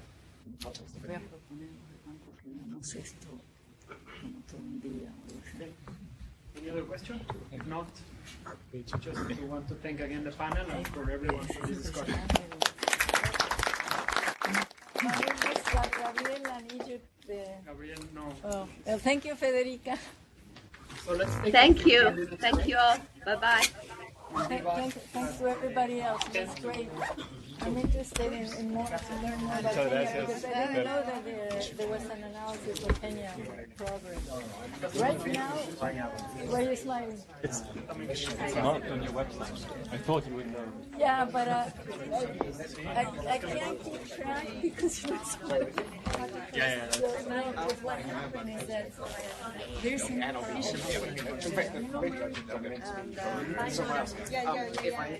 Hasta luego, gusto verte.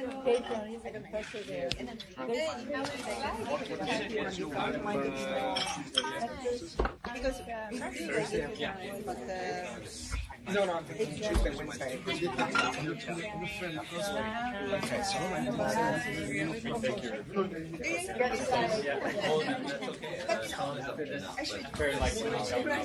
you have anything that you wanted to bring out? I can't actually. Nothing until tomorrow. No, I'm sure. Having a video. Actually, I got the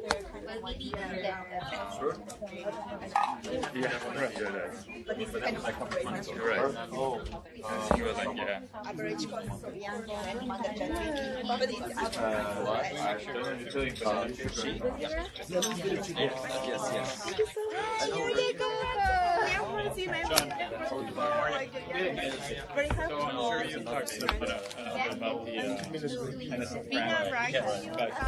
But actually, Dina is going. I have to take. Yeah. So I talked to her last week. So like I had a chat with Dina with Raj to go there and the panel, but I think this time Dina is going to the panel. Okay. I kind of hinted Sorry. on it. So it's working all right. Like it works. The government likes it. And they were... Great. Actually, and but I am reader only, and then we just came back, and then already incorporated commercial implementations, and then kind of like. But anyway, I mean, it's just that time passed. Already we got a lot of class, as a chief, as a ministry, to verify that So just to be sure that you're student will have something in front of them. Yeah. No, and I were emailing that. All right. Well, good luck with yeah, I'm, okay. Well, have a safe flight. Good to see you. Thanks. Yeah, in October. Actually, we don't want to like launch the same time because it's kind of like capacity, like it's kind of like new stuff for them. So that's why we just want to make sure this is the national MPI. We have another like group. In a way, it's kind of a different exercise, but what was interesting was that we met with UNDP and with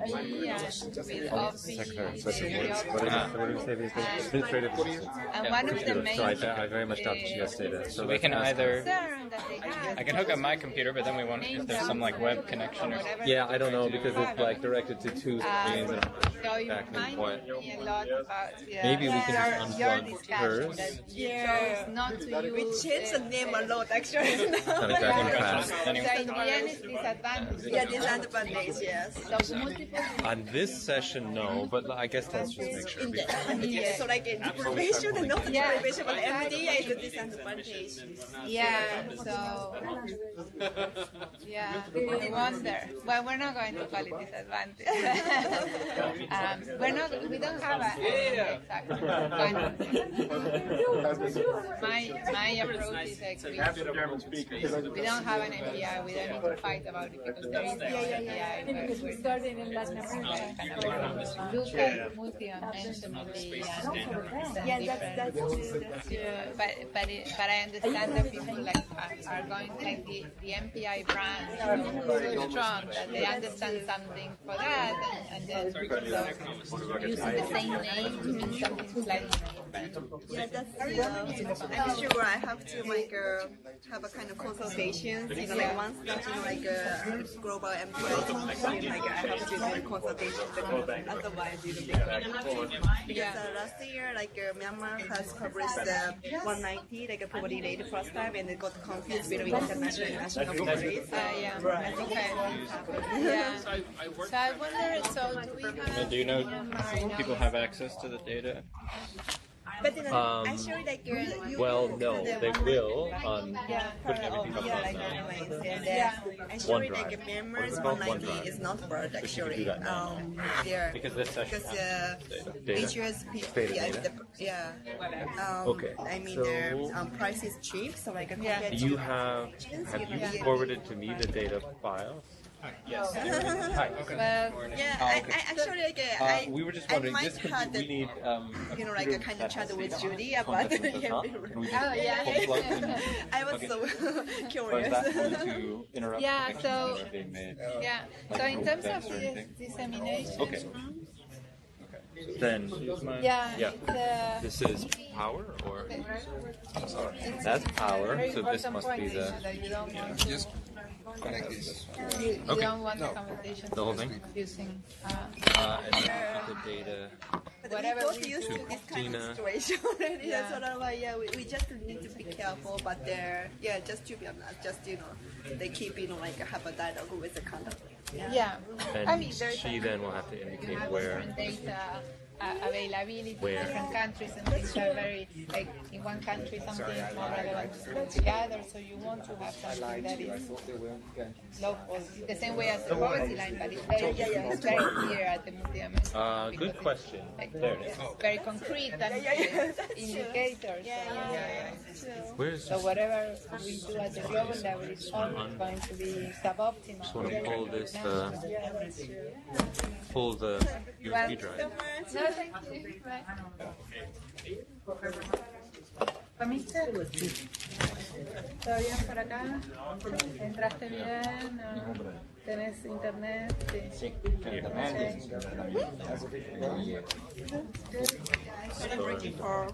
Bueno, quizá vamos a hacer algo de este estilo.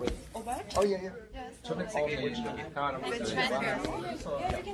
En realidad no, o sea, en realidad el orden fue distinto, digamos, por necesidad, quizás meternos artificial, pero ya que tenemos, como, no sé, ya no es mucho lo que tenemos, y, no sé, un poco como tratar de entender si tenemos 50% hecho, si tenemos 10% hecho, pero hemos hecho, entonces vale la pena como extender un poco más y tener ahora estaba pensando cómo con lo cual esto puede ser súper aplicable. Yeah, it's basically all in a zip file. It has the like our folder structure and everything in zip files. Lo que dijo Matt de indirect, Because I was creating its own data set, it has to be like.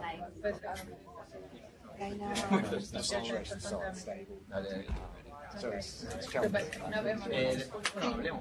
Sí. ¿Cómo es tu agenda? O sea, estos son 3 días y después. Yo tengo el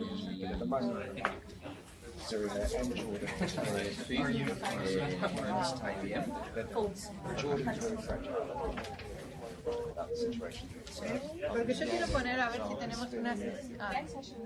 El jueves. El viernes es Swift es todo el día. Y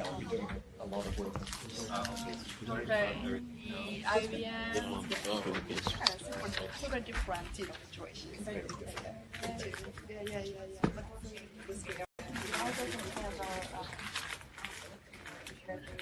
Yeah. That way I can have Yeah. Acá no sé cómo es, yo creo que mañana por lo que dijeron recién. Yo tengo hasta las 12:30 algo.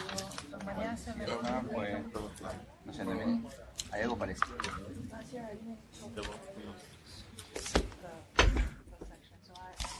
No sé si es como hoy, como un panel con chanchos y demás. Y acá pareciera ser que hay por ahí. ¿Cuándo? El miércoles. Que acá no dice nada, acá sí tiene un título y de hoy también tiene. No, y el IBM hasta las 5.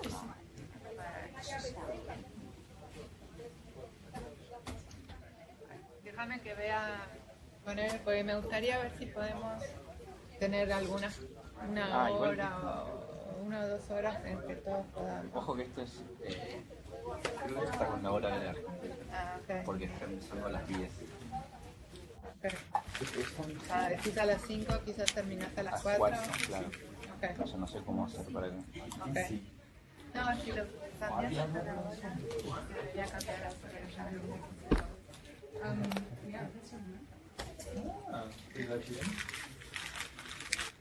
Bueno, hacemos una cosa. Yo me tengo que ir a comer antes de una reunión, pero dame cuáles son los horarios que tenés libres. Ok, está bien. ¿Ok? Yo veo con él y conmigo.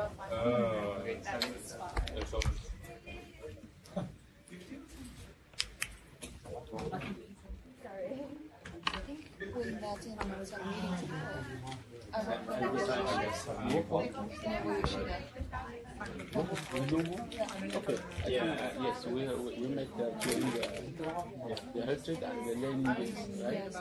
And then, we had the same session for. It's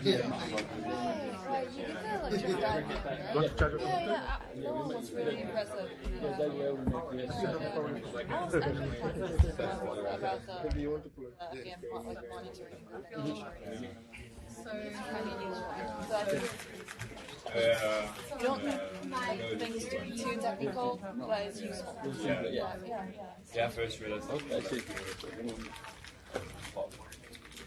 One of the things, because we're on the video section on Friday, so I was like, this core course. Me on Thursday. Are you learn everything? Like, What? Yes, after the material, yes, but the handout is aside, the negative is preparing. how long will be the AVM? 2 hours. I said 5. We want to do 1 day. I just went to go with one.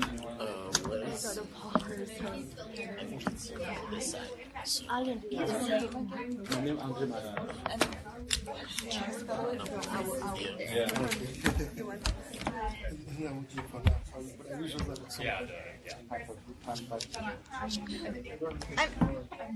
I'm going there. I'll do that. Thank you so much. Don't worry. Do you want to be? 30 minutes. Thank you so much. Yeah, I'll do that. Which one? This one. Yeah, Connected? This one.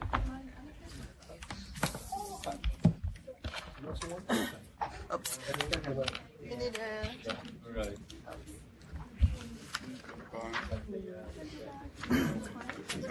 Il faut qu'on réfléchisse. yours? Yeah. Benji só fala isso aí. Sabe, de novo,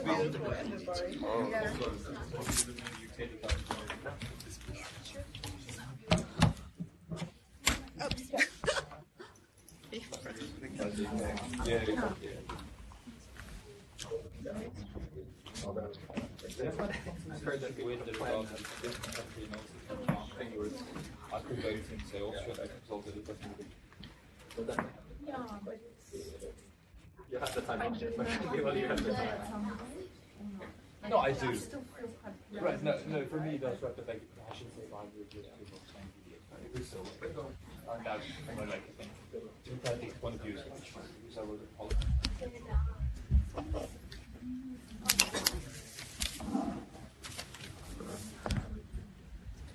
True, no, because you have to stake the game, right?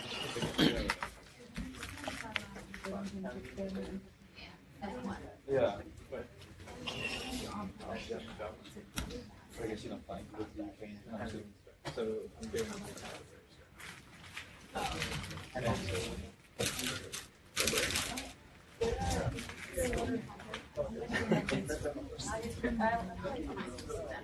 right.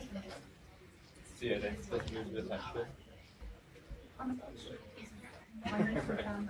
Yeah, like pretty good, right?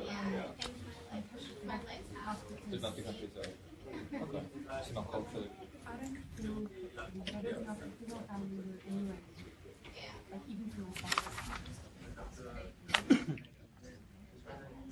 Right. Last time I was at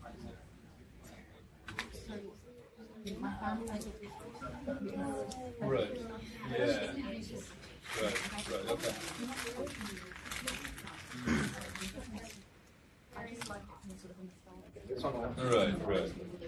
Right. Okay. It wasn't scattered, but of course, yeah. On the ground floor. Yeah. Yeah, Vincent, one I went to too, was yeah, we're closing. Oh yeah, I guess. You know, they're all I mean, I guess it needs probably a little bit less. I don't want to go into her lotus. Right.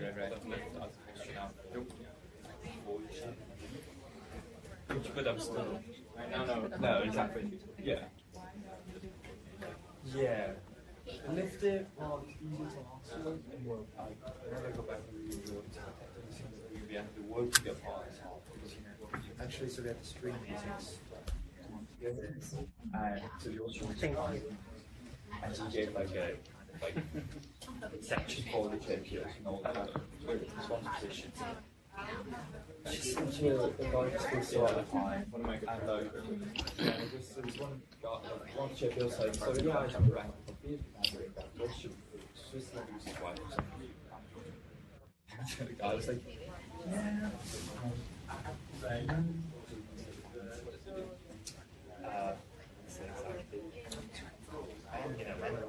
Comes politics to hold the rule for the women. And the kind of like atmosphere I mentioned working with such a guy, you're like, and he's not even from the bar, right? Conservative. That's just, and you gotta say that in like 2/3 of the right? Where you're like, come on, man. Even it wouldn't be okay if he was only man, but still, you know, like that makes it more class, yeah. Like, so and it's still very conservative. Also, work with culture, especially in Paris, they're very practical, very slow and silent. It's that exciting and possible. So, yeah, I always, but I think it would be hard to find, I don't know, maybe hard to find a job that I really enjoy. Just like working in finance there. Yeah. You have to wait like 30 years until you're like your career dies before you get promoted, and it's not really very culture. It's very very line. So go out with friends to work like up and down, like what they tell me.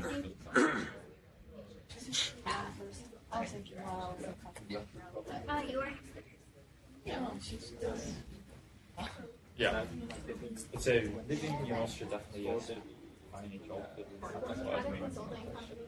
I mean, I guess it will work for you guys.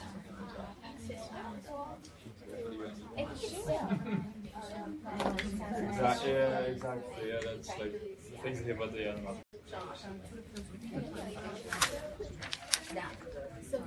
Yeah. My purse is Give it all pretty cool.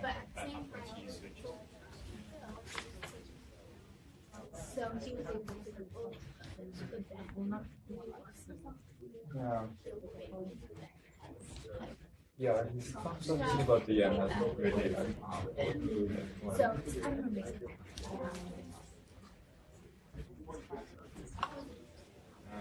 yeah, sure. And those are things the world does that, like most of them, more like but they just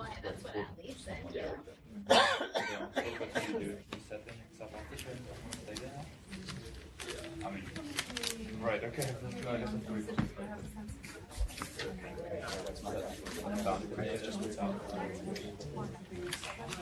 right,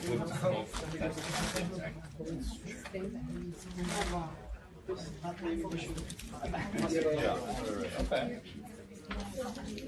How long have you been back?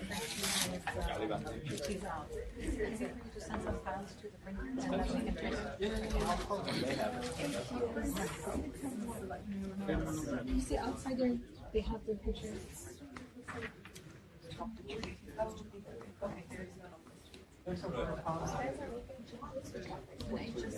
And some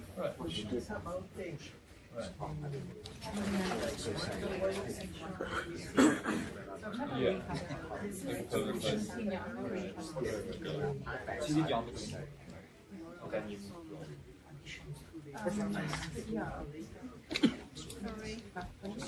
Right. I just send it to you there for attachments, and I can have your ID so I can print it.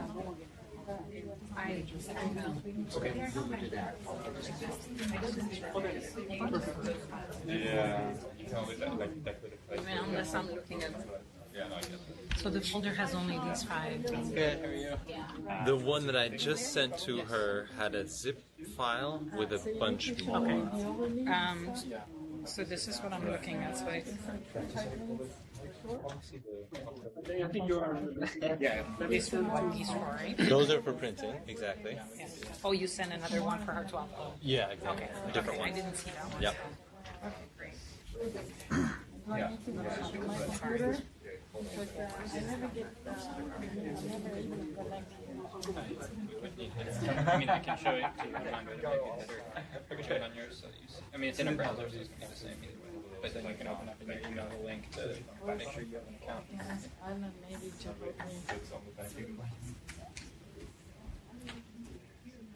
Did they give us how to access? Oh yeah, Sam sent a picture of the. Let's see, maybe it's working better now. It's the only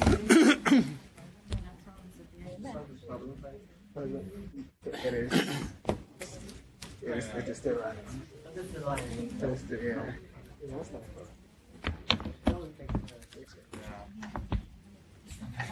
What are you doing? Are you running here? Yeah. So what time do we start tomorrow? So we have to be. To see the result. Next time. Good start. I'm ready. So what do you want?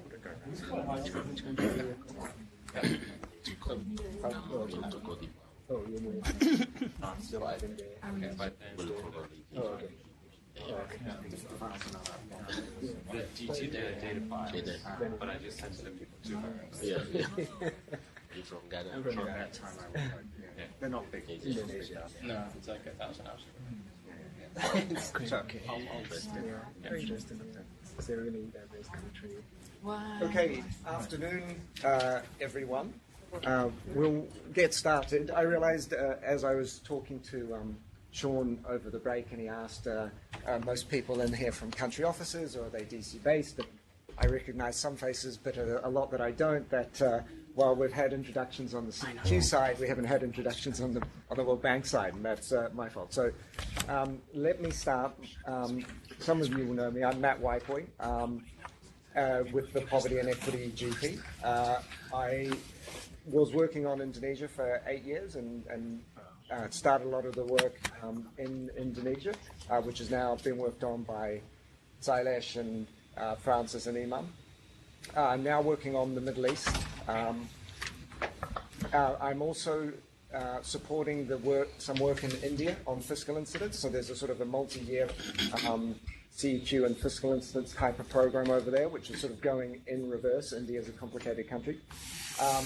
And along with Alan, Alan has made it back. So along with Alan, we are the two co-leads for the Global Solutions Group on the distributional impacts of fiscal and social policy.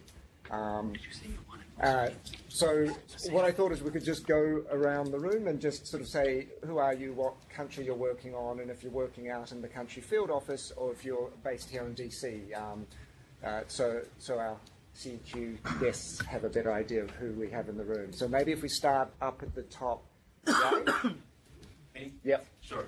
Hello, everybody. My name is Niu. From China. I'm based in HQ. I was working in Poverty Africa. I was responsible for Mozambique as a consultant.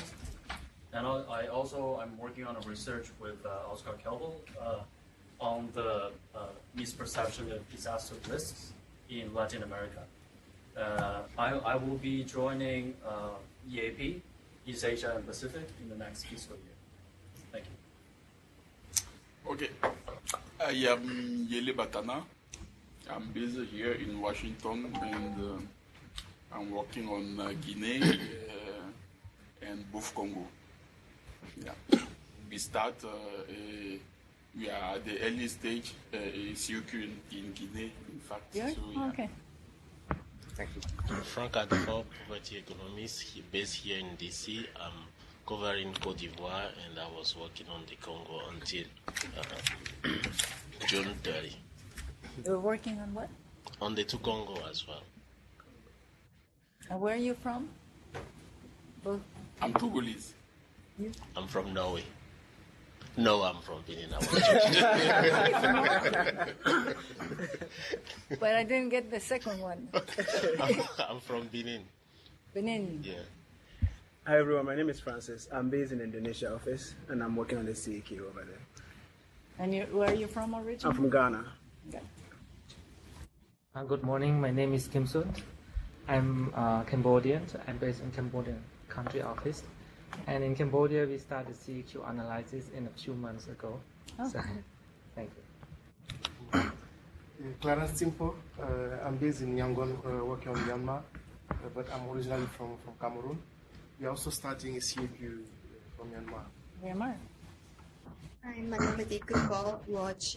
I'm based in HQ, but I'm working from West Bank. Hi, I'm Wamik. I'm from Bangladesh, and I'm based in Bangladesh. So hopefully at some point this fiscal year we'll start. Well, we have a postdoc at Tulane that started working on a CEQ for Bangladesh. He's Bangladeshi also. Okay. So I can put you in touch with him. Yeah, that'd be great. Absolutely. I'll give you a card. Thank you. I'm Trinidad. I'm from Chile. I started working a few months ago as a consultant. This is new for me. I haven't worked before in this model, but if there's learning the methodology, that's why. Hi, my name is Aidelis. I also joined the bank a couple of months ago as a consultant. I'm based here. I am very happy to work with Gabriel in Chauste, and we're doing comparative VAT incidence analysis and accounting for informality. And I'm working on Burundi, Chile, and Ecuador. On CEQ, Burundi? CEQ, no, it's No. not VAT. Hi, I'm Imam Yerujan. I'm based in Jakarta office in Indonesia. I'm working for the Indonesia and also working as the office. I have been working with the CEQ with Matt and also now with Silas and Francis for several years.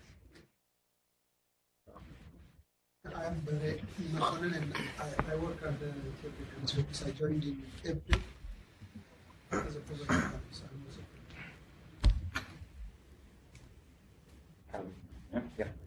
Hi everyone, my name is Agustin. I'm from Argentina, based in an Argentina country office, and I've been working for a year at the World Bank and collaborating in different projects such as the SCD and the PER. Hi, I'm Alan Fuchs, and together with Matt, we're co-leading the Global Solutions Group on fiscal and social policies. I work at the LAC, and I'm currently also working in ECA. Hi, I'm Mohamed Koulibaly. I'm based here. I joined the bank since January, and I'm working currently on the CEQ for here. And originally you're from Cote d'Ivoire. Cote d'Ivoire. Yeah. That's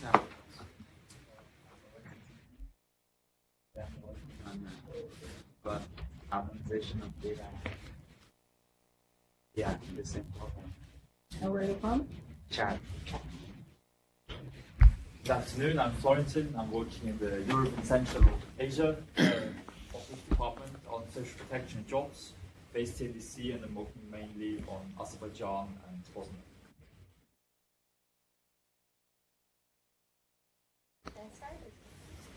Sharon Pisa from the Philippine Country Office. Also with What office? Philippine Country Office. I'm also with the Poverty and Global Practice. A lot of interesting thing happening in the Philippines right now. The government just implemented the tax reform agenda, and it's a lot of impact on the population as of the moment as prices have been increasing. The country office is about to embark on a PER for both education, I think, and health. So this is a timely for me to actually learn about CEQ. Hi, I'm Xiaomeng. I'm at to Poverty Global Equity. I'm based in DC. Okay. I'm Henri Daptu. I'm Cameroonian. I work on Mali, based in Bamako, country.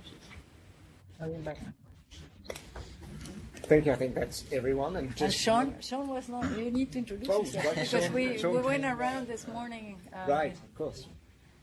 Yeah, I'm Sean Higgins. I'm a postdoc at UC Berkeley and have also been working with the CEQ Institute for a long time. Great, and so we'll turn over to Sean, who's now going to get into some of the nuts and bolts of how you start to do what we were talking about this morning. One final piece of housekeeping, and I'll start passing it around this way and passing it this way. There's a sign-in sheet for each day, so if you can just sign next to your name, which should be on the notes from the enrollment, but if it's not there, just add it at the bottom. Thank you. Sean. Great. So let me give you kind of an overview of what we're going to go over both today in this session and then in some of tomorrow's sessions. Those of you who have started doing CEQ assessments before kind of know the layout of the various income concepts, and what we're going to do is walk through those income concepts and talk about the different components of income, how we estimate them, different practical problems that have come up in countries as they've gone through the analysis, different examples, which could help you, in your own applications in various countries. And then I'm also going to weave in some Stata tutorials throughout the process. So we're going to take a fake data set that's as if a household survey, and then we're going to, create all these income concepts. And along the way, we'll also use examples that have come up in actual CEQ analyses in different countries of certain, maybe the data was poor quality in a certain dimension, and so their team had to figure out a solution, and we'll work that in through Stata examples. So by the time I get to the Stata examples for today, I'm told that we will all have access to the data sets that we need and the do files. So I'm going to start in today's session. We're going to start at the top with market income and market income plus pensions. Those are the two pre-fiscal income concepts that we use. And depending on how we're treating pensions, whether we treat them as a government transfer or as deferred income, that's going to depend which of these two income concepts we kind of take as the pre-fiscal income concept for our analysis. And so today's session right now is going to focus just on this part of the diagram: market income, contributory pensions, and then contributions to the pension system.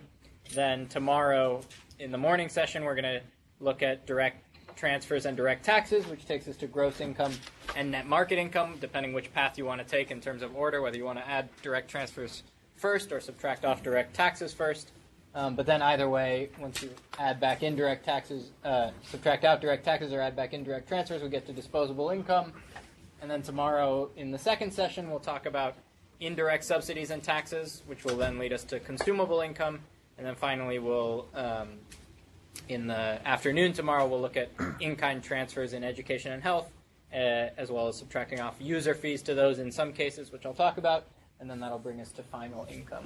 And so one thing to mention also here is in a lot of, and it's been mentioned before, in a lot of the analyses, you may not have an income-based household survey, so you may be starting with consumption.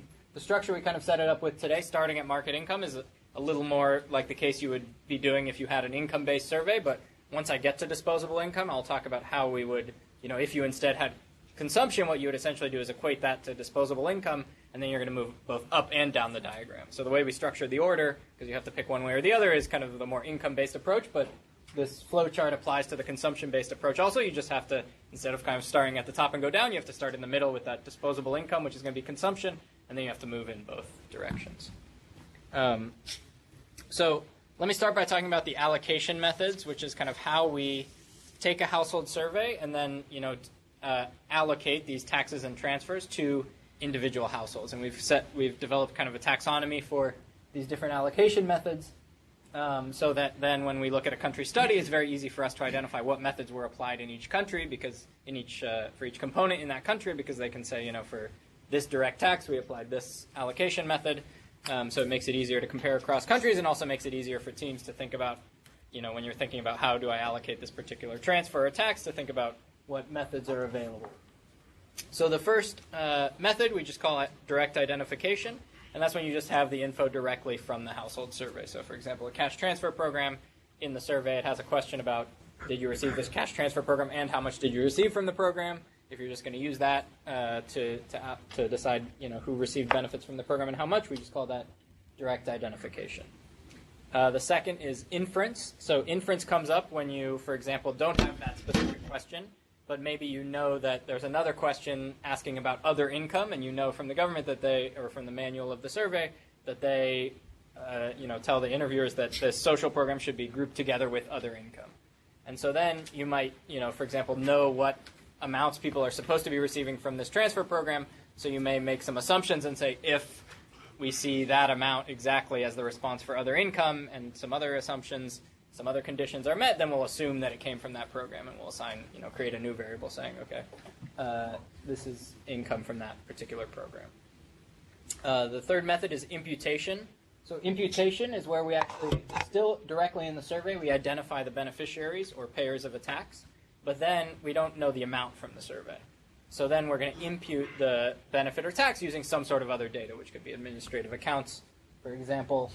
And also, please feel free to interrupt if you have questions at any time. I just wanted to say a clarification.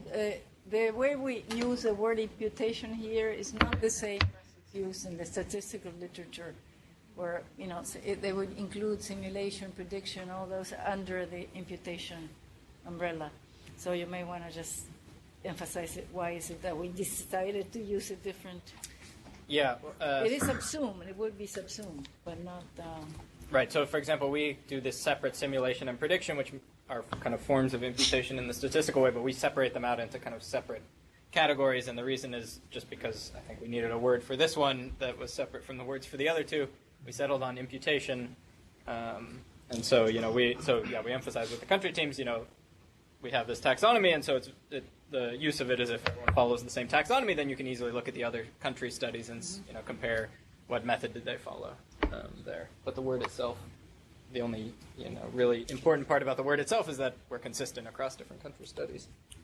And so the next is going to be simulation. And so the difference in our taxonomy between imputation and simulation is that in imputation, we're still taking from the survey directly who receives benefits. In simulation, we don't even know in the survey who receives benefits or who pays the tax, and so we have to both simulate who are the people receiving the benefit or paying the tax, and then we also have to allocate the amount received or paid, and that can be either based on the program rules or it could be based, again, on data from administrative accounts. But that's the key distinction between imputation and simulation, is whether you observe in the survey who pays the tax or receives the benefit. Another method is prediction. And so, again, these terms, like in more broadly, simulation could also be a type of prediction, but we're just separating them into separate categories. So when we talk about prediction, we mean that we're actually using a regression, which these other methods didn't, to predict who benefits and or the amount they benefit. And so there we're, maybe we, for example, go to another survey and where we have data on who goes to public schools. This is an example. But we don't have it in our main survey. So we would take a set of covariates that's common to both surveys, and then among children who are attending school, which we know in both surveys, we would use these covariates to run a regression and predict what's their probability of attending public school, conditional on all these covariates, and then we would use those coefficients, go back into our main survey, and predict their probability of attending public school. And then finally, and that example I just gave also uses alternate survey. So alternate survey is not actually its separate category. It can be combined with any of the above methods to assign, to identify beneficiaries and assign benefits. But the idea is when your main survey doesn't have some key piece of information, like whether the people attending school are attending public school, and then you use this alternate survey that does have that information, and then somehow bring that back into your main survey to assign benefits. With the example I gave with prediction, you're bringing it back by using the coefficients on those covariates that are common to both surveys. Okay, so let me talk about market income, which is kind of the starting point here, and what components it includes. Again, if you're doing an analysis based on an income-based survey, if you're instead doing it on consumption-based survey, you're kind of, in theory, market income includes the same things, but you don't actually observe those in the survey. You're just working back from this consumption aggregate and then getting to some sort of residual that's market income. But if you're in an income-based survey, you're going to have, for example, wage and salary income, fringe benefits such as bonus pay, employer contributions to health insurance or other components of Social Security, which are important in some countries, self-employment income, which can be farm or non-farm income, retirement income, capital income, which can include interests and dividends and rent, and then private transfers, which can include, for example, child support, alimony, remittances, and private pensions. And then all of these are pretty straightforward, so I'm going to go through them quickly. Then two others that can be slightly less straightforward components of market income that we'll spend some time also in the state application on. The first is the value of own production. So, for more agricultural households, what's the value of what they produce and then consume themselves? And so sometimes there's direct questions in the survey for this, and those can also take two forms. Sometimes the survey just asks one question saying, how much was the total value of everything you produced, which obviously can be noisy. Others, maybe in the consumption module, for every consumption item, they'll say, how did you obtain this? And one of the options is you produced it yourself. And so that can be a less noisy, potentially, way to get this aggregate of the value of own production. And then finally, we have imputed rent for owner-occupied housing. So sometimes we have a direct question in the survey on this, asking, for example, how much would you pay in rent for this household? Or if you were to rent it out, how much would you charge? But often we don't have that question, or in some countries we found that even if we did have that question, people just have no idea, and so if you look at the distribution, it makes very little sense, and so you may not want to use that. And so often we're going to predict values using rental rates among renters, so we can take the housing characteristics, and we can even take income from the household, because this is a prediction problem, not, we're not trying to identify causal mechanisms here. We can use those variables to predict the value of the dwelling among people who are paying rent, so among renters, and then we can use those to make this out-of-sample prediction for the owner-occupiers. So, as I said, the direct identification one for imputed rent often asks something like, how much would this house be rented for if it were rented? And then the prediction, which we've had in a number of countries, these are just a few examples, Bolivia, Georgia, and Honduras. There you are going to predict these rental rates among households that rent. You can see what are the characteristics of the household that you use in this prediction problem. So those predictors could be the number of rooms, whether they have electricity, whether they have sanitation, piped water. You can use geographic information and as I said, household income. And then you're going to use the coefficients from that. It's all in the same survey. In theory, if you have renters in the same survey, use the coefficients from that regression among renters to then do an out-of-sample prediction, where your out-of-sample is now the owner-occupiers, and predict the value of their dwelling. You can also have the case where, for example, in your main survey, you have no information about how much renters are paying, which was the case when we did an analysis in the U.S. And so there we combined alternate survey and prediction, where we basically went to another survey that did have how much you paid in rent, and then we predicted using that alternate survey, which focused on housing. We found, what covariates are common to both surveys that we can then use to make this prediction. We predict in the alternate housing survey among renters there how these different dwelling characteristics and income and things like that predict what you're paying in rent, and then we use those coefficients back in our main survey to impute to do this imputed rent for owner-occupied housing to predict that value. And then finally, another method that has been used for imputed rent is a secondary source. Secondary source is not of the kind of methods I listed that we use. There's actually another one I didn't mention, which is using a secondary source. I didn't mention it because we kind of try to, it's a last resort. If you really, if you can't find another survey that has it, we always try to get the microdata when possible, but sometimes you may only have a secondary source where it has, by decile some value that we want. Or in this case of Armenia, for example, they only had kind of the administrative accounts total imputed rent that people do when they're calculating national accounts, and that was their only form of kind of figuring out how much we should value rent at. But there they had no distributional information on it, so they just had what's total imputed rent and what's total, say, disposable income in national accounts, so they could get the average percent. It came out to like 3%, and then for everyone who's an owner-occupier, they assigned that 3% of their disposable income would be owner-occupied housing, so they just inflated their income by that amount. which is clearly not the ideal way to do it if you have better data. But in that case, that was the best they could do. Okay, and I didn't talk about. I kind of focused here on imputed rent just because for basically all those other components of market income, they basically always are directly identified in the survey, so it doesn't really make sense to spend too much time on them. And because those of you working on consumption surveys won't be dealing with them anyway. No, I figured that since people are poverty economists and working with these data sets. You know why we want to use owner-occupied rent, right? Sorry, why we're including the imputed value of owner-occupied housing? Yeah. Yes. Okay, so now I'm going to spend a little bit of time on contributory pensions, just because these are something that we've spent a lot of time dealing with. How do you treat contributory pensions? People are contributing while they're working. They receive some benefit once they're retired, but it's not necessarily the case that the benefit they receive actually corresponds to the amount they contributed. So there's this question of how much is it me really kind of just saving for retirement, but through this kind of forced savings scheme, and how much is it that I'm paying a tax essentially, and it's going to fund the currently old or old once my generation gets old, but in a way that doesn't correspond that closely to what I'm contributing. And so here we basically think about two extreme scenarios. And so the first extreme scenario would be that all of pensions are deferred income, and the second is that the pensions are a government transfer. So in the first extreme scenario, it's kind of the correct scenario if you assume that this pension system is an actuarially fair income, and the amount that I get in terms of benefits once I retire corresponds to the amount I contributed during my working years. And if you're in that extreme, under that extreme assumption, then you want your pre-fiscal income to already include pensions, because basically this is kind of it's just like any other savings and retirement income that I then draw down on in my retirement years. It's just another form of my market income that I deferred during my working years.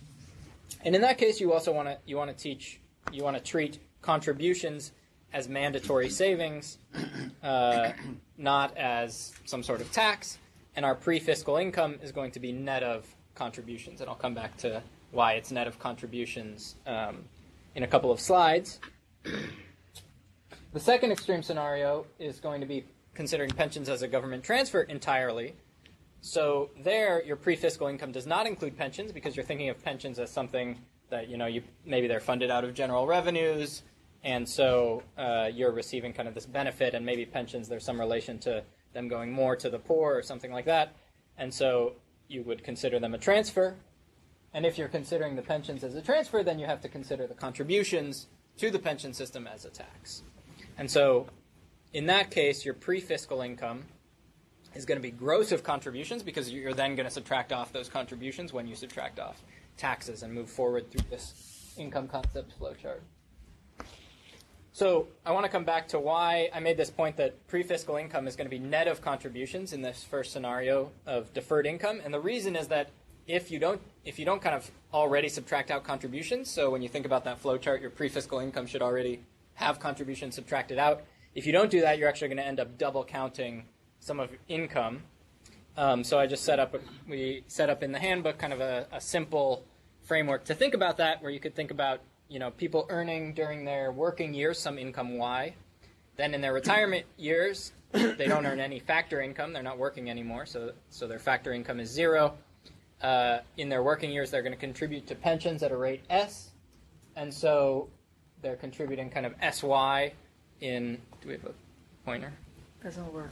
Oh, well, maybe the pointer works. But so we have this SY, total contributions paid, and then. Oh, it's because this is not shown. So then we have this. Maybe these screens don't work anyway. Okay. Yeah, the TV screens. The tele screen. Yeah. Okay, so we have these contributions SY. Maybe I'll just stand up. This is, sort of, he's fleshing out what I described verbally in the morning, right? Yeah, this is, and the other reason we emphasize is that at one point in CEQ we didn't kind of realize this, and we were actually not subtracting out in the pensions as deferred income case. We were not already subtracting out contributions, and we didn't realize we were making this double counting mistake. So that's why we kind of set up this little framework to make sure it's completely clear. So yeah, you have this, you're contributing SY during your working years, and then once you're retired, you're going to receive SY because it's an actuarially fair system. And so then the question is, should your pre-fiscal income in your working years be considered to be Y, or considered to be, let's already subtract out the contributions, and it'll be 1 minus SY.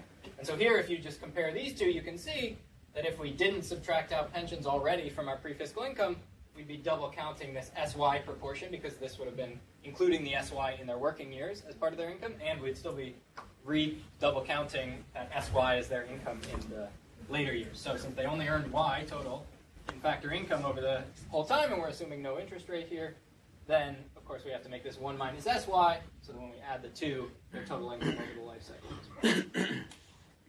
So once we do that, then we're going to have this disposable income. Let's suppose there's also taxes and benefits that we're adding on, and maybe they get some different types of taxes and benefits in their retirement years. So this is disposable income. And one thing you're going to notice when I go through the other scenarios as well is that disposable income is always the same across scenarios. So that's always a good kind of check in the end.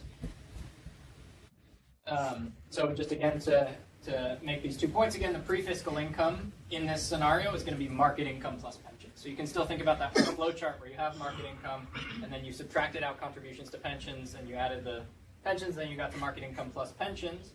And so that was already net of these contributions, as I said here. But when you kind of run the analysis, you're going to focus, if you are focusing on the pensions as deferred income case, you're going to focus on market income plus pensions as your starting point, and then do the comparisons based on that.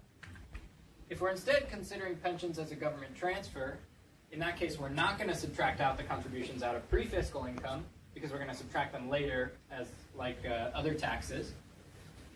And so here, we again have this contributions SY, but here it's going to be treated as a tax instead. And so our pre-fiscal income is still going to be Y, because we're not subtracting off the contributions yet. And then in our retirement years, pre-fiscal income is before adding in any transfers. And here we're treating that entire SY that you get in retirement as a transfer, so we haven't added it yet. So here we have 0. And again, your total income over the over the life cycle is Y. But then now when we move to disposable income and add in benefits, that's where we're going to add in the SY.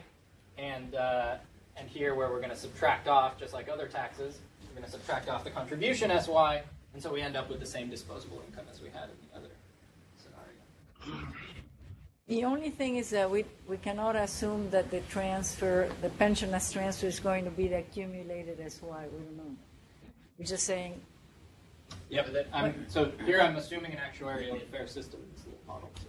So in practice, you observe in the survey, you don't observe SY. But that's for the system as a whole. For each individual, it can be different.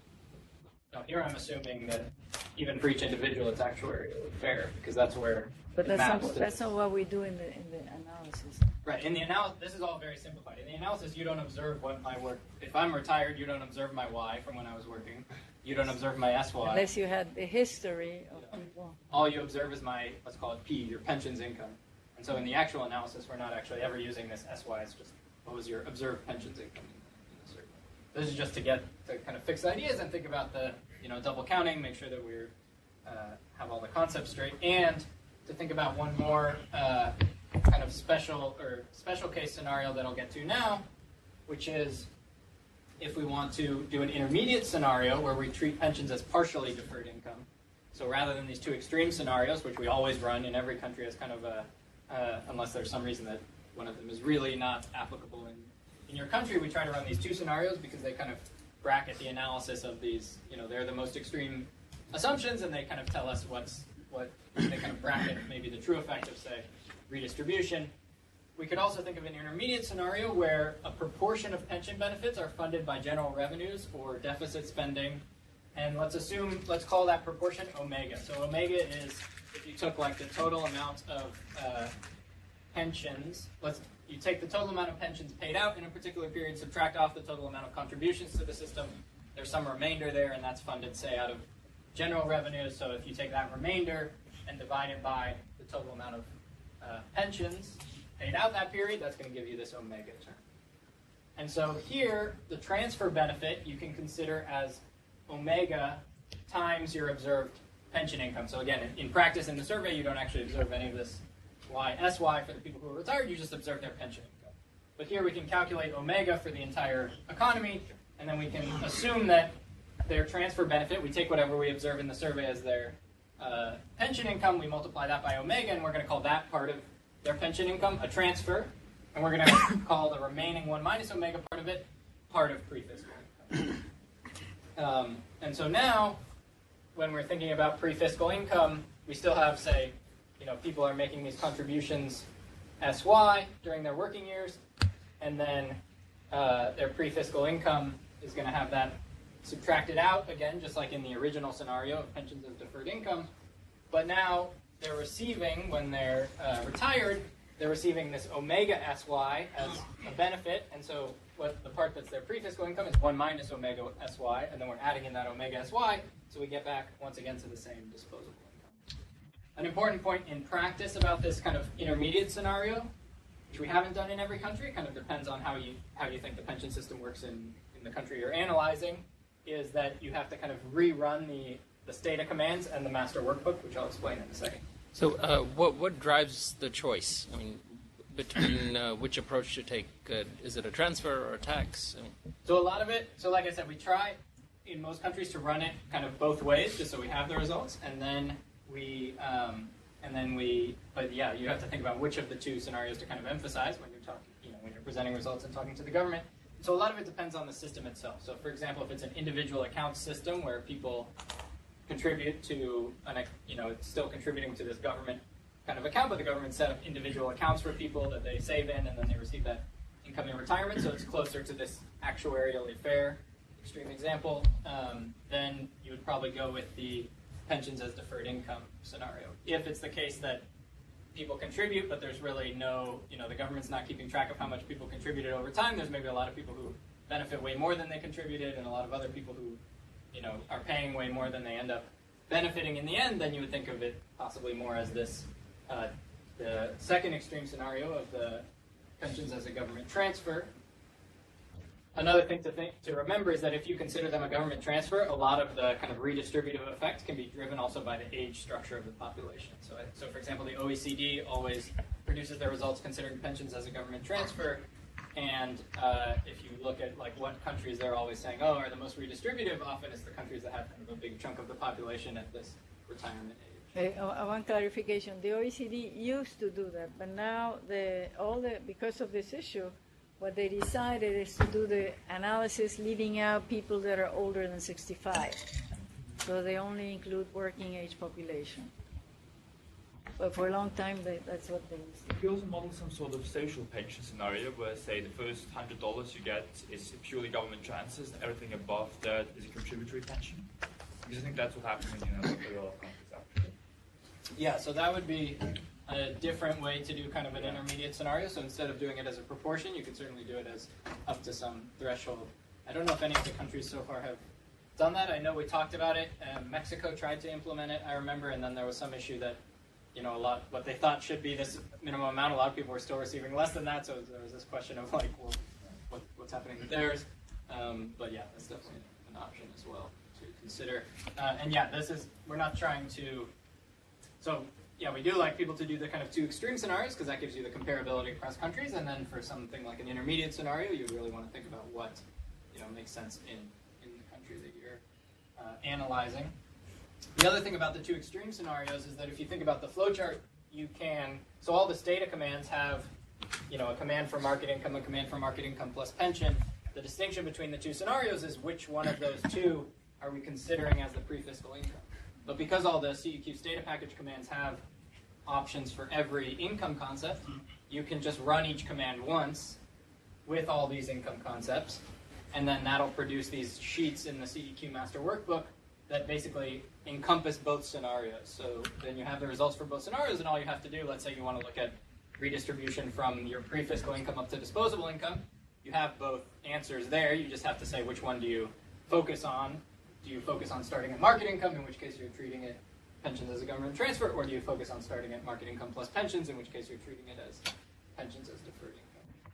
But then this kind of intermediate scenario, if you're going to run one, it doesn't fit in this framework that we already have. So what you would do there is you would run the kind of command again, and there you would create this market income variable that's actually going to be already include this kind of part of contributory pensions that we're considering deferred income, because then you're going to add in the part of contributory pensions that you're considering a transfer, and then getting to this market income plus pensions, where it kind of means plus all of pensions.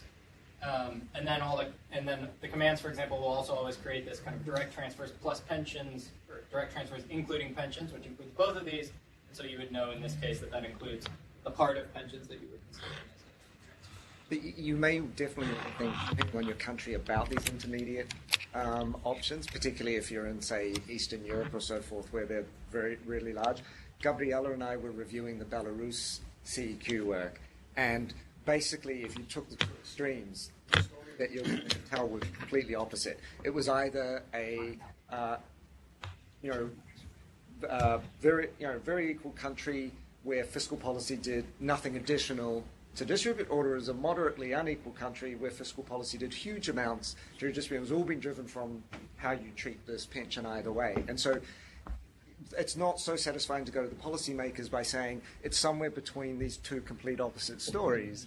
And so if you sort of think through what, based on the system and sustainability and how it's set up, I'll take some sort of a view and design some sort of an intermediate one. You still have to caveat it by saying it could be as far as that and that, depending on how you think about it, but here's a baseline in between that we've thought into and would like to argue for. Is it a Social Security system that has a, like, it's a separate, the account, the fiscal account? It's not individual. Sorry. No, but the fiscal account, Social Security, does have its own fund? I don't. Because then you can look at whether it has a deficit. No, that's right. That's right. And then if it has these are all a the deficit, things you would look at. Yeah. Yeah, I don't remember.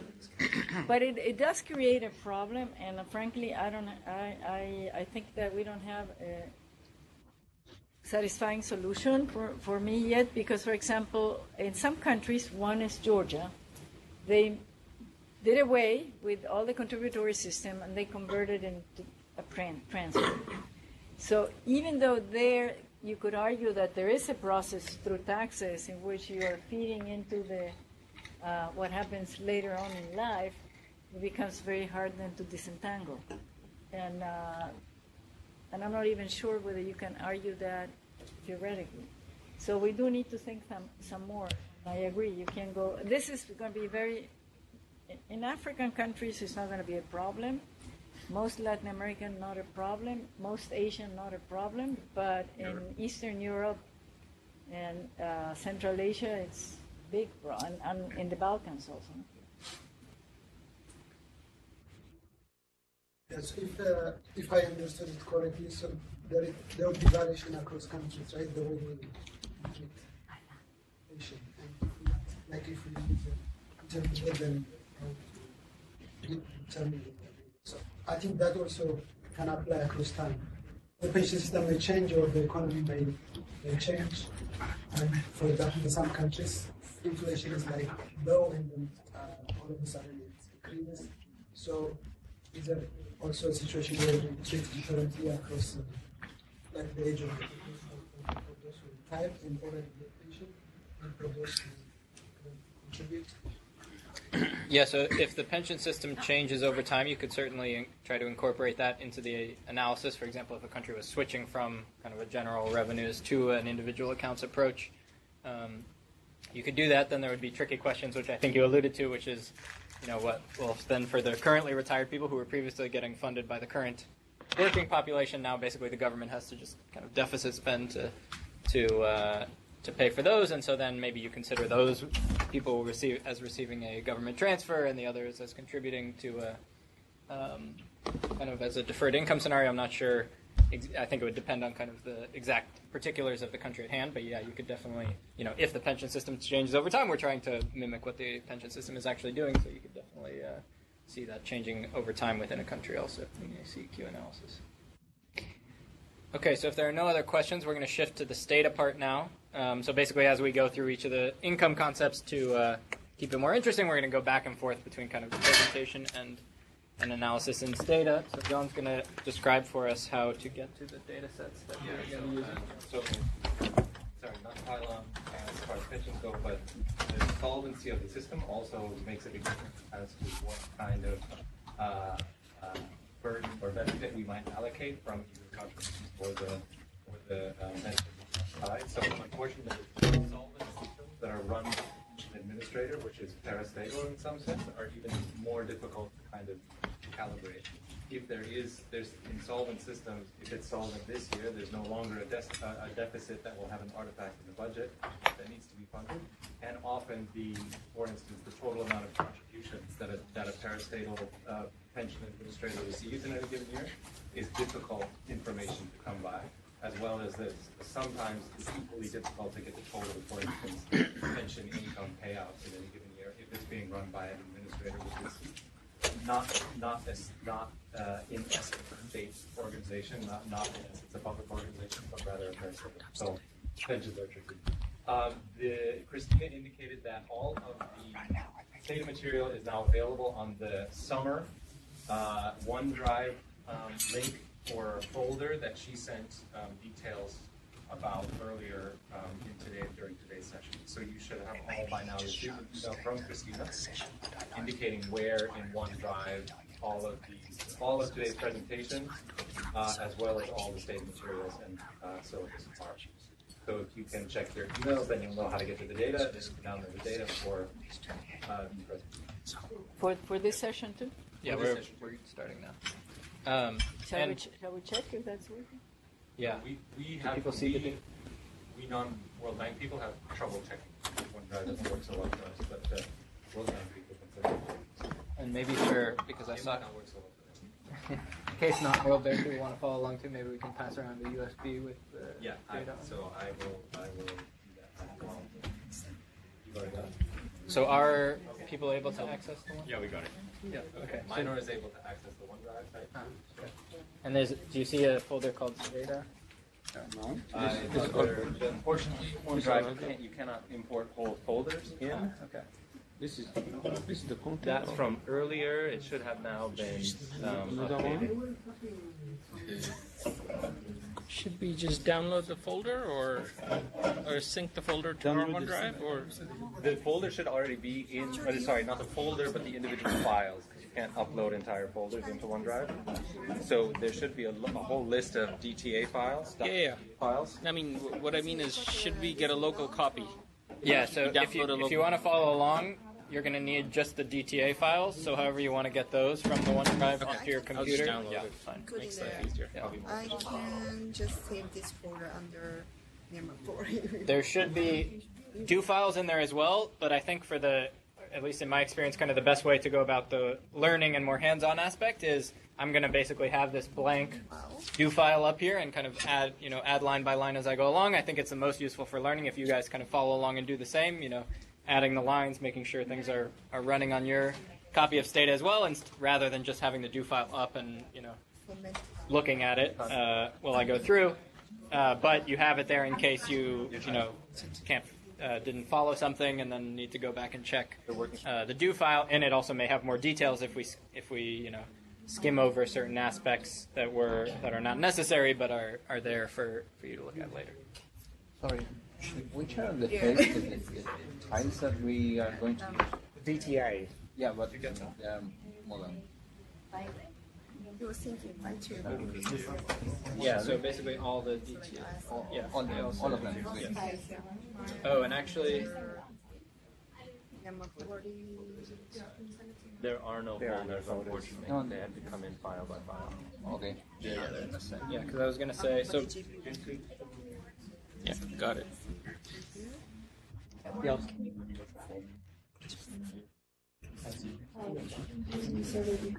So you go into the OneDrive folder and grab all of the DTA files, which we'll use over the next 3 days, and just download them locally, and then you can work off of those. Yeah. Today, if it's taking a while to download, today we're only working with the survey.dta, so if you want to I think catch up later. Quick. Yeah, they're all small. They're about 2,000 observations, I think, so Shouldn't take long. All right, so I'll just wait a couple minutes to make sure everyone kind of catches up with getting those DTA files, and then we'll dive into the data. Just hit download, and it downloads us everything as one zip file. Right. It annoys me.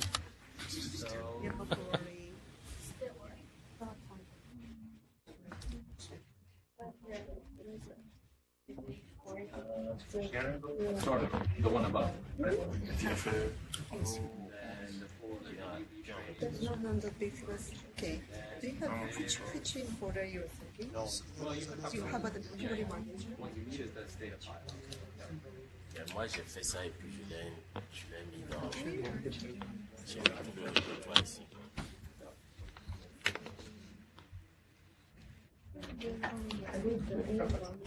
Within this data file, there's 3 different. I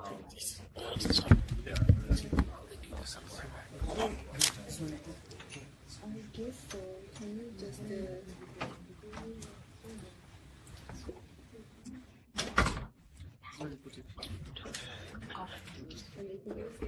Does anybody else want to take them directly off a drive? Is that easier? Yeah, easier. Are people able to download them? It's a mixture. Okay.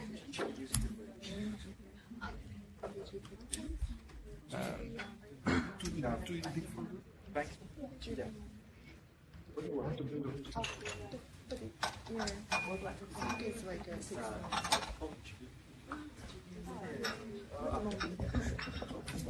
What did you do? For right now, I'll use everything. You want to see? Oh, you do everything. Yeah. Global user switch your pointer from say working. Yes, Okay, sounds really challenging. Have a meeting at 8 and now at 9, but after the 9 a.m. meeting I'll be here. Right. Yeah, right. I can totally see that. My boss wants to write a report to Georgia and type of days. Yes. You can see that after embarrassing. You don't want that. Yeah, right. Anybody else? Yeah. So you yeah. We started this.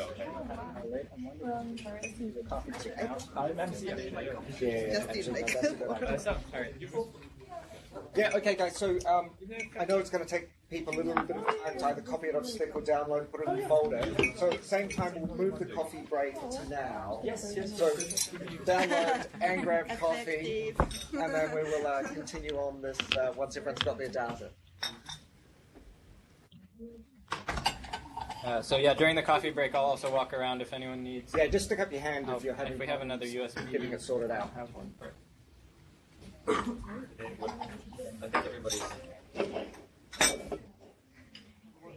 If you still need the data, come to one of us. It should be in. Takes forever. Just take it out. Oh, okay. Yeah, it's running. What does it take? Yeah. If it's taking a bit to download, actually, some of those data sets are ones that our data is going to create also. I just put them in there so that you could jump in halfway through. So really, you only need a couple of them. But if you already got them all, that's good. Yeah, you already got them. Just run everything.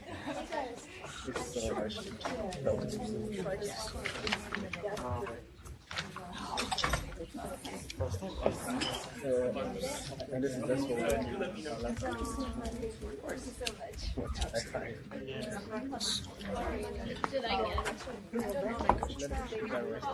I just did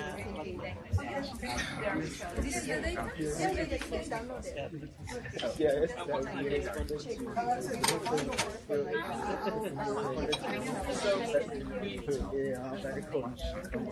John. Yeah. That was from us. Yeah. What did they say? Right.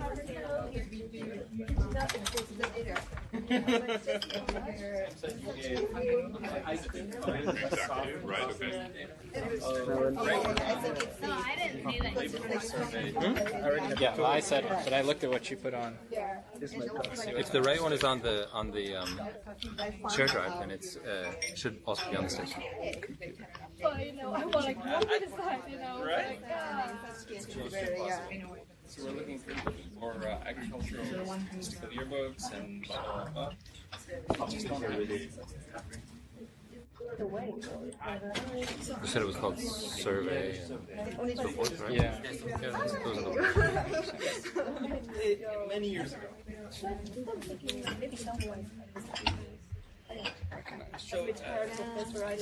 the 2005 one, we managed to track down a copy in the Yale library. So it's there. It's somewhere there. It's more of a matter of finding it. Unpleasant. There's still very yes. But send me an email. And I'll see if I can tell you. Oh yeah, she must have copied there. Quite a bit. Yeah, it's this one, right? Or no? Yeah. Sam, I think you may have copied it. In the. I used the one that said stata. There's too many. It's within a folder. Oh, it's nested. World First go to WB training, blah blah. Oh. And then within that, there's another one. Yeah. Stata material. And then there's this.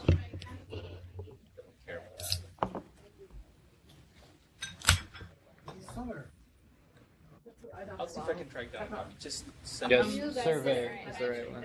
Absolutely. Summer?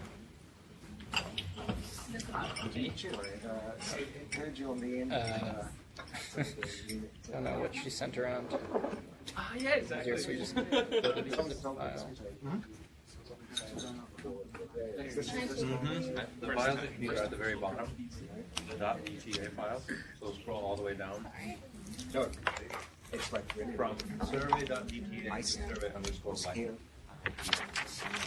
Yeah. Can I ask you something? Yeah. I'm thinking about like when the pension system is fully funded, defined contribution system, then it's definitely a deferred income scenario. Is that true? Yeah. So if defined contribution would be whatever you get that. Like individual accounts, yeah. the individual account and is fully funded. Like the government set separate funds to back up the system. Yeah. So that would be deferred income. Mm-hmm. And then if it is partially funded, let's say if it is fully funded but it's a defined benefits. Mm-hmm. So what would be this case? Do you think it's still like depends on how much benefits they get? Yeah, then it could be one of the intermediate scenarios, I think. So Okay. Yeah, it depends on exactly how it works. But, I see. Okay. yeah, because then what you pay might not. Right. Might not be. So that depends on whether it's actually fair at the end. Yeah, exactly. Thank you. Thanks. No, exactly. It's the only one there. Yeah. It's awful. Because I feel so disconnected all the time. Yeah. So much easier. Exactly. Okay. If anyone else is still having issues, let us know. Plus with less of a time delay. Yeah, no, exactly. I was going to say this week, next week. Exactly. Then it's time to go back, so then readjust for another week.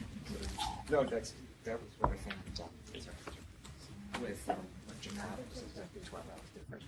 So you come Literally night and day. Yeah, exactly. And usually you would come for this 2 week trip, and you would use all of the first week to sort of adjust. I mean, but it's like an hour a day. So basically, it's about half an hour. So fully adjusted just behind the other way. Yeah, you're right. Just do it all over. You know, I find it easier to adjust while I'm here than on the way back. Because it's easier to sleep later than what clockwise. So here. Yeah. So which year data, survey data is this? The one we're going to use. Yeah. Or, I find it more difficult. So everyone thinks more difficult. But if you look at it, consistent. And after this one, Just that's true. Yeah, so there's some countries that will encounter that, and so they'll do the analysis for the year you have in 2013, and then it should be different. Stuff the same point. Because, for example, if it's something changed, we always found like benefits, then it's fun. They kind of use that to do the actual year that it corresponds to, but they would also say, exactly. So I think part of it is, part of it is going to help the time. I mean, it's more pronounced, say, shorter differences, 6 hours. Yeah. So then, at some point, you're going to be trying to go to sleep 6 hours earlier, which and then by the time you're into your sleep in the morning. Yeah. I don't know. So, no, For example, like it's kind of multiple right now. For example, they have the DA. They don't have this I don't have I'm glad I don't. Even forgetting the jet lag, just the general corralling and reports. I'm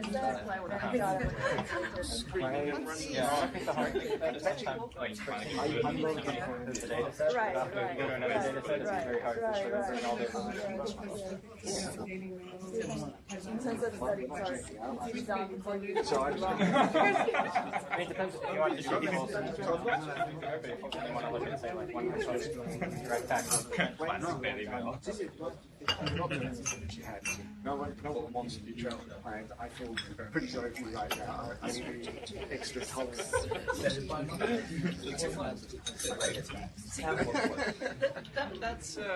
That's something you can demand, right? So, on our way back from the Netherlands, The last royal way. my older daughter, she After the world 3 of them. There was just 2 men of that. Another baby. Ladies sitting right in front of them. How hard can a 2-year-old push the button, right? Yeah. At some point, control your kid. Are you serious? Because you don't want who sits at the back of the whole thing versus taking on a screen. I'm going to let her kick anyways, because that's annoying. Yeah. No, that's right. But that's something you legitimately say, hey. Yeah, exactly. How hard can a 2-year-old push? But you get crazy people everywhere. No, that's right.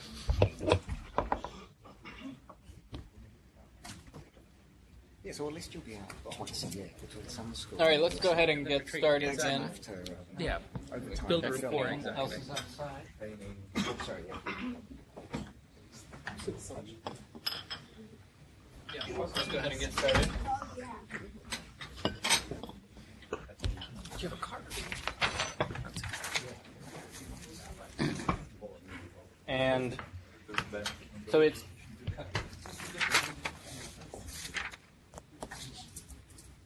so it started the last session about half an hour late, and we built in some buffer room at the end of the day. So let's go ahead and go. This will probably go 45 minutes to an hour then, and then we'll be just half an hour behind and then we'll continue on with Nora. Or yeah, let's say this will go 45 minutes, and then we can have another coffee break because that's the most important part of the day often. And then Nora's will start, I think, half an hour late, and then but we'll still finish before the ending time because we had built in a lot of extra buffer time at the end of the day. So now that you all have the data, the first thing we want to do is read the data in. And so this is going to be a little different on everyone's computer because some of you have what happened on OneDrive where there's no folder structure anymore, and some of you had something else. So I always like to just set a global macro here as like where all my stuff is so that it's, you could instead change directory if you want to. But I'm going to do it as global, and I'm just going to call the folder main, and then I'm going to tell it what folder is my data in. Except if you copied one of the ones that has the structure where there's, do files, data, and different folders, proc, which is for process data, I'm going to put that kind of main parent folder. But if you just downloaded everything in one folder, just go ahead and use whatever folder you put that in on your computer as the folder. So I'm going to copy it over from mine. And then you're going to want to put the folder in quotation marks as well, especially if it has any spaces in the title.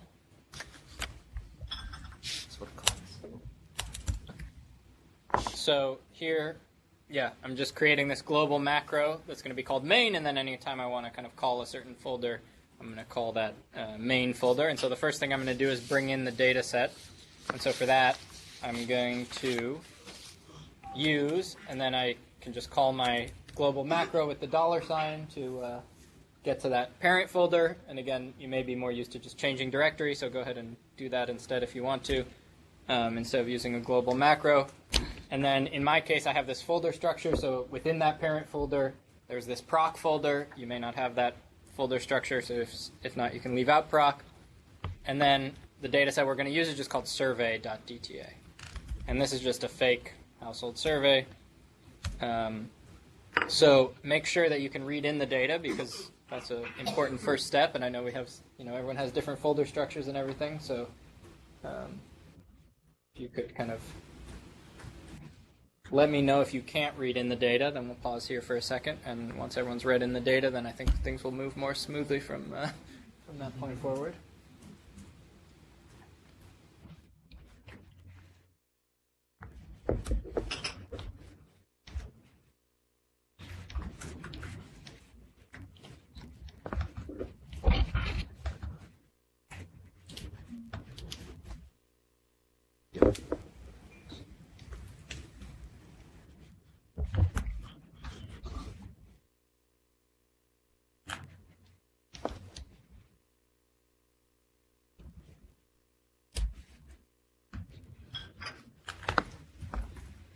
Okay. Anyone having trouble reading in the data? Still working on it.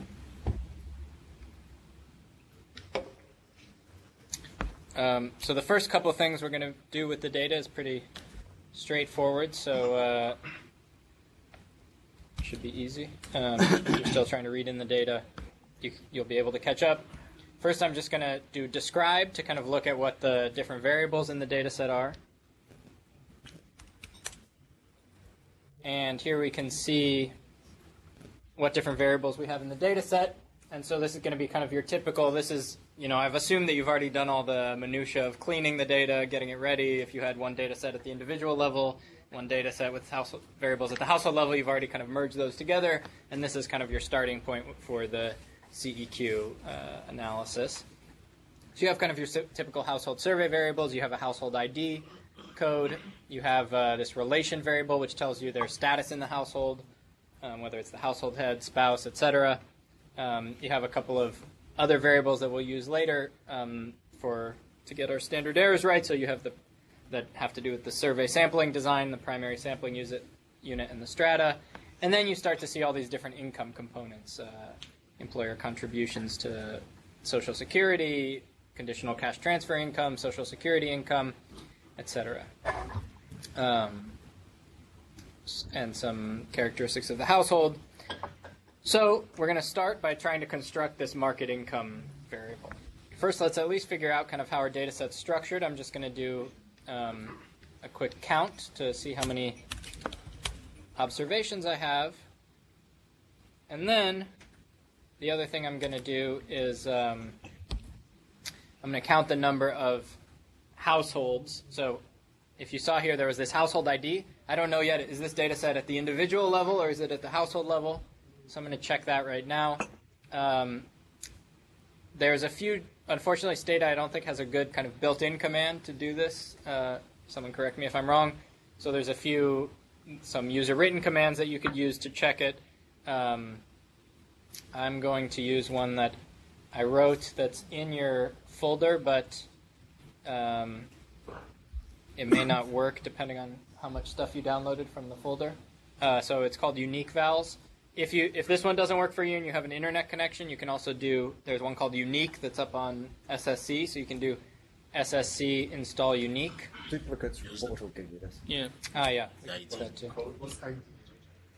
Yeah, we could do codebook, HHID, that's a good idea. Let's do one that's easier to...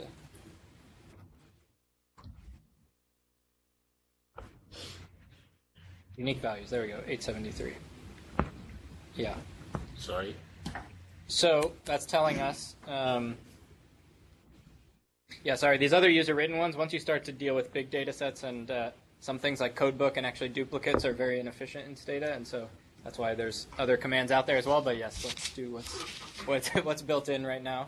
So thanks for the suggestions. We see we have 873 households, and so now we're going to go ahead and start creating our income variables. And what we then have to remember is that we're in this data set where we have individual level data. So for example, maybe it has their wage. We're going to have to sum things within the household, and then we're going to have to create these kind of household totals, and then per capita. We could create things that are per adult equivalent using an equivalent scale if we wanted to. So I'm just going to start by kind of adding together the income concepts that we know are part of market income. But one thing before that, you'll notice that one of these first variables is employer contributions to Social Security, but those are paid by the employer. And so that's kind of a special case that I think is worth talking about because it comes up in a lot of countries. If you think about something that's paid by the employer, that means that if we just subtracted that out, say as a contribution or a tax, then we're going to be subtracting that out of my income, but I'm not actually the one paying it, so that would be wrong to just subtract it out of my income. So what we want to do is what we call gross up the wage to include that, and that's under the assumption that if my employer weren't paying this extra contribution on my behalf, they would be paying me a higher wage instead. So kind of the burden of that contribution is shifted forward to the consumer. So we're going to take people's wage income, which is this variable inc wage here, wage and salary income. Excuse me. Yeah. Can we come back to the household ID? It's not unique at household level, right? Yeah, so the household ID is telling you which household someone belongs to. No, I know. I mean, this data set is not the observation. Yeah, exactly. So that's what we were just checking. So we see that there's 2,000-something observations, and then there's 873 households. What that means is this data set is at the individual level. So each row is one individual within the household. And actually, the CEQ Stata package commands are kind of built to work either way, because some people are used to working with data sets that are at the individual level, some are at the household level. At some point, you're going to have to work with the individual level data, most likely, and because it's going to say, there's going to be some module of your survey that was wage income, let's say, and it's going to say how much did the household head receive in wages, how much did the next person receive. And so I'm just going to work with that style data set the whole time. But if you wanted, once you've constructed things at the household level, you could collapse it down to a household level data set.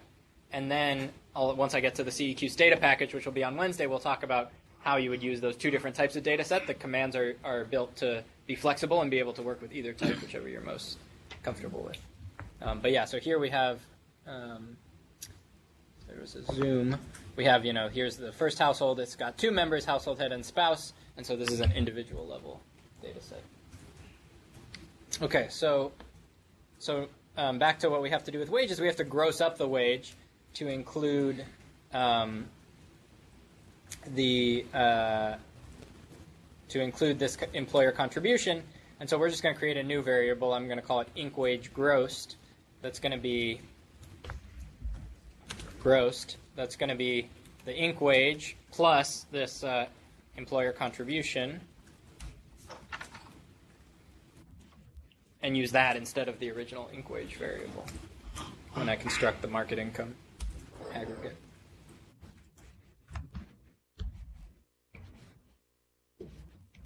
And now I just have to kind of pick out all the variables that are part of market income here from the survey. Sorry. Yeah. Could you say that again? Why are we doing this? So in this particular data set, in some countries you have these contributions that are paid by the employer rather than the employee. So like in the U.S., the employers pay contributions to health insurance, for example. Okay, got it. Yeah. Cute. Is everyone else clear, or should I keep going with that? So some employers also pay tax, like income tax. So it's Yeah, so if the employer is the one, so basically if the income that you see in the survey is already net of whatever tax the employer paid on my behalf, then you would want to also gross up that kind of net wage in the survey to have what they paid before taxes, because then you're going to be subtracting off the taxes. And actually, even if it's the employee themselves, and this varies by country, in some countries the wage they ask about in the survey is supposed to be the gross wage before taxes, and in some countries it's the after-tax wage. And so even if it's the employee themselves paying the tax, if it's an after-tax wage reported in the survey, you want to do this same grossing up to get to what the before tax wage would have been, because that's what you want in market income. There's also an additional complication in that in some countries payroll taxes are also not part of, or a wage statement that somebody receives. And therefore, even if they're reporting truthfully their net of tax wages, they're actually reporting their net of the personal income tax and payroll tax wages. And what we want to do is make sure that those payroll taxes, in addition, are added back into reported net gross income. So payroll taxes, we also assume that individuals bear the burden of payroll tax. In other words, their wages would be higher in the amount of their payroll. Okay, any other questions? Okay, so we'll now we'll take each component of market income and kind of add them together. So the way I'm going to do that is you could just kind of add them all in a list. I'm going to create a list of them first and then kind of loop through them and keep adding them together just as another way to do it. So I'm going to create a local macro that's going to have the list of all the variables that are parts of market income. And so I'm going to just call this local macro marketing. And then I'm going to list every element. Now I could just list them out in the same row, but you wouldn't be able to see it anymore. So instead I'm going to list them vertically, and I actually like doing that anyway, just because it can be easier to see easily what's in, if you're looking for, did I include interest income in there? If the list is kind of vertical, it's just easier to see, so it can be nicer to see the code. So to do that, so that Stata knows I'm kind of continuing on another line, I could either do kind of the triple slash method, where it's telling it, okay, whatever I wrote on this line continues on the next line, or because I'm going to be doing this a lot, I could change the delimiter to a semicolon, which is what I'm going to do just temporarily to make this list. And the idea there is that now Stata is going to wait until it sees another semicolon before it sees the end of the line. And so now I'm just going to list all of the components of market income here. So we have this variable we just created, this ink wage grossed variable. And then we have some other variables in our data set that are part of market income. So not conditional cash transfer, that's going to be a transfer. But, for example, retirement income is part of, this is private retirement income, so that'll be part of market income. It's retirement income. We also have, we have interest income here. So I'm going to use interest income. We have income from rent, so that's if they, for example, own property and rent it out. So that's going to be part of market income. We have child support, and that's from another individual, so remember private transfers are also part of market income. Alimony, similarly, is a private transfer. This ink assist variable, it doesn't really explain here income from assistance, but that's actually a private transfer also, which is something we would find out by looking at the survey and looking at the data dictionary. We have this ink other, which also is part of market income. And then we have your typical other types of kind of capital income, dividends here, income from dividends. We're not going to include ink wage because we already put the ink wage grossed when we grossed it up to include those employer contributions. So let's take the, we also have non-farm business income. So of course that's part of market income. Sorry that I keep having to switch screens. There's a trade-off between text size and, and what I can, keeping everything on the screen at once. And then we have farm business income, or farm income here, ink farm, and I think that should be everything. So now that we've been able to list all the income components, we're going to put our semicolon to tell it that that's the end of the list. And then I could just keep programming with semicolons everywhere, which some people like to do, but I'm going to switch back to using returns as the kind of end of a line. So I'm going to end this delimiting of the list here. So we treat the non-contributory pensions as transfers? Yes. So the non-contributory pensions, we always treat as transfers because they're non-contributory. Okay. So now, yeah. Income assistance is from. Sorry, no, income. So there's a variable for non-contributory pensions, which is Inc. NCP. So that one we're going to treat as a transfer. This Inc. Assist is actually, I should have given it a better label because it just says income from assistance, but that was actually a private transfer, private type of assistance, yeah. It's kind of in this group with alimony and child support. They're private transfers. Yeah, exactly, remittances.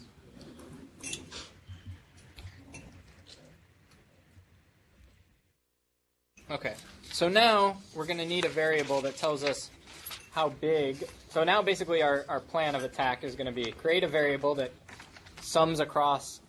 So for each of these variables, we have to kind of sum within a household to get the total that the household receives, because each of these are just reported at the individual level. They ask each individual in the household, how much did you receive from wages, from farm income, etc. So we have to sum those across all individuals in the household, and then we'll have kind of a household total. And then we'll also divide by the number of members in the household, and that'll give us a per capita total. So the first thing I'm going to do is get the number of household members. And throughout the kind of Stata examples, I'm also going to throw in a few like tips and tricks so that even people who use Stata all the time, every time you kind of have a different person who uses Stata, they know some stuff you don't know. So every time it's a learning opportunity, and so I'm going to also include some things that maybe are less commonly used and sometimes more efficient than the kind of typical, more common approach. So for example, for getting the number of household members, we could use some sort of eGen function, but actually with bigger data sets, Stata gets very inefficient with eGen. It gets slow. And so I'm going to use a different approach, which is that using this by prefix. So what we're going to tell it, we know that we have households, right? We have this household ID that we talked about before. So I'm going to first say we're going to do something by the household ID, which is telling us within each household. And then that's what you'd use for eGen also if you wanted to count the number of members. But then I'm just going to use a special feature, which is this underscore. So I'm going to generate a variable called household size. And then there's this underscore n in Stata, which if you used it without the by prefix, that would just give you your total number of observations in the data set, underscore capital N. And if you use underscore lowercase n, that gives you kind of what observation in the data set you are. But if you use it with the by prefix, it's going to tell you within the particular household that you're in, since we're doing it by households, it's going to tell you the total number of people in that household. So this is just going to create a variable where for every member of the household, it's going to tell me how many, or for each observation, it's going to tell me how many members are in that observation household. Just a quick caveat, word of warning. Some household surveys are arranged in that they report both members in the roster and non-members, or members who are there for only, say, 3 months out of the year. And if you do a simple underscore n, you'll get members plus non-members or only temporary members. So make sure you look at the roster first before you just like. Yeah. Good point. And you have to do by sort HHID, right? Yeah, we have to sort first, sorry. So that was another point I wanted to make. Instead of by sort HHID, that can also be slow. So in the theme of kind of learning some more efficient techniques also, whenever you can just sort once and then keep it sorted that way and not have to sort again, you save kind of computing power basically every time you have to sort in Stata. That's one of the slowest things that Stata does, and so try to sort as few times as possible. So we're going to sort once before using by. A lot of times people use by sort every time they need to do it, but then Stata resorts every time and it slows it down. So let's sort by household ID, and then I'm also going to sort here by the relation, which remember is your status within the household, because I'm just thinking ahead to later on. I'm going to want them ordered not just within households. I'm going to want them ordered by this kind of relation within the household. So I'm going to sort by that, and then you can look at this new n variable, for example. This new variable we called h size, and you'll see. Okay, need to zoom in here. All right, so we can, for example, list HHID h size, and you'll see, for example, in household number 873, there's these 4 observations, and so this H size came out to 4. Whereas in household 870, there's 3 observations, and we had 3. So it did what I expected it to do. And then the other thing we can do is we can kind of tab what are our population, how are household sizes distributed. Now, if we just did that in the data set with tab H size, we'd be also kind of weighting by the number of members in the household, because remember this data set is at the individual level. But instead, I'm going to use this relation variable. Whenever I want to see something at the household level, I'm just going to say if relation equals 1, because there's only ever one household head, and you would want to make sure that's the case in your data set, but it's the case here, so we can say, we can add this if relation equals 1 condition, and then what that's going to do is always just do things kind of tell us the number of households rather than the number of individuals. So then here you can see there's, for example, 250 of our 873 households just have 1 member, 250 have 2, etc. And this was fake data, so you don't have any of these, 17-person households. Okay. Yeah. I was checking the data. I see like for the income of rent, you will credit onto the household head that you. Yeah, we're gonna. About the other people, they don't get credit for the. They will, rental. but let's hold off on that until we get to the household rent, and then I'll explain why we were doing it that way. Okay, so now I am gonna use eGen, even though I said it was slow before. So now, basically, within each household, I want to sum across members each of these components. So that was part of why I kind of put them in a list before. Now I'm just going to loop through every income concept in this list, and I'm going to create a new variable that tells me how much total income from that source is within the household, summing across individuals within the household. So I'm just going to loop through this list with a for each loop.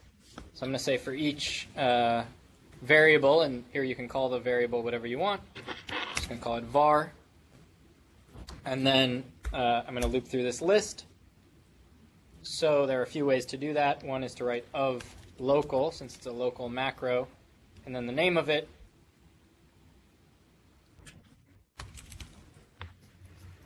And then, of course, you need the curly brackets at the beginning of and end of your for each loop.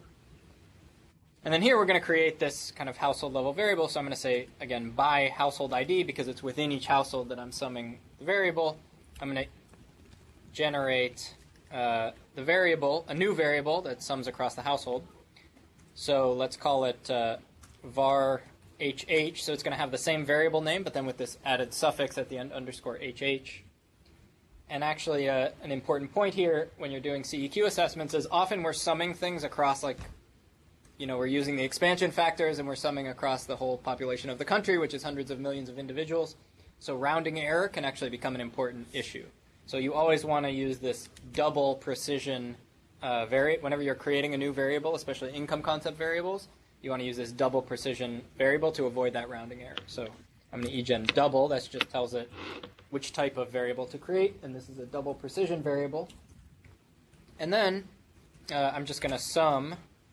I'm going to go on to a new line because my text is huge, but you don't have to. I'm going to sum the original variable, which was, again, at the individual level. And because this is an eGen with the by prefix, this is saying sum within the household. So if there's 4 members, it's summing their values across each member. And of course, before you do this, I'm assuming, again, that this data set was already kind of cleaned and everything. You would want to go through and check, that there's no 9999s for missings or that there's no missings for missings. I've replaced those with zeros already. I used to have that in the tutorial, but it was time-consuming, so we've kind of jumped in assuming we've cleaned our data set already. Okay, and now we need to create a per capita one. So I'm going to do the same thing within the loop still, because I want to do it for every variable. I'm going to create one that's underscore PC for per capita, and that's just going to be the household level one divided by the number of members, which remember we saved as H size, and that's going to give me the per capita number of household members. All right, and now it's always good practice to label our variables, and you could see in the original data set we had, I'll keep this over to the side. So you could see in the original data set we had nice labels for everything, all these income concepts, social security income, etc. So now I want these new variables are not going to have labels. So I want them to have labels. So there's also a trick I can use to kind of pull the label from the existing variable and put it on my new variable. So we're going to do that now. And the way to do that is with this thing called extended functions in Stata. If you want to read more about it later, you can do help extended FCN, I believe. Yeah, extended FCN, and it tells you about these extended functions. But the basic idea is that you use a local, you create a local macro, and then you use this colon. You give it whatever you want to call the macro, and then you use this colon, and then there's a bunch of new functions available to you. So the function I'm going to use is to pull the label from another variable.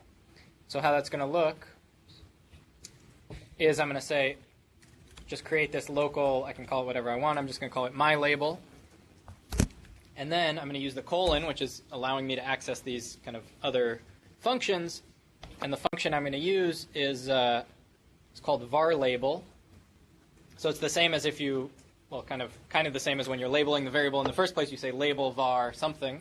Here, if you want to use the extended variable and pull a label from an existing variable, you say var label after the colon.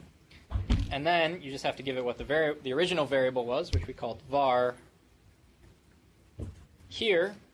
And then now this my label is going to be a local macro that has the label of that original variable. So let's say Social Security income.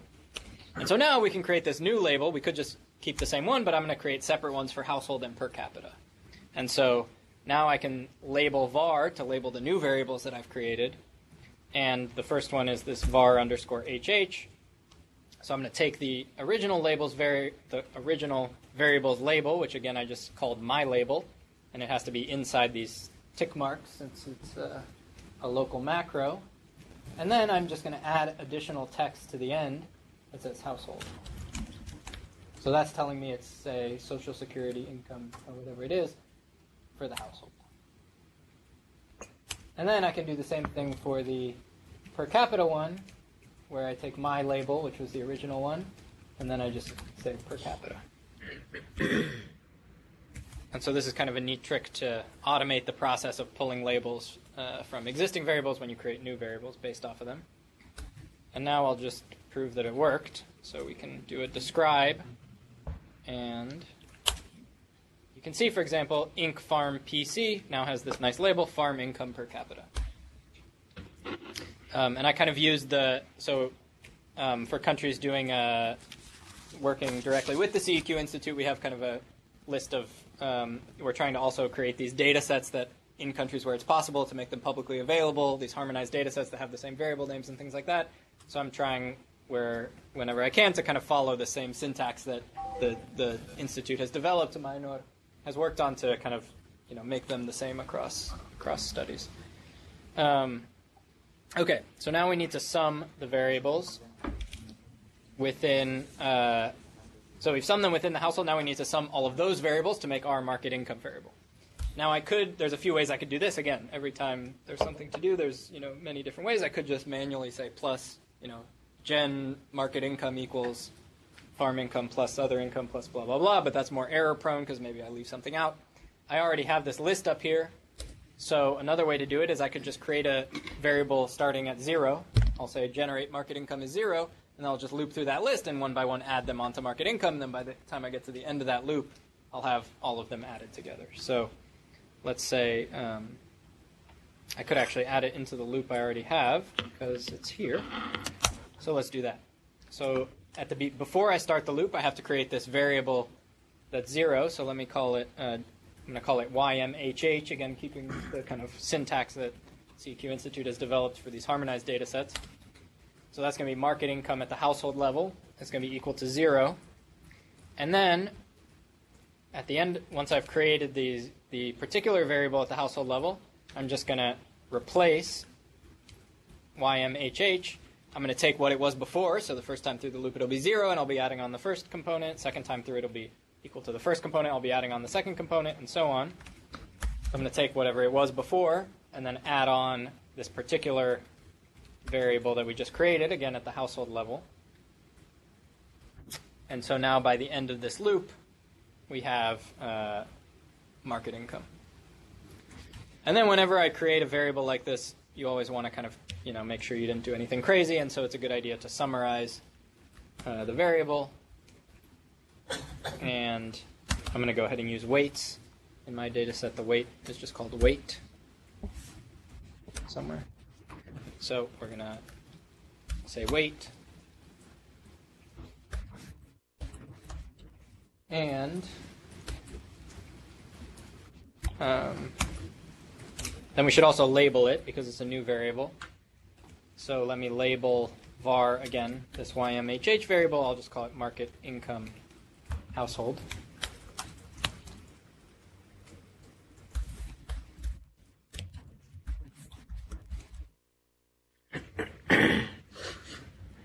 But this one does not yet include imputed rent. So this is not my final market income yet.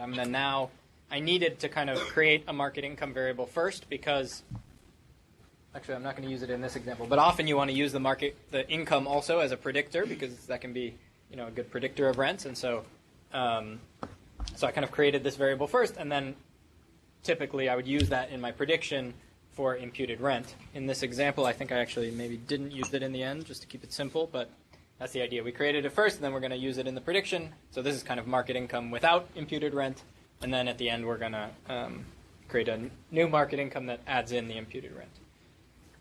So because of that, I'm not going to create the per capita version yet. Let's make sure that my summarize makes sense, except that this is fake data, so you won't know if it makes sense or not. But, yeah, 72,000. It makes sense, let's pretend. This will be more useful once we're creating multiple income concepts, and so then you can also compare, moving from one to the other, do the new variables make sense. So let's now do the owner-occupied rent, which is really, as I mentioned before, often kind of the only very more involved aspect of market income until we get to pensions. Is there a question? Okay, so from owner-occupied housing here, we're going to assume that we don't have a direct question about it, or if we did, we decided it wasn't reliable. And so we're going to use some of our variables here that are about the household. So for example, we have whether they have electricity. We're going to use those variables to predict imputed rent. There's another one about how many rooms there are in the household. So those are the variables we're going to use. So now that I know that those are the variables, and in practice, obviously, you'd look for all the variables that you want to use, I'm just going to take a look at their distributions. So we can tabulate, for example, rooms to see what that looks like. Okay, so we have this rooms variable, tells us the number of rooms in the household, in the dwelling. We can also tabulate whether they have electricity to see what that looks like. All right, about half the people have electricity. And then we can also, we're of course going to do it among people who rent their households, that rent their dwellings. That's where we're going to do the prediction because we need data on how much they pay. And so there are also variables in here on rent, which is the monthly rent they pay.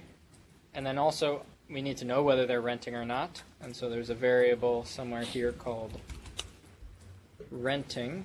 Yeah, here we go. And remember, this other inc rent variable was how much people are making off renting out other property. So that's not going to be something we use here, but that was part of market income. All right, so we're going to use renting and rent. So let's also, we could look at those. We could tabulate renting, which is going to be kind of the dummy variable that tells us if they rent. And we could also summarize the rent variable, which is the amount they pay. See what that looks like. You can see that here. So now we're going to use all these variables to do the prediction. So the prediction, I did use it. No, I didn't use income. Okay. So we're going to do something simple, which is just regress. And of course, again, in practice, you're going to have more variables here on the right-hand side. I'm just keeping it simple here.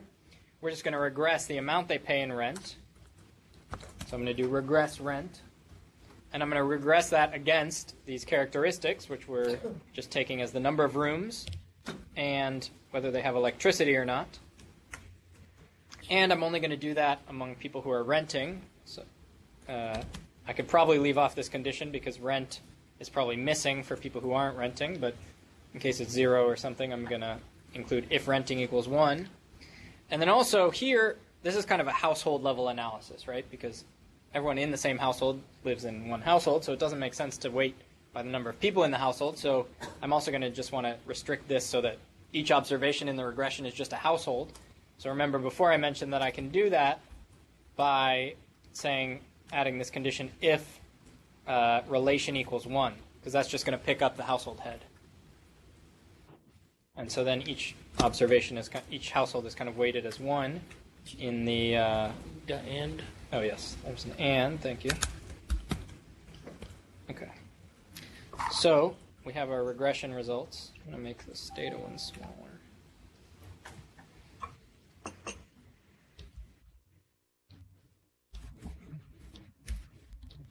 So we have some results from the regression, and we could check if they make sense.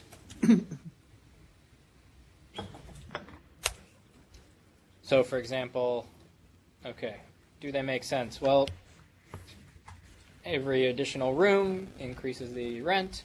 Whether you have electricity increases the rent. Okay, the numbers check out. So now we can use those to predict imputed rent for those who are not renting. Here I'm just taking the simple case for example purposes where you either rent or you're an owner-occupier. So now we're going to predict imputed rent for the owner-occupier. So that's basically taking the coefficients that we just looked at from this regression and then using them to predict imputed rent for owner-occupiers who live in houses, depending on the conditions of those houses. So the nice thing is that this particular Stata makes this particular kind of out-of-sample prediction very easy. Just immediately after the regression, we have to use the predict command.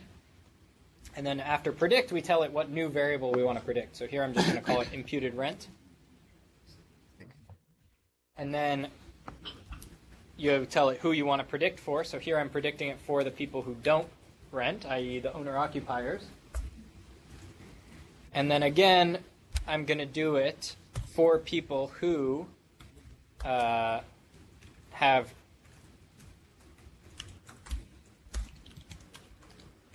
I'm going to focus on the household heads. Now here, actually I could have at this stage just automatically, this goes back to an earlier question, I could just automatically assign it to everyone here by excluding this relation equals 1 amount. But I want to only count this once for every household. So basically, and I think this is actually wrong in the file if you go back and look at the do file. So think about, we have some amount of imputed rent that the whole household is now making, but if I were to assign that to each individual in the household, then I'd be overcounting, because I'd be, then if I go to sum across all members of the household, I'd be adding it once for each member, but really it's just once for the household. And so here, what I'm going to do is I'm going to add on this relation equals 1 variable, so condition, so it's going to say only assign it to the household heads, and then I'm going to have to assign 0 to the rest of the members of the household, and then I can just do the same sum across members within the same household, and that'll give me the total household benefit.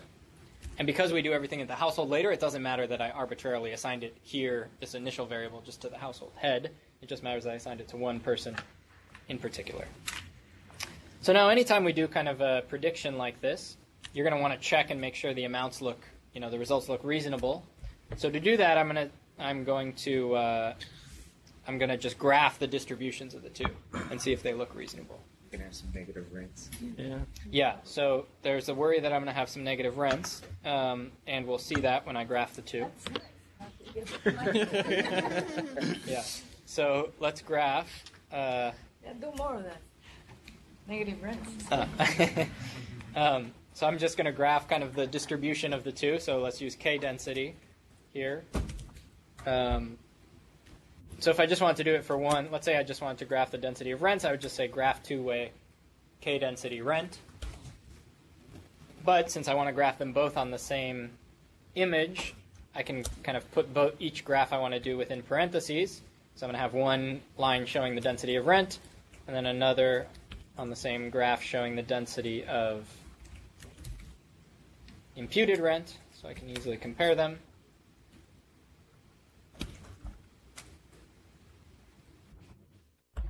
And here's the graph. As predicted, we have some negative rents. So, and the other thing is, this was a very simple example, so it's only predicting off basically number of rooms and electricity.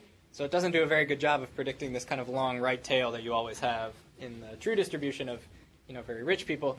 If we included some polynomial of income, maybe we'd start to do better at that, and other characteristics, maybe a bunch of dummies for states or something, or different things. Here, you see a bunch of little spikes. That's just because each number of rooms has a little spike in the prediction space.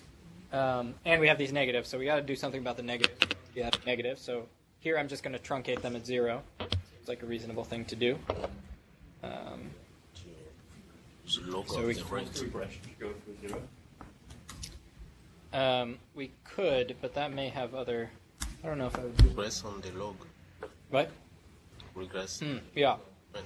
Actually, that's a better. So, but we could still have negatives there, I think.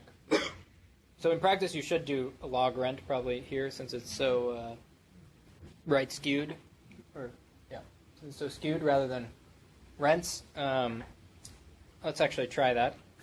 So let's gen log rent. I think we're still going to have negatives potentially, though. Yeah. Yeah. So we can take the exponential. Do that. Oh, what happened here? Oh.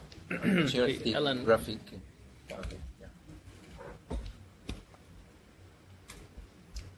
Okay, so now. Oh, maybe not. Yeah. Yeah, I think we're okay. You take the exponential of the predict.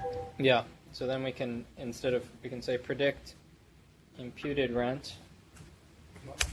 Then we can just say gen log. Let's call the one we're making in the prediction log imputed rent. And then we'll generate imputed rent equals log exponential of log imputed rent. That gets us back to regular currency terms. And then we can see again if we have negatives.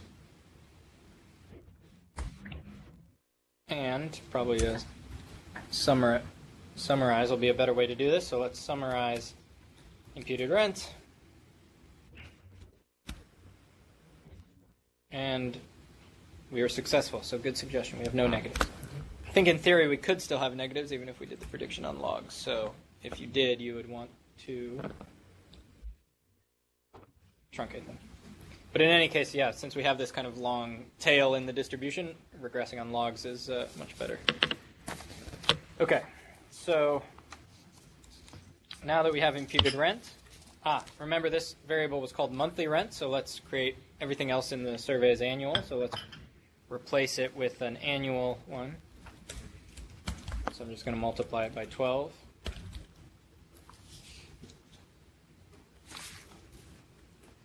And then, before I create the kind of household level variable, again, I want to remember I assign this just to the household heads. Everyone else is going to be missing, and so I want to replace those missings with 0, so that once I sum within the household, it does what I want it to. And so I'm just going to use recode for that. I could use replace also. So I'm just going to recode imputed rent and change a missing to a 0. And so with recode, this syntax, you just put everything you want to change within parentheses, and this is going to tell it, this is the same as just saying replace imputed rent equals 0 if it's missing imputed rent. And then I can sum within the household.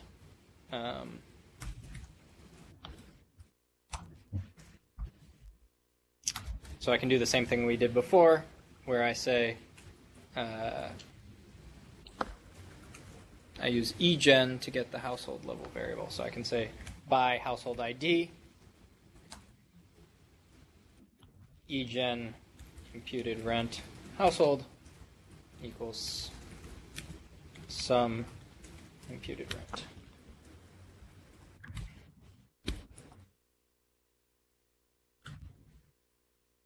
And then this will also, now remember we only did the prediction importantly for people who were not renting.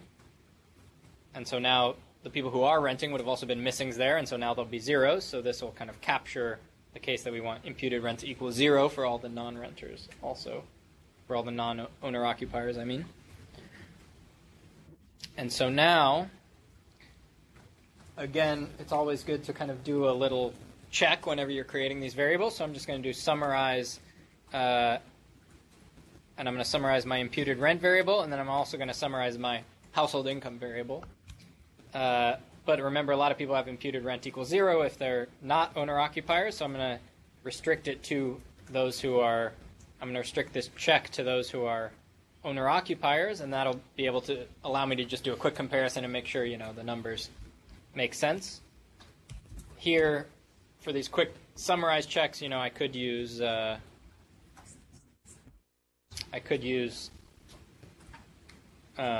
weights, but I don't actually need to, just because I'm doing a quick check. But I need to use the household level variable that we just did. And then we compare the means across the two. And in practice, or again, this was just fake data. In practice, this would be kind of a red flag. You would say, oh, my imputed rent variable actually looks quite small compared to my total market income variable. And so that would be definitely a red flag. Here it's just because it's based on these fake rent prices that are made up in the data set. Okay, so now once we have that, we can create our new market income variable. That is what it was before, but now we're just going to add in the imputed rent for the household.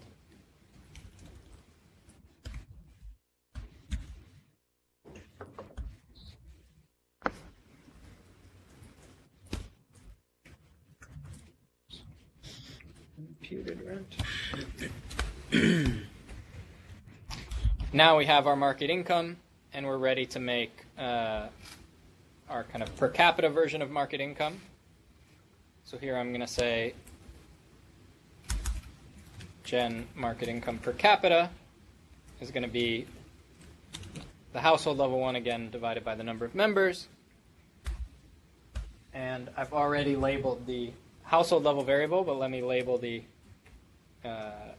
per capita one that I just generated. And as I mentioned before, I forgot to do this just now, but every time you're generating these variables that are parts of income, you should be generating these double precision variables. So gen double, I should have even done it here for imputed rent. And then we're going to call this market income per capita.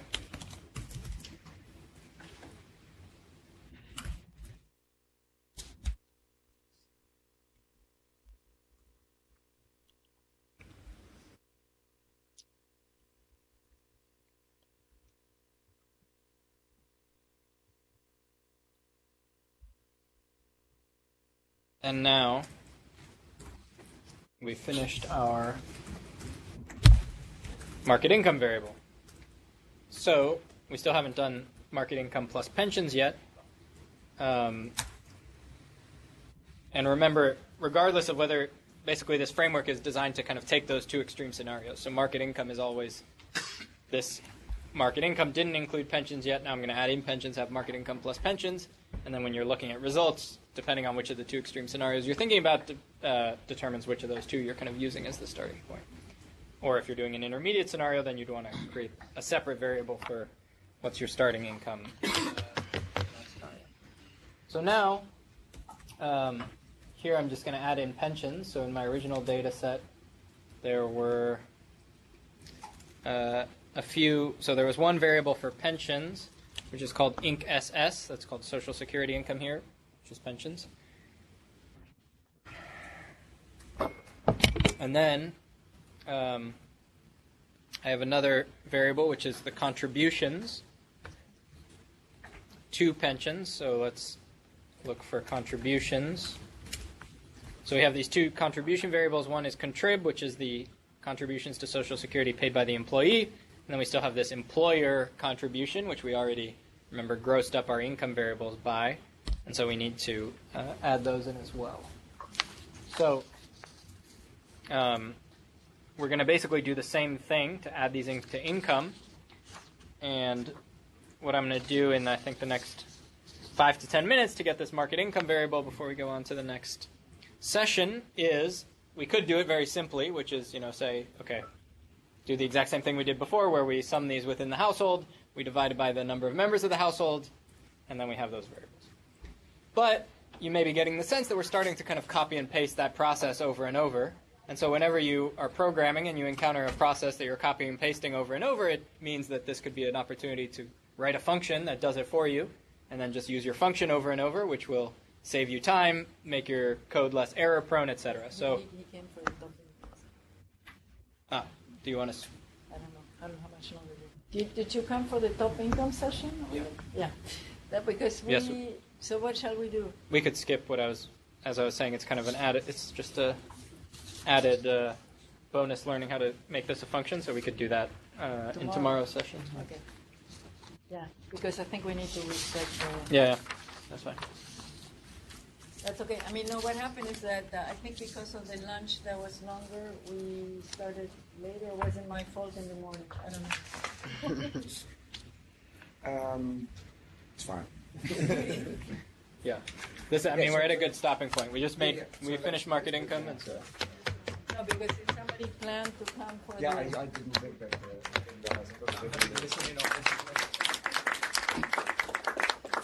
So Sean will be here tomorrow and on Wednesday as well, right? Yeah, Wednesday until 2:45. Yeah, so if you have any questions bilaterally, you can also. He's the one who produced all the ADO files with Roxy and. Yeah, which we'll talk about on Wednesday. Okay, do you want this connected to your computer? I don't know. I don't have no idea what the technology is that is there because we have the two presentations for the top incomes now. Right. Are we breaking? I think there was meant to be a coffee break, but we took it. But I think we took it while sitting up. If everyone's fine to, let's have it with the people. Yeah. Yeah, I prefer that because I am awfully jet lagged. To me, I have already worked 16 hours a day. Should we do it on this computer? Close the curtain. Yeah, probably going to be easier. Oh, that. Oh, I know. Me gusta bailar. Oh. That's what it is. But with spaces. Me encanta. Espacio encanta. Espacio bailar. You are there because I love this. Okay, now the only question is. She likes to dance. The only question is, where are the presentations? Is this one of them? I don't know. Do you know? I took the drive out earlier, so just download from SharePoint because now they're all up there. Or open from SharePoint. What is that function? Don't want that. Where were you just? Okay. Is this? I don't know what this is. Here. Huh?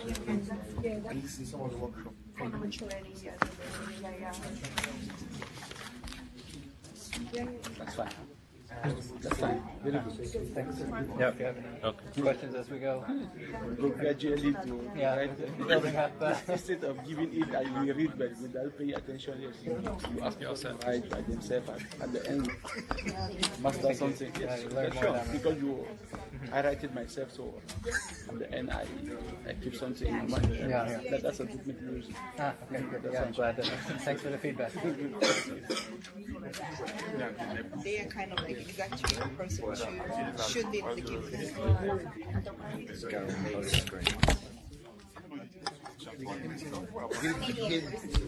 That's great, actually. You don't know how he did it? I'm going to do it. I'm worried about management again. You got it.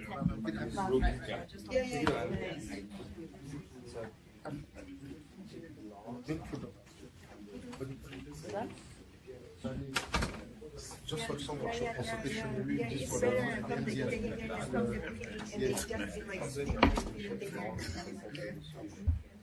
Okay, so then we switch to... Yeah. So now we come back to the realm of blah, blah, blah. No stuff. And we're going to discuss what do we do about the fact that in the surveys we know that we're missing the rich in practically every country? How do we know that? Because if you look at the highest incomes, they are laughably low compared to what you see around you and in the Forbes list, etc. We also know that when you add total income or total consumption in surveys, the difference between those totals and what you have in national accounts is large. So there's a number of reasons why we know that the rich aren't there. And for us, I mean, I think we have to do this even without the CEQ. It's very important to actually do this correctly, because then you know what kind of inequality are we talking about. Right now, I think we have, honestly, quite fictitious numbers because we don't have part of the distribution that could be very important. At the outset, I have to say that correction doesn't mean that inequality will always go up after you correct. That's there are certain correction methods that produce that, but others you don't know until you do it. Okay. And so we embarked in with Sean, Ali also worked a little bit on this. Who else of the team? We sort of started diving into this issue. I scoured through all the literature and I wrote a survey paper that it's going to come out as a working paper. So first what I'm going to do is show you what is out there in the literature, what are the different approaches, how do they correspond to the different issues that surveys may encounter.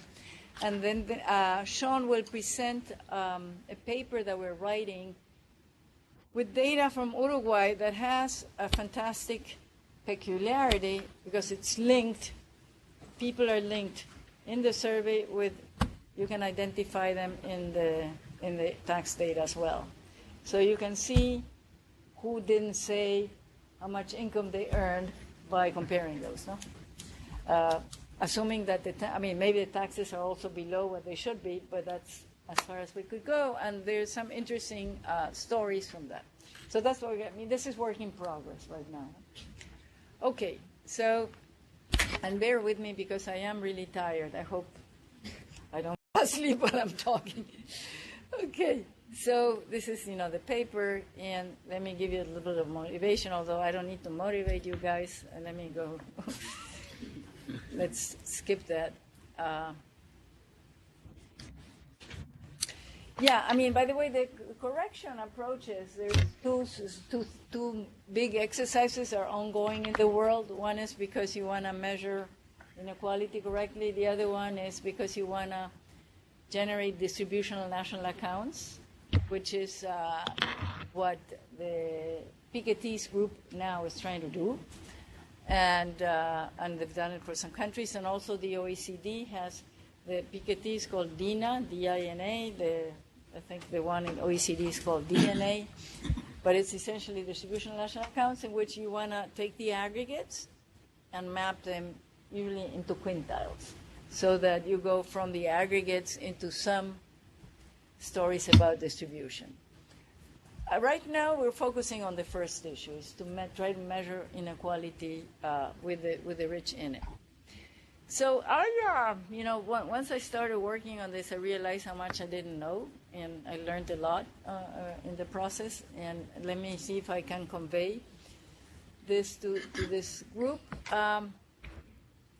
This is a figure that I adapted from a chapter that I recommend everybody if you want to look at the reweighting methods by Beamer and Chris. They are in a handbook it's an international handbook on surveys, something like that it's called. It's one chapter. So this is a taxonomy of the type of errors you face when you are producing a survey. So first of all, you have the target population, which in principle is supposed to be everybody in a country except what the Statistical Institute tells you is everybody except somebody who doesn't have a fixed address. So even if you are a clochard, a vagabond that sleeps under the same bridge everywhere, you're going to be interviewed. If you switch bridges, you might be missed. but because in Mexico they told me they even go to caves. That's what the Statistical Institute said. So the first issue can be that you actually did not capture everybody in your frame. I mean, as I started doing this, and I think that maybe it's interesting to inquire about how they do it in the country you're working on. I do a lot of work on Mexico, and so what they have 30 million households. The frame is 3 million households. So the frame is already a sample of the target, right? And in the process, you may have missed some of the things that the people that you would like to be represented in your frame.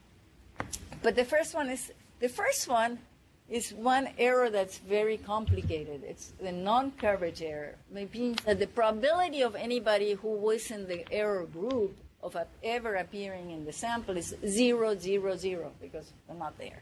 Okay, so that's one type of error. Then you have the sampling frame, and you start collecting information, but you have people who will not respond. In general, I mean, in total, not just to one item. So that's a non-response, the unit non-response error. And the problem is that ex ante you don't know, because, I mean, you know who did not respond when you went and asked them, but it's not entirely clear that this is going to be distributed, normally among the two groups, the ones that include and you don't include. So that's a non-response error. Then you have the respondent population, which is an hypothetical again, because you don't ask every potential person that will be responding. You just have a sample, the achieved sample. So the achieved sample has all these errors that are the non-coverage error, the unit non-response. Then you have the item non-response. They respond, but they don't tell you how much income they made. And then you have, even if they tell you, they probably don't tell you exactly how much. And in the case of the rich, there's underreporting. Obviously, you have the same type of issues on the other tail among the poor, no? And if you look at the report of the Global Poverty Commission, Atkinson's, in which I was on, the report discusses these issues, but for the end at the bottom, right? Okay, so then this is the taxonomy. So you're concerned about biases always, right?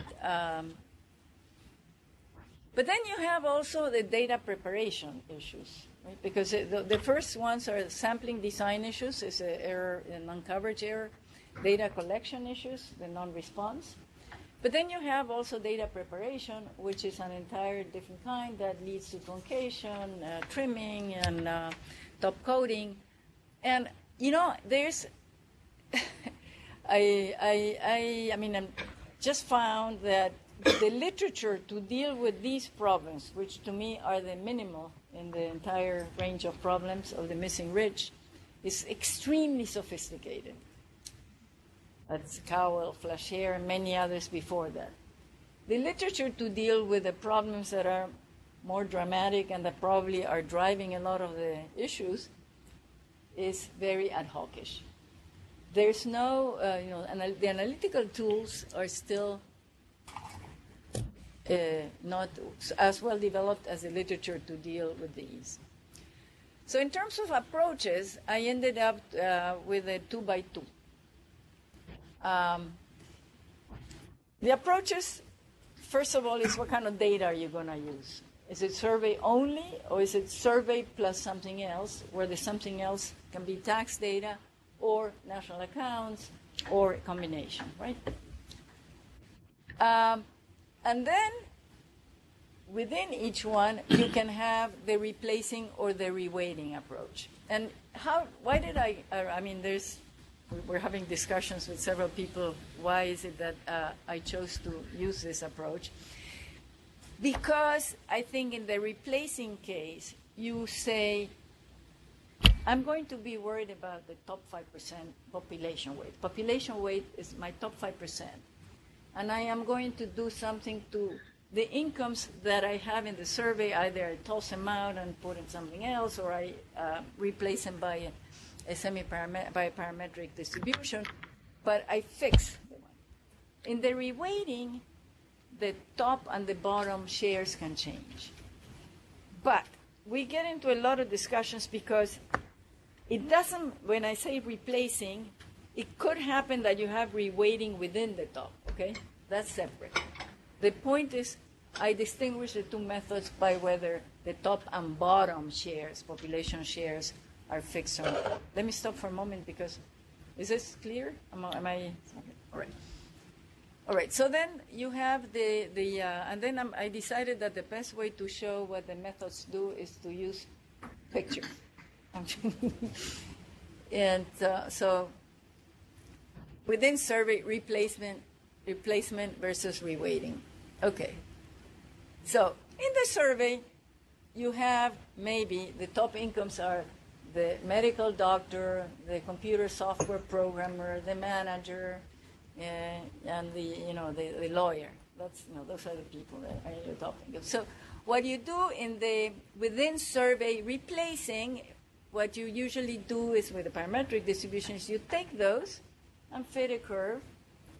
One of the Pareto 1, Pareto 2, whatever, there is an entire inventory of parametric distributions, and you replace what was at the top by what this distribution tells you. And you generate a new distribution. Because, in the process, you also have to decide whether, am I going to generate a new data set, meaning that I'll be able to link it to other variables, like gender, education, etc. Am I just generating the distribution of income or consumption? Or am I just going to be able to correct inequality measures?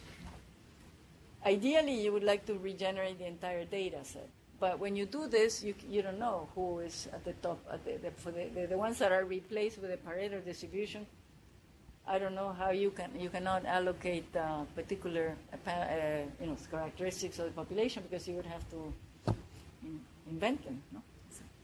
So here you can generate the entire distribution by replacing the top, let's say the top 1% by a parametric distribution with the information from the survey. The problem is that the parametric function that you adjust using the data from the surveys will suffer from the fact that you don't have the rich when you adjusted that parametric function. You may have more people in the tail, but you don't have the really rich, no? So that's one limitation of the replacement method within survey. So what does reweighting do? Well, reweighting, what it does is it says, okay, the problem is that the people that I said were at the top, and I had one observation for one of these guys, actually they represent more people. No? So I replaced the top by several lawyers, several medical doctors, several computer programmers, several managers. And I have to reduce the weight of others at the bottom. So there's a number of methods that people have developed to do this more or less scientifically. Again, this is the within survey. The paper by, those of you who've seen the paper by Paolo Verme and Vladimir Zlasny on the EU, and I think they did it on the US also. It came out as a working paper. I don't remember if it's here or in Neck and Neck. That's what they do. And Martin Ravalion, in the papers that they wrote way back with the one with Koronek et al., is one of Martin's as well. That's what they did. Okay? So this is the within survey. Now, the problem, and I have a doubt here. I still have a doubt because I think we can never have the same support in a sample. So the issue is that, in principle, if your true distribution and the sample have the same support, which means that every observation in your true distribution has a probability that's positive to appear in the sample, maybe every 150 years, but it's positive. No? I mean, Carlos Slim in Mexico would appear every 200 years, maybe. But if it's positive, then the same support exists, and in principle, you should be able to correct within survey. However, Emmanuel Flacher showed in his presentation, Emmanuel Flacher is a French economist who worked with Cowell on the chapter that's now in the Handbook of Income Redistribution. He showed that even if it's perfect, the fact that you have sampling error, because every time you have a sample, it can be different, the results can vary tremendously. And he showed how certain correction methods could distort. So even in the perfect world with the same support, you will have a lot of volatility in your results. But anyway, so we know that, we know, and we've showed that in our linked data, that the same support assumption is really practically impossible to fulfill. So we better not use just the surveys to correct. So then you can do correction of the surveys, come tax data. All right? So that's what I'm going to show you now, again with pictures. So what is the one that, this is the Jenkins exercise. You toss out the manager. Again, this is replacing, so I fixed the share population that's at the top. The top 1% in my survey are these guys. I throw them away, and I replace them by the parametric distribution that has the real rich, okay, from tax data. So here, I don't know if you recognize some people, but you have Federer, you have one of the rappers, who's the richest painter in the world is Kunin, yes? You know, the guy who does the balloon like... Jeff. Huh? Jeff Koons. Yes. Yeah. Right. So he's the richest artist, living artist, I found out. Yeah, I didn't either, but when I did. And then you have George Soros, and you have Warren Buffett, and Carlos Slim, and Mark Zuckerberg. That's okay. So you do a parametric adjustment with the real rich that you obtain from the tax data, and you replace it. And within the replacing, so you can do a parametric one. Another one that often people do in replacing is they replaces the incomes of the top centiles, or even breaking it by smaller fractiles, by the average income that you have in the tax data. So you replace. And then the other approach that has been used for replacing with external information is the one that rescales to national accounts. And by the way, that started to be being done by the UN ECLA Commission way back when, because the person who was in charge of estimating inequality and poverty in ECLAC in the 70s was an economist who had a very good training in statistics, and he started doing these proposals on how to try to match and rescale. The problem is that they never when he was there, it was okay, but then they never revealed the adjustment coefficient, so it was a black box, and you didn't know, why did they. Transparency is essential for this. So this is, you scale them up. Instead of scaling them up to tax data, you scale them up to, it was Oscar Artemid. I tell him because he's an Argentine, and I'm Argentine, and Oscar Artemid was an Argentine. So the three ways that you can do replacing with external data is by parametric distribution or with tax data. The other method that has been used is replacing just by averages from tax data. You take the same centiles and you say, okay, I'm going to take the top 5%, I divide it in centiles, and I replace the information in the survey by the one that I obtained for tax data. And the third one is matching the national accounts. By the way, Chris Lackner and Branko Milanovich's paper, that's what they do. I'm referring you to work that's being done at the bank here. And then the reweighting is actually what you keep. You don't throw. The difference is when you reweight, you don't throw the top incomes from the survey. You just make them have less weight. You make them thinner. That's why. So you keep the lawyer, the one that you found, the lawyer, the doctor, and the manager, and the software programmer, and make them thinner. And you make room to add people that come from tax data, for example, no? Where you bring the rich. I included Trump there too, and there is Kooning, by the way. That's the guy. With the heart. That's the type of sculptures he makes.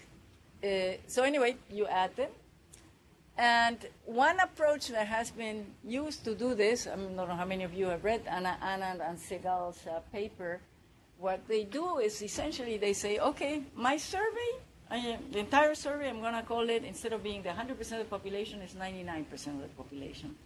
And the 1% at the top, I calculate by using the inverted Pareto coefficient that from the tax data that they could collect from the WID World Income data set that Piketty and others have created.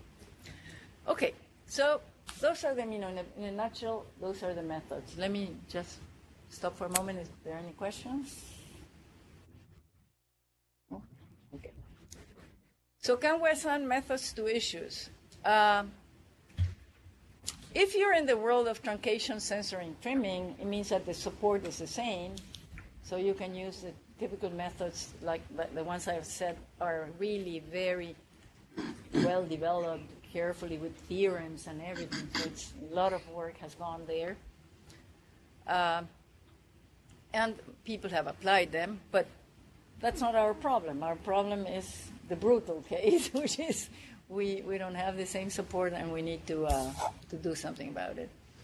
If there's sampling design and data collection issues, maybe you will want to think about reweighting if support is the same. But if support is not the same, then you can choose. And Sean is going to show you what happens when you start choosing in the data that's linked, right?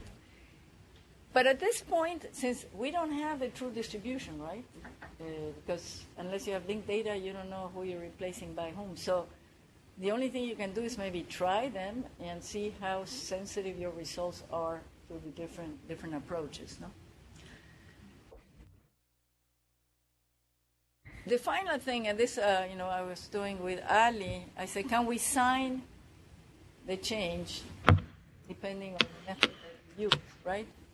So for that, we use the equation that Alvaredo generalized after Atkinson and Bourguignon presented in 2000, and Dagum apparently presented earlier. Camilo Dagum was also an Argentine statistician. And Facundo Alvaredo is an Argentine economist. So works with Piketty. Apparently, it's full of Argentines.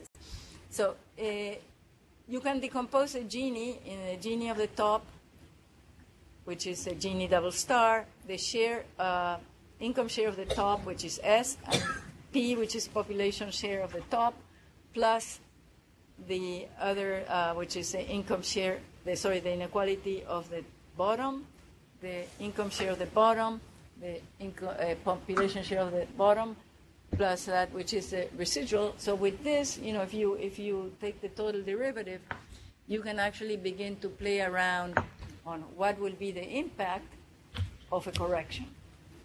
And what, you can get up to 16 possible outcomes because things can change all simultaneously. But I think we got to the point that if you use a replacing method, in general, you're going to increase inequality. Okay? Unless, certain things, if the inequality at the top, when you replace, stays the same or increases, a replacing method will end up yielding more inequality. The reweighting, you don't know. Okay, so that's ex ante, you don't know what's going to happen, you need to do the calculation. So I'm going to stop here, and now we're going to see what happens when we start playing around with these approaches on a data set that's linked, which gives us a unique opportunity to see what's going on, although we cannot do some of them, right? We cannot do reweighting. So, Sean. But I don't know, but are there any questions? I have, when you are bringing information from, for example, the tax records, how do you match that with the information that you have in the survey? Because you have some information on gender, of level of education. So in that case, the only information you have is that the level of income that they have. You cannot. Yeah, that's why I was saying. You are losing. Right.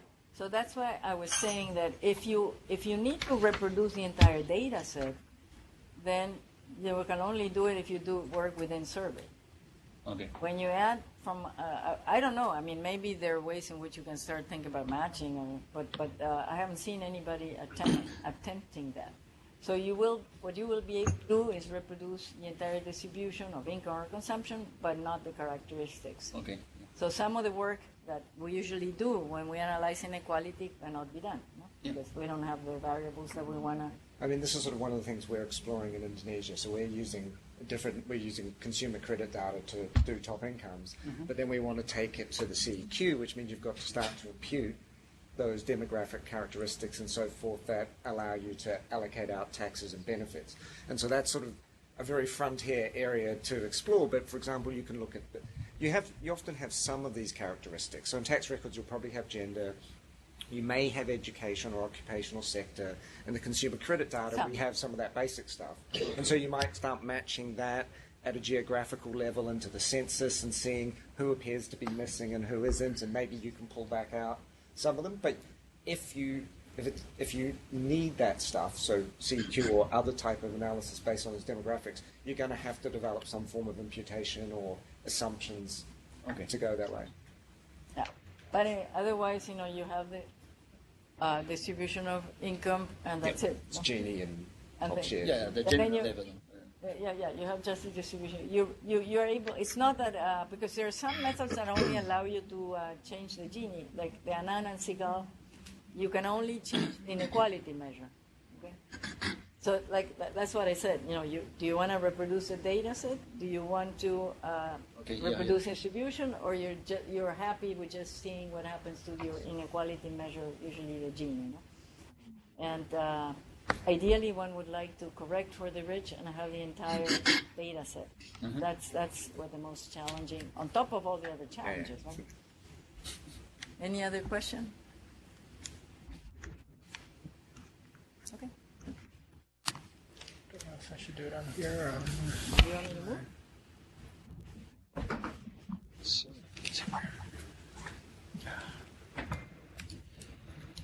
What we're doing here is not frontier. I mean, it's already, we can test these approaches, but what's frontier is what we're.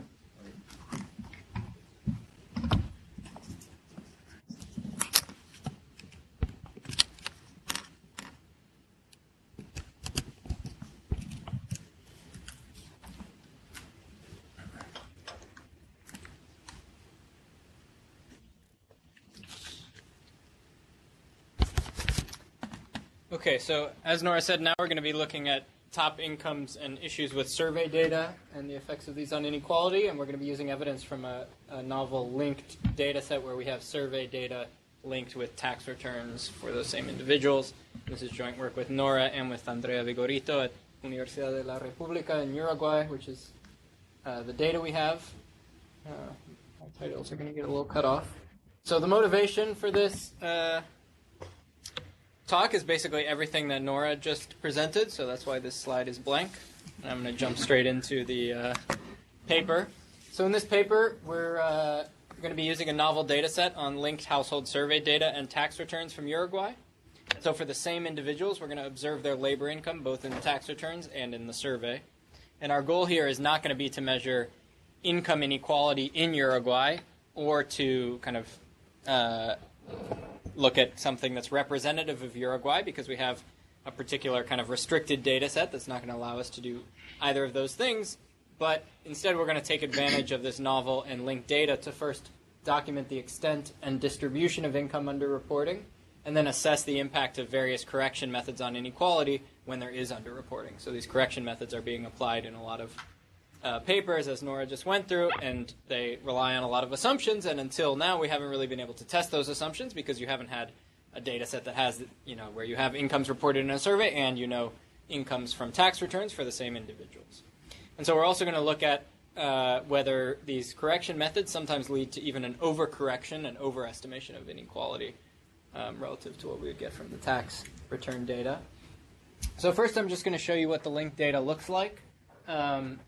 Here on this graph on the y-axis, you see the ratio of, I'm going to show you the ratio of their income reported in the survey to their income reported in tax returns. And then here on the x-axis, I'm just ordering everyone by their tax return income. So this is their centile in the tax return data. And if everyone reported the exact same income as they had in the survey, as we observed in tax returns, we would see that all incomes would just be along this orange line here at y equals 1.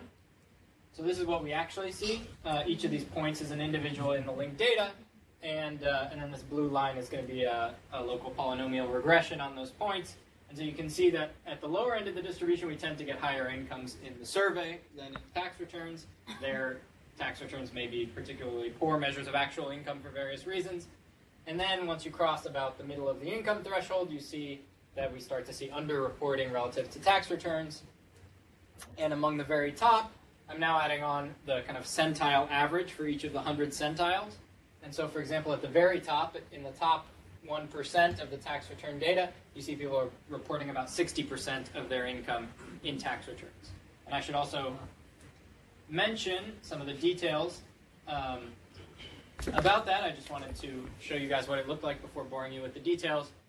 But we're focusing here on labor income, so that's one detail. So when I say that 60%, that's focusing just specifically on one component of income, which is labor income. So in the tax returns, we have first the universe of formal workers, pensioners, and capital income receivers in 2012 to 2013. It's about 2.4 million observations, and it covers about 3/4 of the adults over age 20.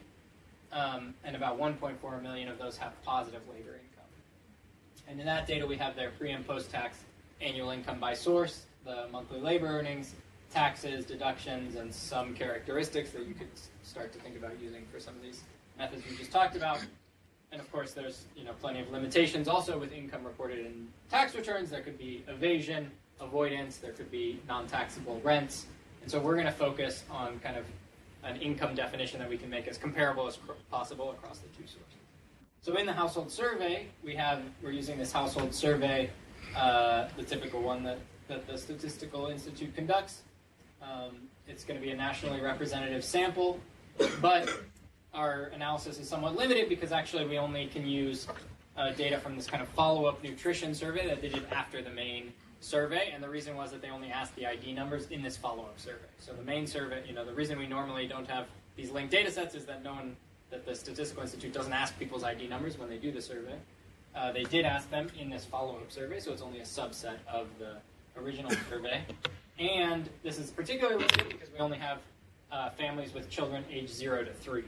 And everything I'm going to show you now is what we first got, which is particularly the mothers aged 0 to 3. We've now also gotten their spouse's income, so we basically have kind of the total income within the household, but still only among households that have children aged 0 to 3, so obviously that's not representative of the country, but we can still use this data to be able to tell kind of some kind of general characteristics that we think probably generalize to the whole population too, like whether income underreporting increases as income goes up.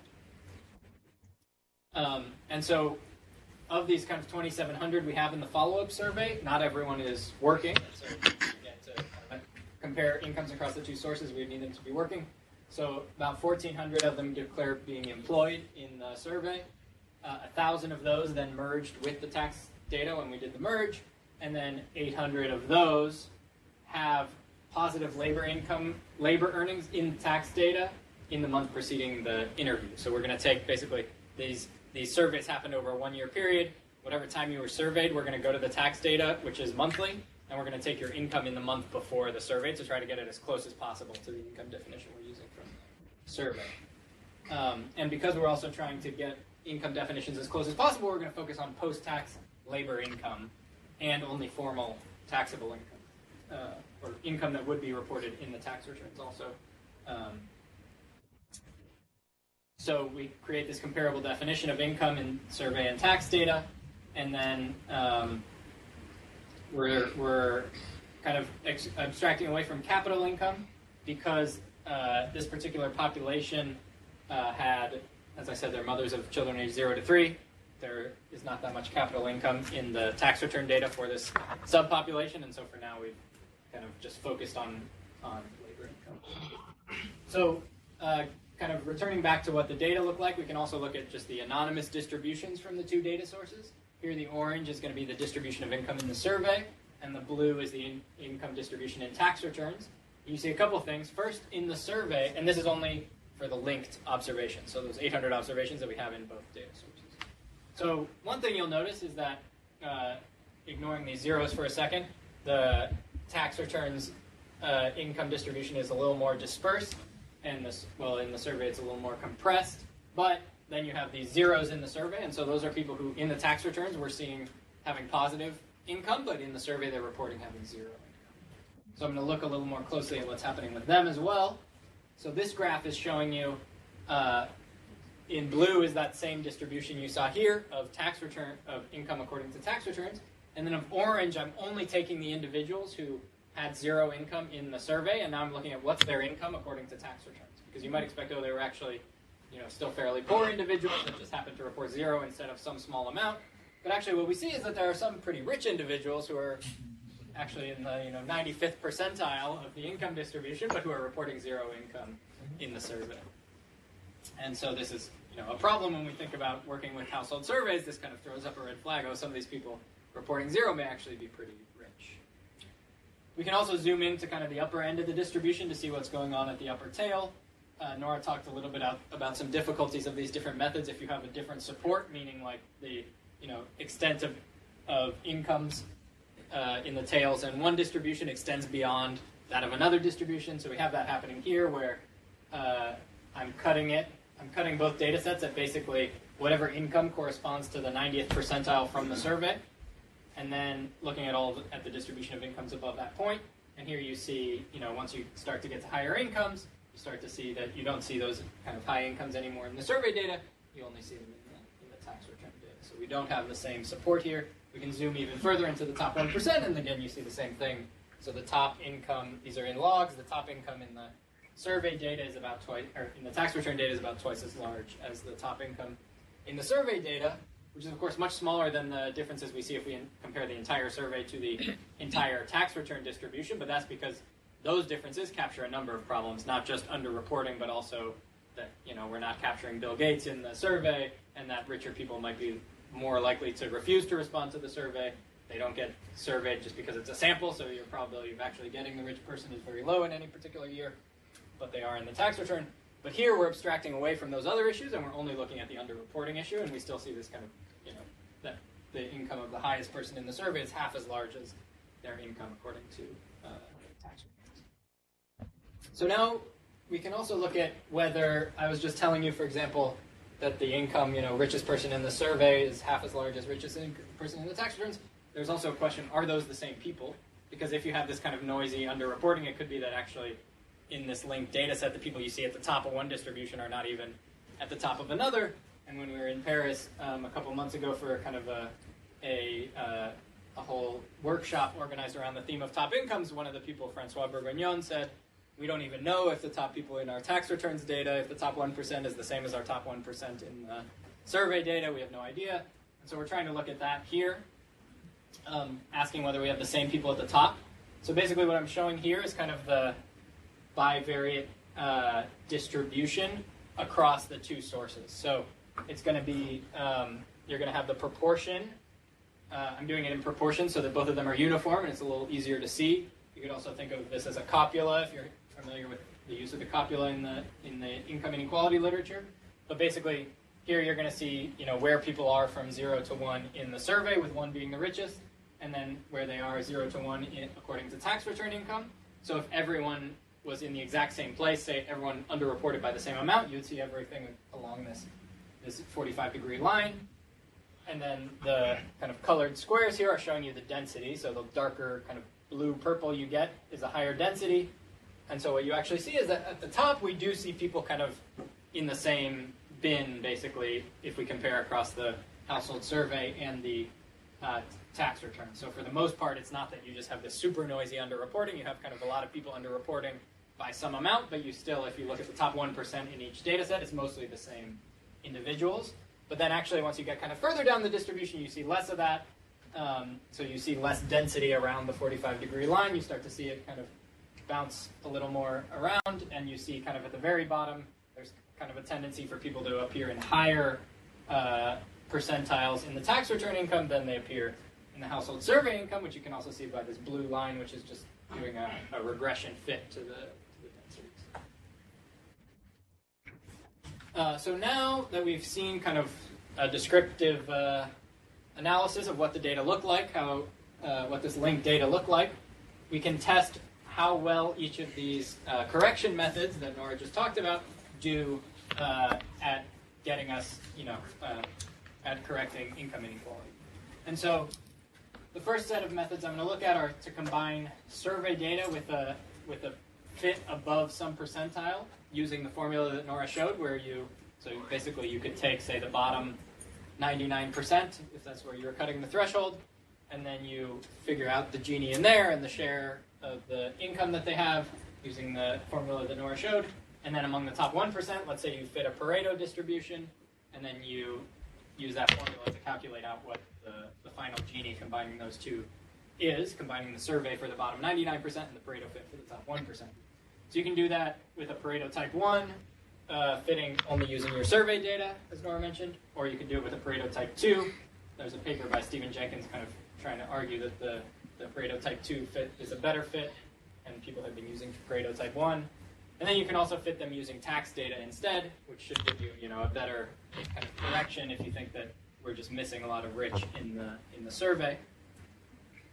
Or you could also do what Nora called the replacing methods. So you could take, again, a threshold P, and above that P, you can try to somehow replace those observations based on your tax data. And so one of the methods that's been used here is that you calculate the ratio of tax income to survey income at every percentile, and then, or smaller bins if you want.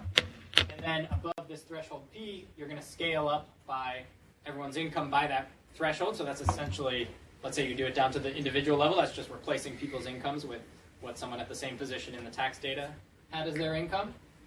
And then the problem is, if you do that, you're going to have this discontinuity of your threshold because you just scaled everyone up above the threshold and you left everyone below the threshold as is. And so then what they do is they pick a lower threshold P prime, and from there to the threshold P, they kind of linearly increase people's incomes so that you have this now continuous distribution, where below P prime, it's whatever they were in the survey, and then they've taken that spot at P prime and then started this kind of linear increasing up to P, and then at P it starts being what their incomes were in the tax return data.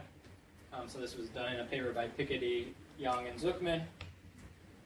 And then there are also the reweighting methods, where you assume all observations. So this is the one that Nora talked about, Anand and Siegel. So what they do is they assume that basically we're capturing none of the rich in the survey based on this evidence of, we know from tax returns that incomes are actually much higher of the rich than the highest observed income in the survey. And so they basically reweight the entire survey and assume that they actually only represent the bottom P of the true distribution. And then they add in the top proportion, so let's say the top 1%, they add that in from tax returns. And the way they add that in is they just set this condition saying that whatever we observe the top 1% income share to be based on tax returns, we're going to then bring in some income for this mythical new top 1% person, or percentile, and we're going to such that their share of total income is still the same as the top 1% share of total income from the tax returns. So that's the Anand and Siegel 2015 method. And then in another paper in 2017, they did that same method, but then at the end, they said, okay, and now we're going to fit a Pareto to the entire top 10% of the distribution. So they did this first fix to the top 1%, taking it from tax returns, and then they fit a parametric distribution to the entire top 10%. So now we can compare kind of how each of those does with our data. So here in the first two columns, you're going to see from our linked data, what's the survey Gini or other inequality measures, and what's the tax Gini. So here we have from 0.395 in the survey to 0.440 in the tax data.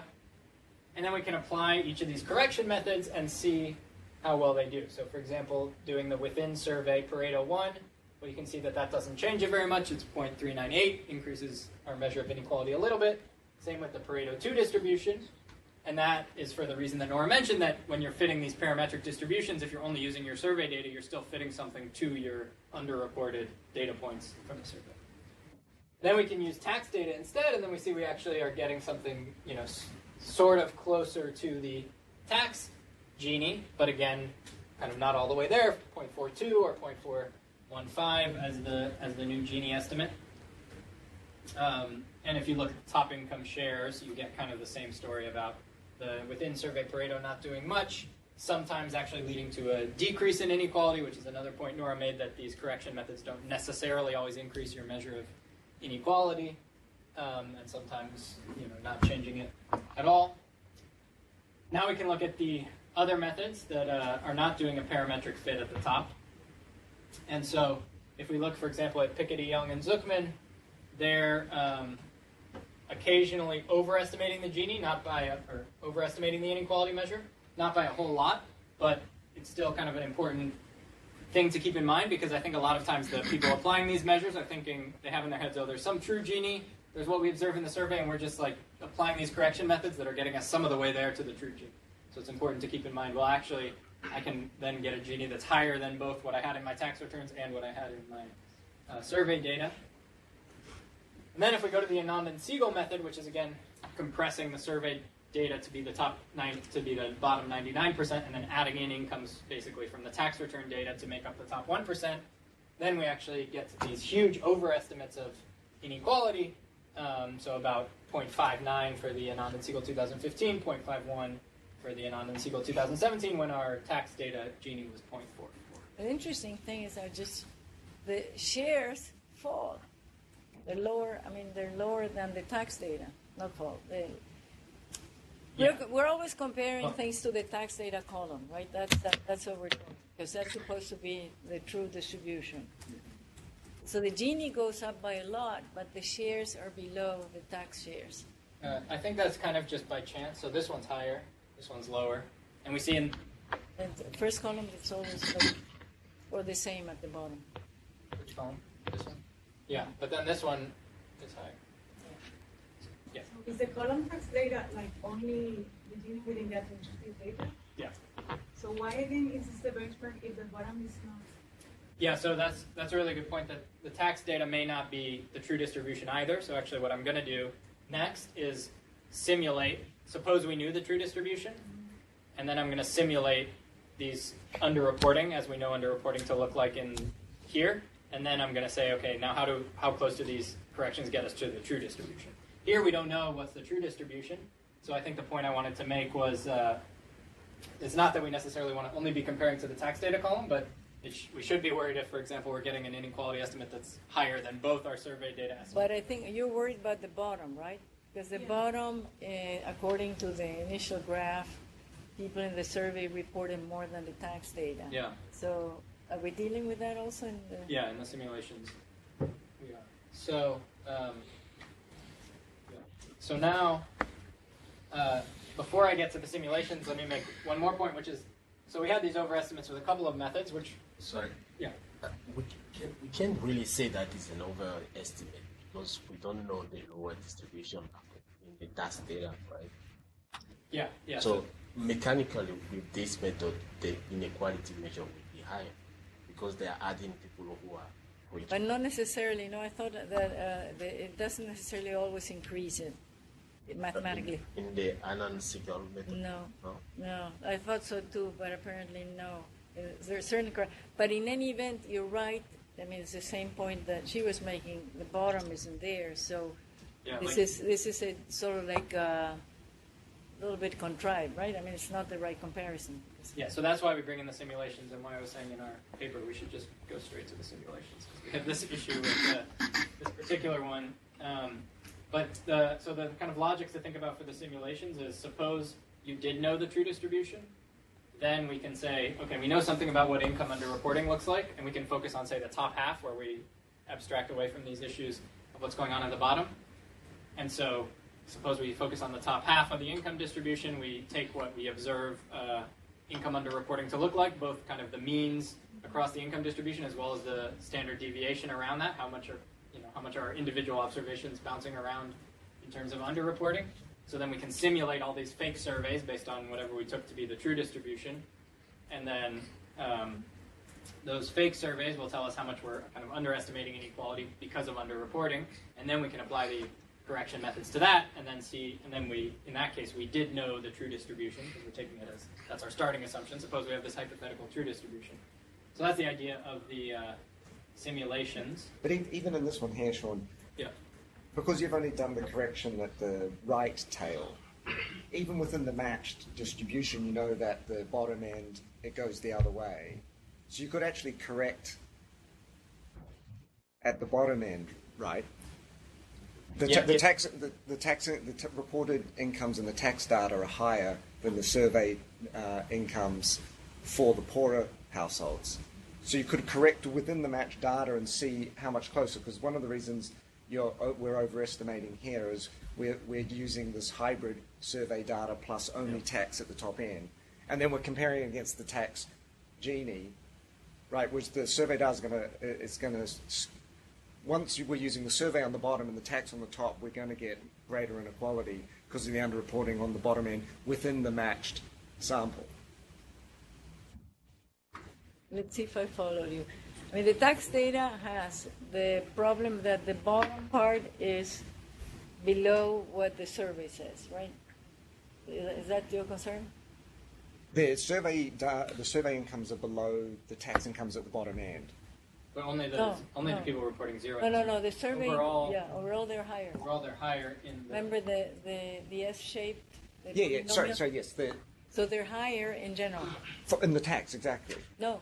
This is a survey. This is survey no, for the tax, poor, so the survey say more than in the tax data. So you have, let's say, over-reporting right at the bottom and under-reporting at the top. Right. But yeah, so I don't know if we can make a mechanical kind of conclusion about what's going to happen, but what we can do, and I'm going to do now, is I'm going to say, okay, what we actually do is we say, let's take only people who earn above the minimum wage, which actually gets us a cut that's right about where people are, where we kind of cross this one line. So now we're just restricting basically to people who are underreporting, at least on average.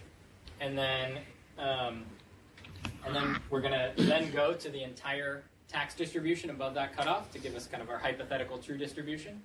And it doesn't have to be the case that taxes are even correctly reported above there, because really we just need some hypothetical true distribution that resembles a real income distribution that we're then going to simulate underreporting based on what we know the characteristics of underreporting to look like above that threshold. And so then we can get around these issues of tax data not actually being the true distribution. And so let me go to those results now. And so now we know the true Gini, and it's actually lower than our old tax true Gini, because again, I'm cutting it only for people who make at least the minimum wage in the tax data, but now I'm using the full tax data, so these 1.4 million observations minus whoever had below the minimum wage. And then I'm going to simulate the underreporting. So basically, depending where you are in that distribution, I'm going to just do some simulation of how much you underreport based on the mean underreporting we observed and how much noise there was around that underreporting at that point in the distribution. And so with that, we get these simulation results where, with underreporting, without any correction method, we get these Ginis that are about, say, 1.5 Gini points below the true Gini. And then we can apply the correction methods. If you apply the Pareto type 1 and 2 using tax data, you get some correction, as we saw in the example before, but you don't get all the way to the true Gini. And then here, if you apply the Piketty, Young, and Zuckman, you actually see another example of overcorrection. So here we're overestimating relative to the true Gini. I don't have all the different methods in this graph yet, but again, the Anand and Siegel are again kind of off the chart? Screen. Yeah. So they're we have to make a the other room. zoom out. To get them. So yeah, that's the. But why again do we think that after a certain point P above and including to the top in tax data, that's representative distribution? So it doesn't have to be representative, and it doesn't have to be that the kind of like thought experiment is suppose we knew the true distribution, and we just need some. We could have just simulated some income distribution and said this is the true distribution, and now so that's the first assumption is we know the true distribution.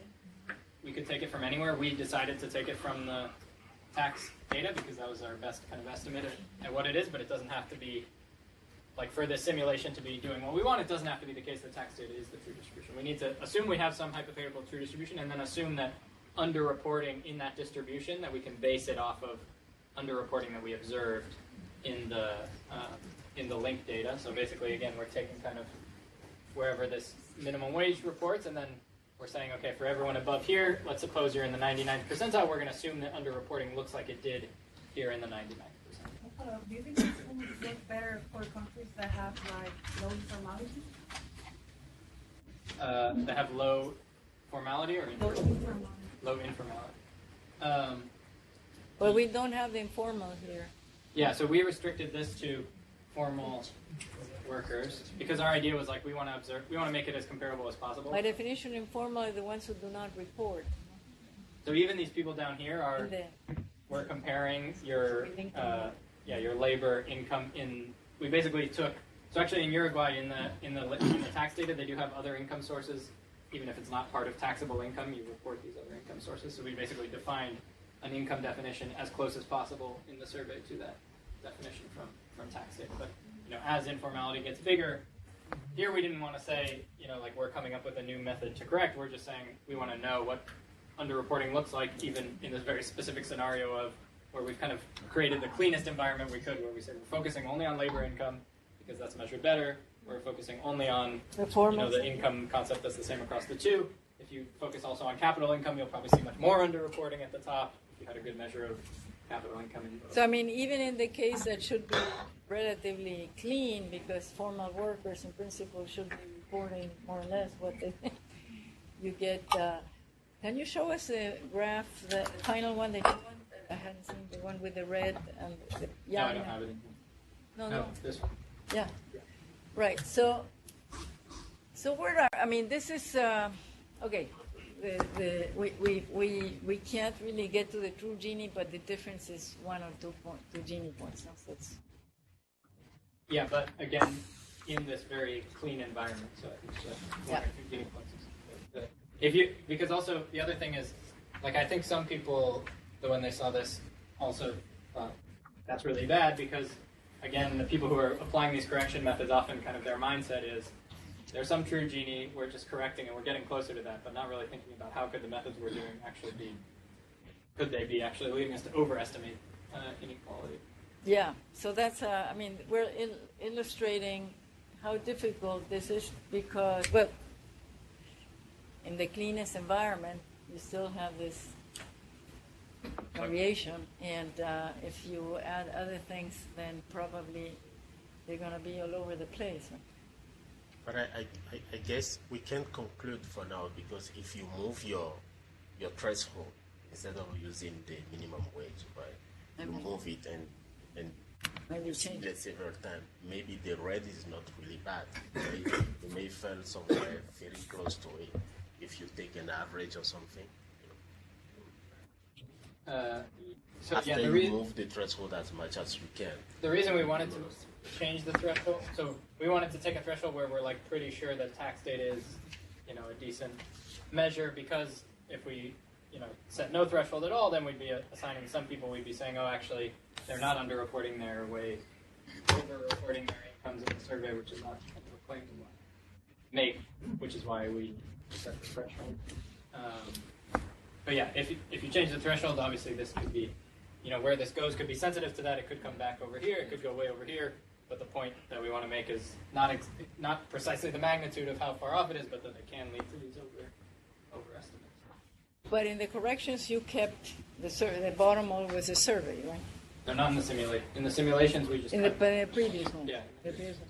Yeah. So then the survey data was above the tax data. Yeah. Which is why I think, to your point earlier, that's not because you were thinking the opposite. But. Right. No. But so now I'm thinking that an overestimate is underestimating how much it is actually overestimating because we've got the survey stuff on that. Right. Because that's actually that's actually going the other way. Yeah. That's compressing. Yeah. So for those of us who have to make some sort of correction if we're working this top income, is the takeaway the Piketty-Yang-Zuckman method is better than the Anand method. You just don't want to include necessarily that you're still undershooting the Gini, which is what we've sort of traditionally been doing in the top income, because we think we're still missing some of those people anyway. Now we're just saying we're getting closer to the true Gini, but we don't know if we've overshot it yet.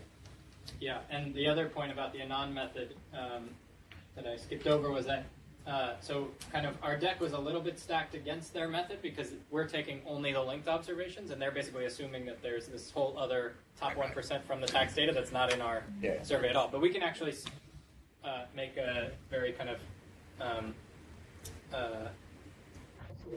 we can make an attempt to analyze that, but because of the issues of our data, it's not like we can't kind of answer the question in a super satisfactory way, but what we can do is we can say, okay, we know what the whole tax distribution looks like, because we also have the data, not just for the linked data set, but we have the entire tax distribution.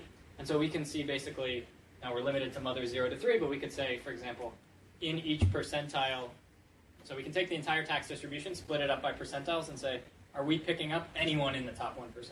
Yeah. So that's the first question. And if we are, that means that the assumption that they're making is wrong. We did that, right? What? We did that. Yeah, we did that. We showed. Doing now. So we actually have a top observation in our linked data that belongs to the top 0.1% of tax returns. So it's not the case that we're just getting no one from the top 1% of tax returns. And since we only have less than 1,000 observations here, getting someone there is actually just about what you'd expect under random unit non-response, not even correlated with income. Of course, if you were to use her income from the survey, remember we know incomes are being underreported in the survey, so if you were just to say, if you didn't have the linked data and you were just to say, oh, where does the richest person we see in the survey fall in tax returns? Well, then it's a little lower, but still top 0.5%, so still within the top 1%.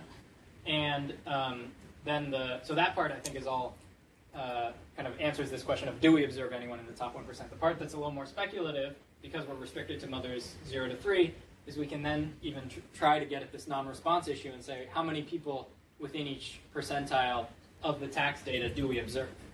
But because there may be also, it may be the case that women with children 0 to 3 are just not as common in the top 1% of the tax data anyway, we're going to take the whole tax return data, split it up into centiles, but then we're going to measure what proportion of women who we think are likely to have children 0 to 3 do we observe in the linked data.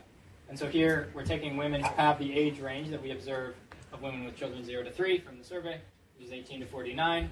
And then we're going to say, okay, within each percentile, what percent of women in this age range do we observe in the linked data? And so if there were if unit non-response was just random with income, if it weren't the case that the rich were more likely to misreport, you would just see this be a flat line.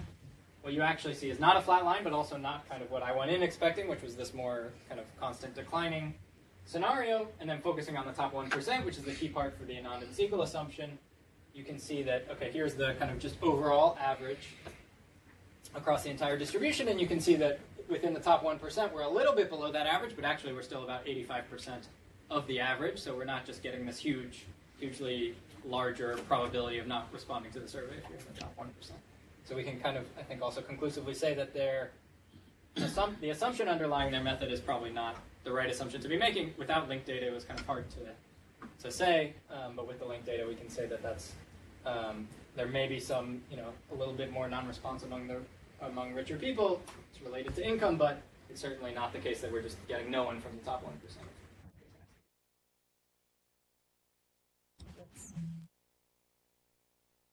On the graph where underreporting and overreporting, and at about the 50th percentile.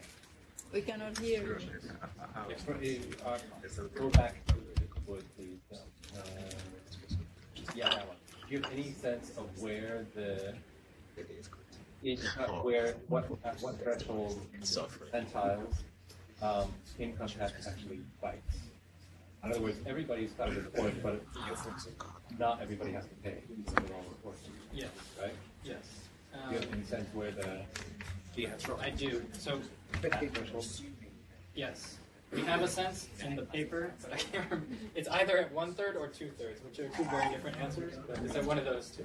I think it may be at 2/3. And the people above here are actually paying taxes. There's no sharp discontinuity then in this underreporting, overreporting. That. Yeah.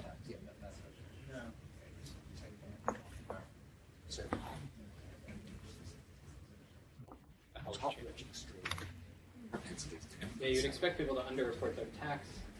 I don't know. What is the threshold? Well, it might be that for those for the propensity to clearly save. under the what percentage do you see? or the pay, well, we take it from survey. but they wouldn't really be careful about what tax they got to report. They know they're under $100 off per year. Whereas here the tax we actually scale. I would assume have a greater than 100%. Yeah. I think if we want, it doesn't seem to be happening here, but we probably don't need to look at this ratio and You've got to move from Now, because one interesting thing is we're always looking at who lies to the survey, right? But here we're also seeing who lies to the fisc. yeah, you wouldn't. That's what I'm saying. And you have a lot of people who are lying to the fisc at the bottom. We don't know. You want to know whether they're doing it so that they don't have to pay. Yeah, but that's what I'm saying. There must be the people at the very bottom can report truth and business. The pay. So why? And yeah, I don't know. and in fact, it's interesting. Well, it could be that they're also reporting with error in the survey. We don't know what's. Because these are very low income, so the ratio is high, but it may be like. Right. Using the tax records, you can basically. We would have to look at the characteristics of the people and see what they're doing. If they're making, if it's people that have incomes from different parts, or they I don't know. Maybe the woman responded to the question, or maybe the husband is the one who filled out the tax return for her. So that could that could happen also. So anyway, right. So, any questions? Bye-bye, no? yeah. Any further questions on the top income work? Okay, great. Well, thanks everyone. Long day, I know. So we will wrap up here, but we got through everything on the agenda. Nothing has been pushed to tomorrow. We're starting tomorrow at 9, not at 9:30. So first thing to note. Second thing to note, in case I forget to say it tomorrow, is Wednesday's room is different than this room. So it's on your agenda. It's marked that the Wednesday room is still in this building, but it's in a different room. So just... Is it smaller? No, it's bigger. It's quite a bit bigger. So tomorrow is in this room. Tomorrow's in this room, starting at 9. Right. So, okay. I know, that Leon wanted us to talk about topics, but he should be in the conversation too. And the time we set up is not good because... No, that's what I just sent to so that he tells us what they're doing. Yeah. No, I mentioned to Sean, so yeah, we talked about it. We just need to work out when we're going to do it. He's not going to... No, I do. That's why Oh, because I thought you already... I'm sorry, but I am losing it. No, I know it's nice. I know how it is. It's sort of fun. Yeah, no, we're going to find the time. No.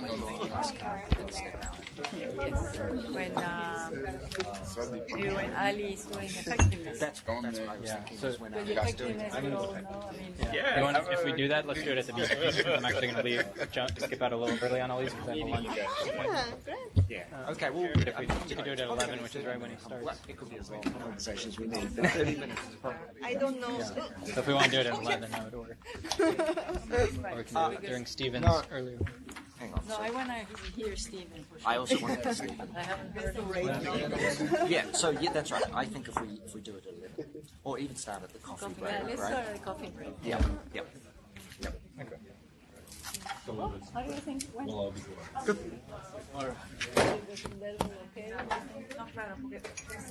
I think there's a distribution here. Sort of like the graph? Yeah, exactly. I think that's probably What do you want to do? Yep. I've got this. I've done this already. But nobody will have seen it. Some people have done it. Yeah, Somewhere, right?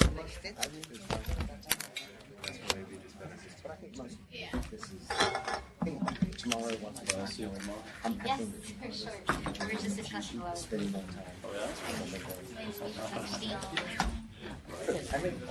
is true. Resources, because it's learning. Right, exactly. So then, they can read the handbook, you can go through it. We're going back to MC, which is make sure wait month. perfect. I like very No, you get to step out. I know, I know. So this is the first I see Have a good night. Laura, I want to give you my card because you mentioned you'd connect me. Oh, yes. So that's supposed to be done by No, so So therefore, what I mean is Have a good night. His name is Mashfikur. oh yeah. Maybe just the pond.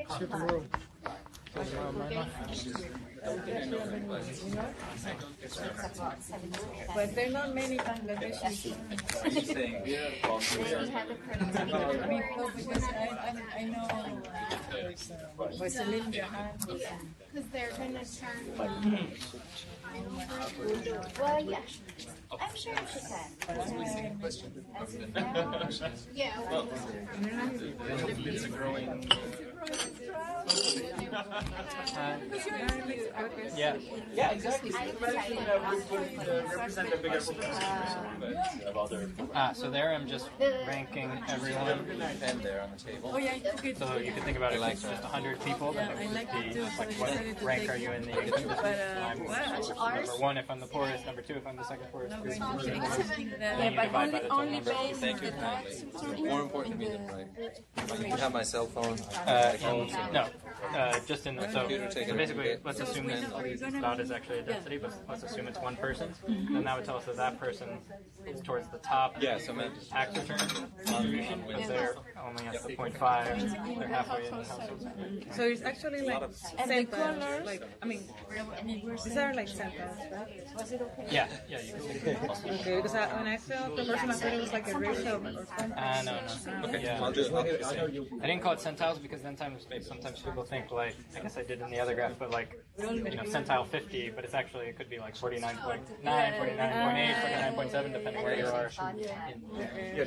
But it's actually it's like discrete. I mean, like in order Yeah, of so to 100. generate the variable is just like, you rank them all by their income and then divide by the total number of people. And that gives Let's do that then. I'm not going to have But you could, but then actually this graph is then binning them up anyway, so you could probably just call them centiles. Okay. Because these bins are actually each 2%. How many else? Pardon me, I am going to leave them, so you can talk to me. What time do we meet and where? 8:30 here? Yeah, we could do it here. Here in the, you have your pen. Here in this room? Yeah. Let's meet. Are you coming? Yes, why? Para hablar. Sí. Vengo, pero voy a estar realmente entrando y saliendo. Okay. Bueno. Thank you. Yeah, thank you. You're going to be home before I get back. Thank you. You're welcome to see you tomorrow. I directly sent it.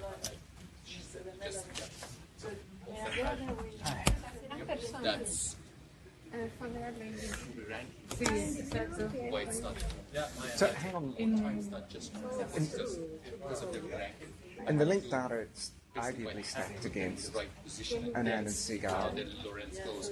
Because there assumes that your survey, there's no common support, right? And we're assuming we're making the opposite extreme assumption, which is that everyone in the top 1% in the tax data we observed is also in the survey data. Yeah. That's right. And that's why I tried to, so yeah, it is stacked against theirs, but then the question is their assumption right? And that's what we were trying to get at. Right, and that's what I wasn't quite clear what the conclusion was. You're saying in the survey data unmatched, there's someone who anonymously has the top, the top person in the survey data would be at 0.1%. No, that's in the... That's in the match, because you could tell she was... Right. So the top person, if you take the top person in the survey data and see like where are they in the tax data, and now I'm not just looking at these 800 observations, but the entire distribution, they're in the top. They are? Yeah, they are. So there is common support even in the unmatched data.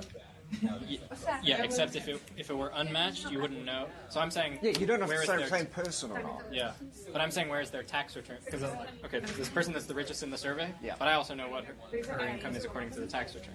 Only in the... So then I say where is her tax return data in the tax return data? Right. Where's her tax return income in the tax return data distribution? That's the 0.1%. But when you do just the unlinked, full survey, full tax data, presumably the tax data's got this big tail above the top of the survey data? So this is saying that, but with the caveat that we're only doing labor income here, so maybe once you do like full capital income, there are people. But here, this is saying even if you, so there has to be at least this person who is in the top 0.1% of the survey. Oh, so the richest person in the linked data is in 0.1, is in the top of the entire tax. Of the entire tax. Okay. So I'm trying to work out what to do in our case, which is you might want to join them before. But I think you end up probably doing both and seeing how different your results are. But the concern is going to be never mind. Right. Shall we? Do you have? Yeah, it's gonna be hard to figure out. That's the problem with these methods. Is they, like when we started, that's what we were saying. There's assumptions behind every method, and we have no idea. Because what we're doing at the moment is implicitly like Piketty, Zachman Yang. Implicitly, it's got a slightly different reweighting within the top, but it's I think they're all kind of because like you have some true distribution. Let's say even if your tax data is like if it were the true distribution, the thing is like they're always just making this adjustment on this tiny chunk. Yeah. Right. But then what if? But then you've left the like bottom 0.9, the bottom 90% as is. Right, and so that does weird things with the inequality. No, that's right. I think, it's not good. Anyway, don't let me want you up. So tomorrow we're just going through a combination of deeper unpacking of each construct and then executing in Stata, right? Right, exactly. So here, basically. Jan said it'll take about 30 minutes, and then I also have some slides on this and some Stata. Yeah, good. And then yours, did we ever determine how long you think yours? I think I said it would be 45, but if you wanted me to expand to an hour, that's not going to be hard if you think you only have 30 minutes of Stata. Yeah. I mean, mine probably can easily expand too, but I figured that people may get more, because the Stata part of this is quite... all the hard stuff done, right? Yeah, exactly. Suppose we have all the hard stuff done. Yeah, exactly. And then we just... Well, let's see how we're going through time for that. And then actually, Stephen's not going to do anything in this session, the whole session. He's saving all his comments for... Right, okay. Session. So then that one will probably be a catch-up one again. Yeah. Well, do you have an hour 15 of Stata there? Possibly. I mean, Stata sometimes takes long. Yeah. Right. But okay. If we have, so we don't need to catch up necessarily here. Yeah. That's what I figured. If it's more helpful for people to have that full hour of you. Well, and I think it is complicated stuff. So. I mean, I didn't do it, right? That was Amelia and Jan and Federico. Okay. So, but because I'm doing all of the follow-up work on it. Yeah. Okay. Yeah. So exactly what we've done here. So I never understood what the. So I've gone through it and I'm like, this is complicated. So there might be a few I throw over on it. But yeah, it's been. I looked the first time I looked at it. I was talking to them about follow-up plans. I was like, this is the most complicated thing I've seen. Sí, un poco más. Okay, good.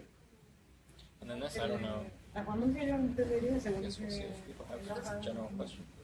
Yeah, we'll see. I mean, useful to have it as a session. Yeah. Eso es lo que es, Buffer time also. Yeah. Yeah.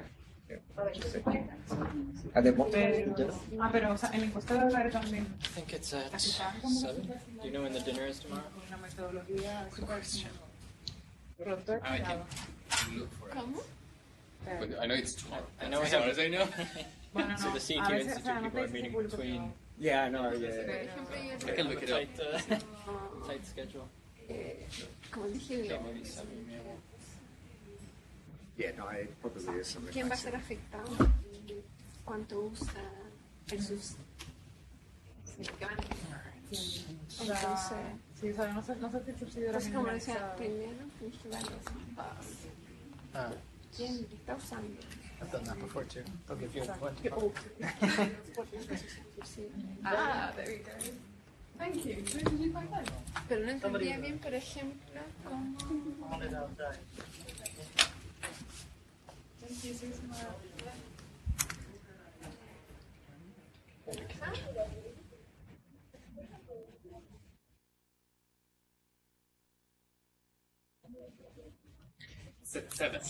Seven. Okay. It's at 7. Okay.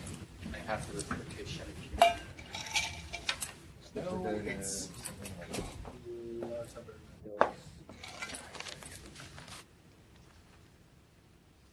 My search don't work. This time? Nice.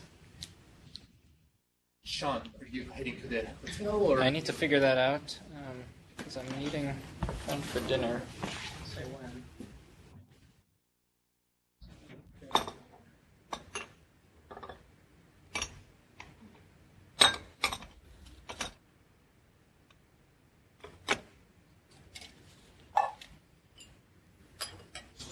The lunch thing on Wednesday is a short. No. Yeah, I think it's just going to be this kind of lunch meal. I'm just gonna see them. Yeah. Yeah. So that had to be back.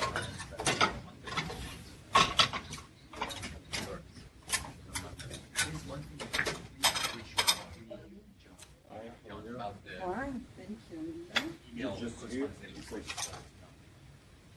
Yeah, I need to. I'm not making sense.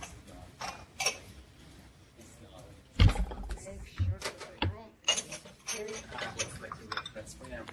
I'm getting.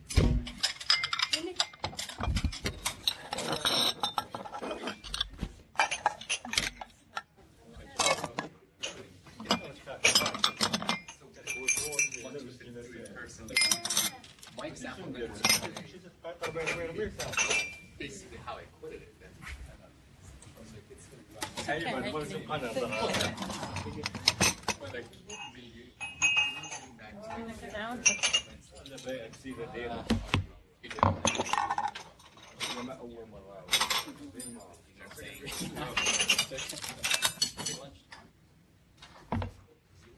Lunch tomorrow. Yes. Thank you.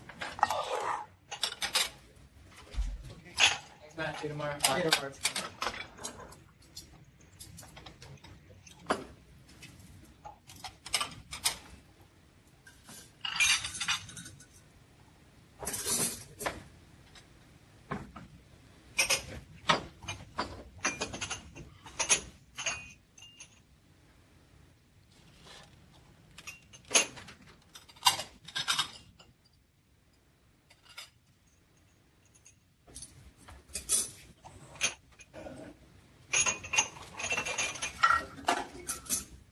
Plastic was cleaner like 630.